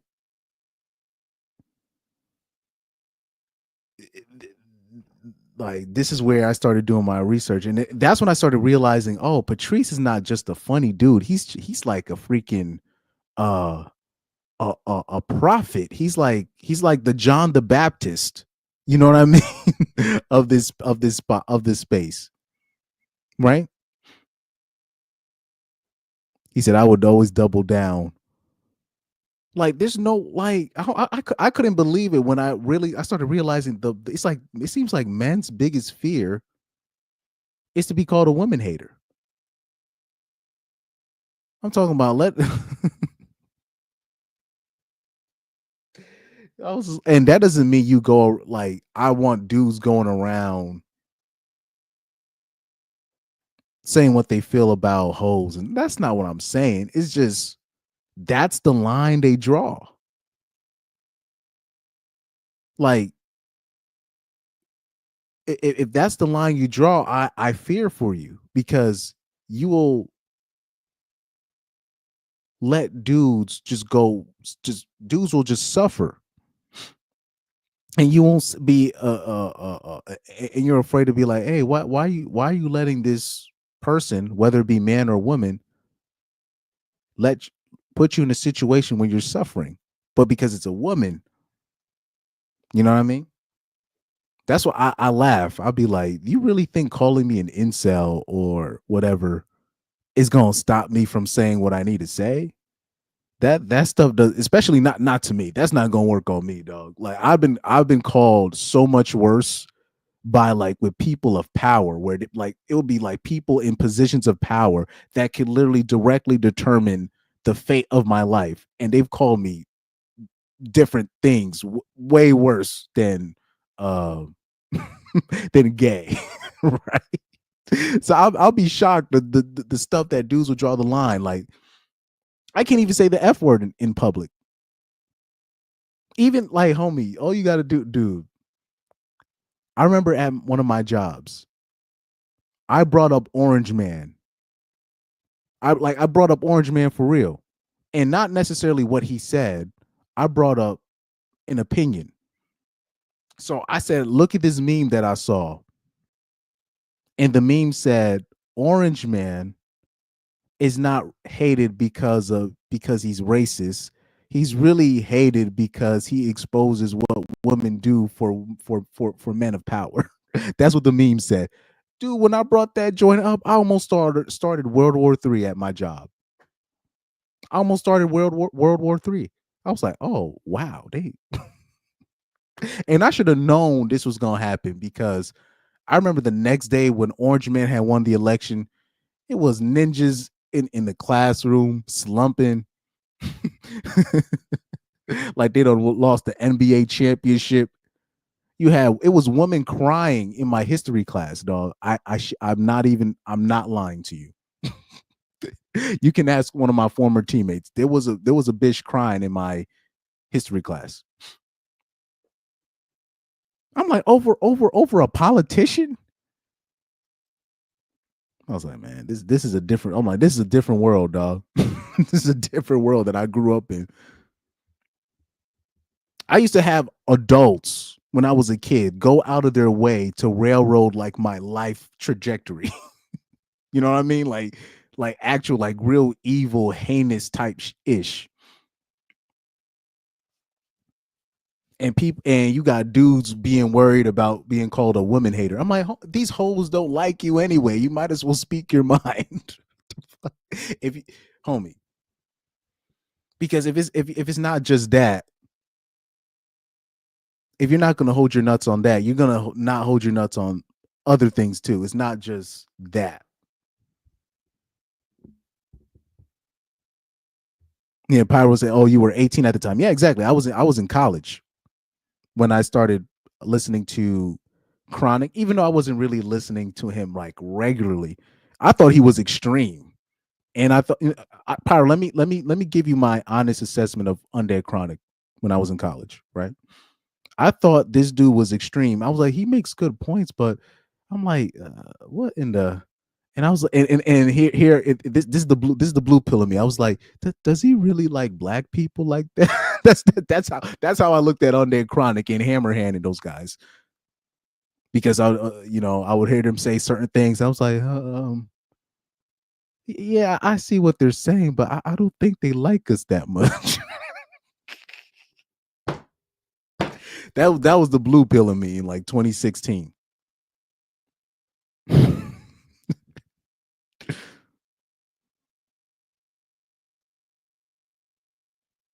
I used to think like these guys are. I'm like these guys are. I'm like they need to relax a little bit. They need to, you know. But the reason why I couldn't like full blown call undead chronic racist because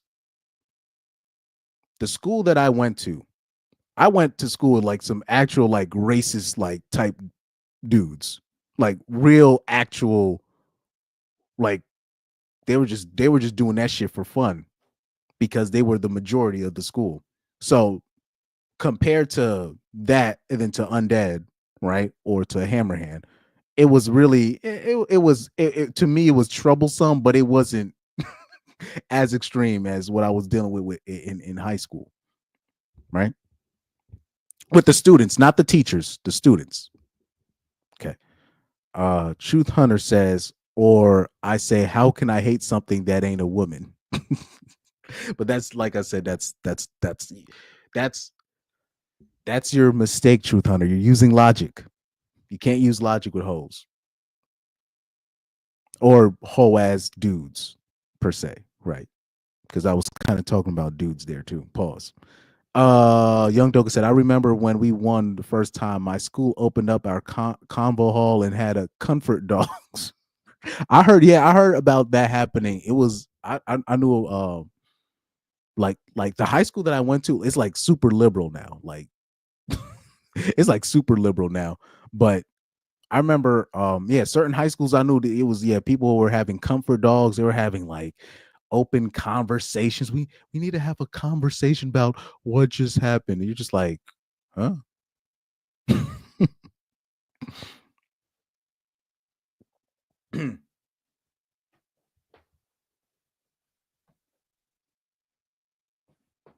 You know? Pyro said, he said, I thought Undead Chronic was extreme to him and Hammer. Yeah. I used to think something was wrong with Hammerhand. Right. Like I used to think Sandman was a nihilist, even though he made great points. I used to think like, yo, he need to relax. Even though he didn't say anything like in terms of with a mean voice. I'm like, damn, you really damn. You know what I mean? When they talked about the future of what we're coming into and to see it and to witness it, especially after what happened in 2020, the whole debacle of the year 2020. I'm never gonna forget the year 2020. That was a weird ass year.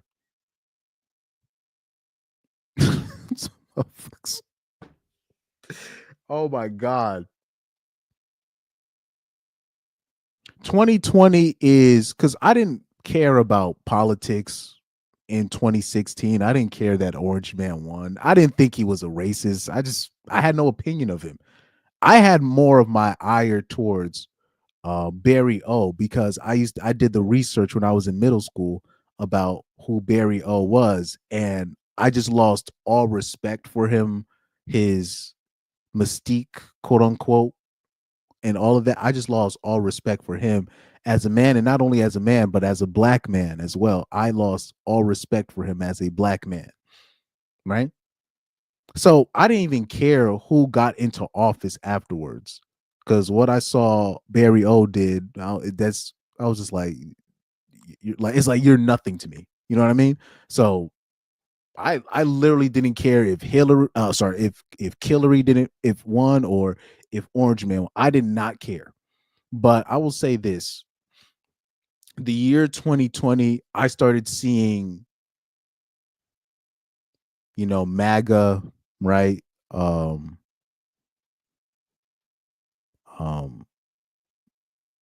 the right per se in a different light, because I really did back then. I really didn't care, even though I was more left leaning. I really didn't care if he was liberal or conservative. I didn't care, but I really started seeing the lunacy of the left during that year, and I saw the only way of sanity is through the MAGA people, right? It may be I'm a bit biased because there was a lot of MAGA hat wearing dudes that would come to Home Depot and stuff, and I was working there, and they were chill as hell.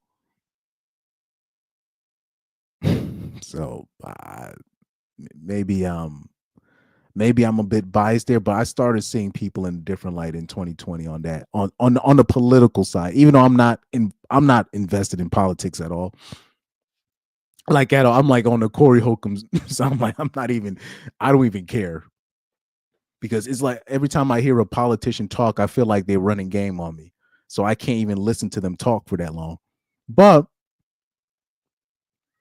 the people that started talking more sense, for the most part, were the MAGA hat wearing people, per se. Right? You know what I mean? So it's just I don't know. I don't know. And there was also there's some personal experiences with certain people of that right hand side. I won't share those personal experiences, but it made me look at things a little bit different. And plus, I remember I told you guys the story about the guy that be he'd come to the store and he'll drop his philosophy. He's really right leaning. He said, "Do you see what's going on right here? Right, America is under a spell right now." I was like, yeah, you can't disagree or agree with him. He's the customer. Right? He's the customer. He said, right now, America's under a spell. And he was right. I'm not even gonna hold him. He was right. So I got to give him his props to this day.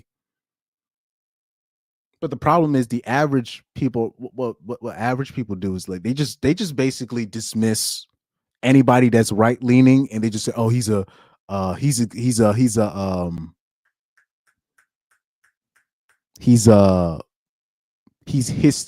basically compare you to Hister.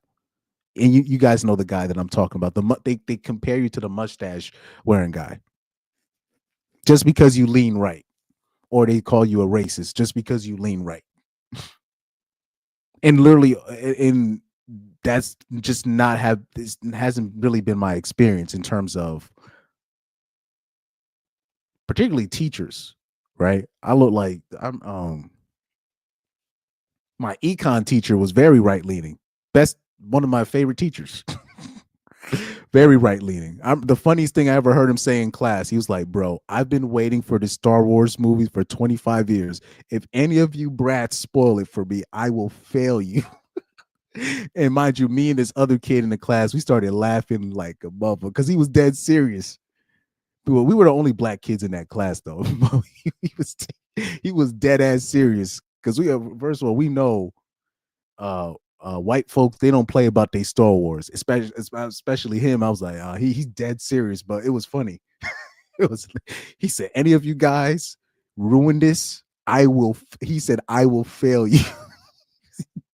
Dead ass serious. I'm talking about dead ass serious, man. Oh yeah, and my two favorite teachers that year, one was right leaning, one was left leaning. Both fair people. And the poli sci teacher I had was left leaning, liberal. She was cool as hell.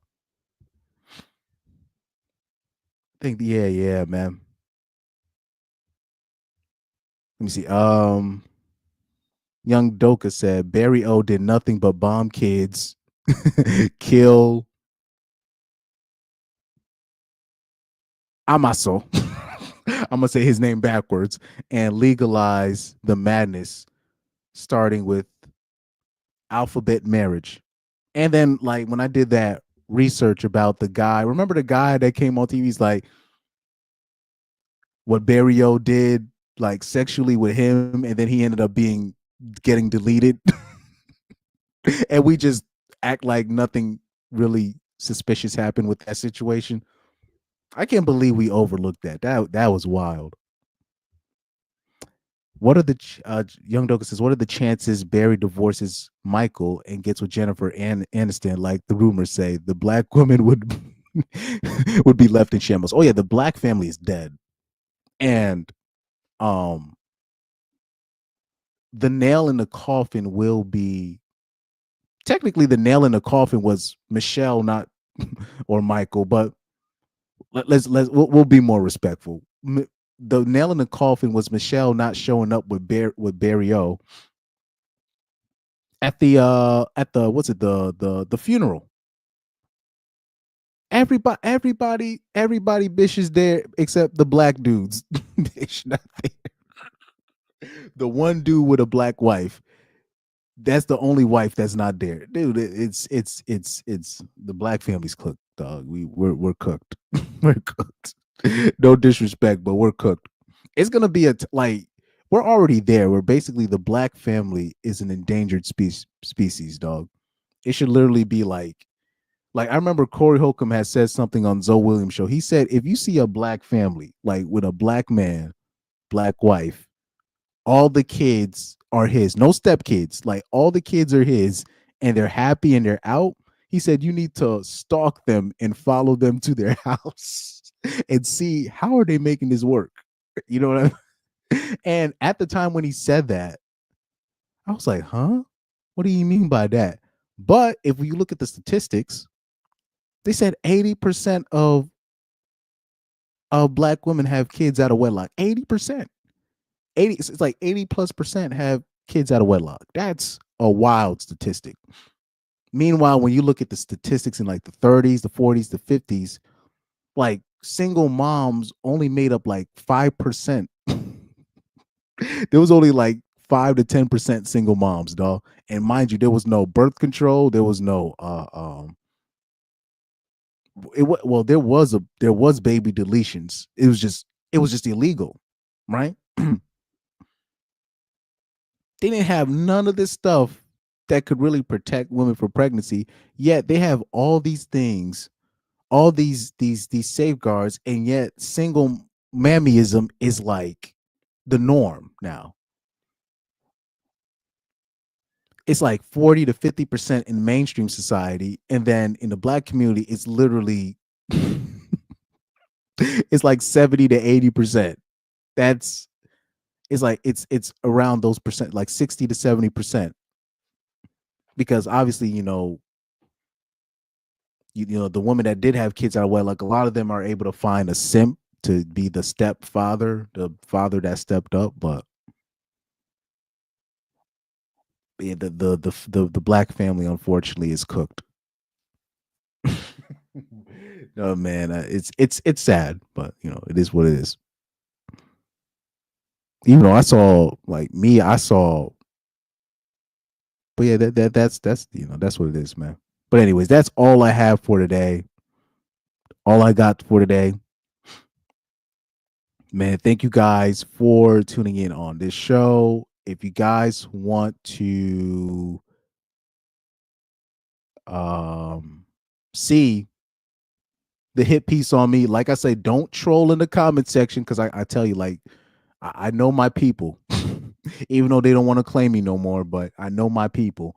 Like, black women are very sensitive about this stuff. Don't troll her page. I just want you to see the video, the hit piece, right?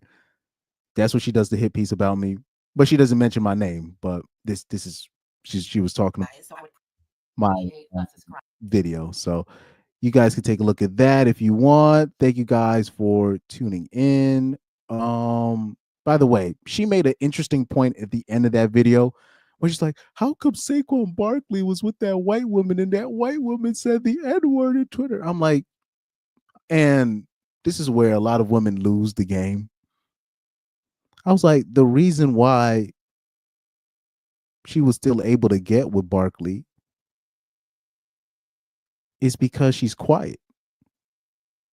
I have never heard her say nothing. Like, I've never heard her say a word, dog. That's the reason why she got Barkley. That's why a lot of black men end up with white women. It's just for their mental health. It's just for their mental health.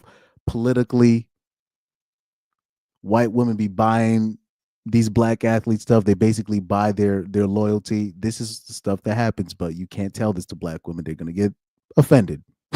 They're going to get they're going to think you hate them. But that's another story for another day. Good night, guys. GG's, like them streamers would say. But take care, guys, and good night, man. What video should I end it with? This one. Here we go. I don't want peace. I want problems always.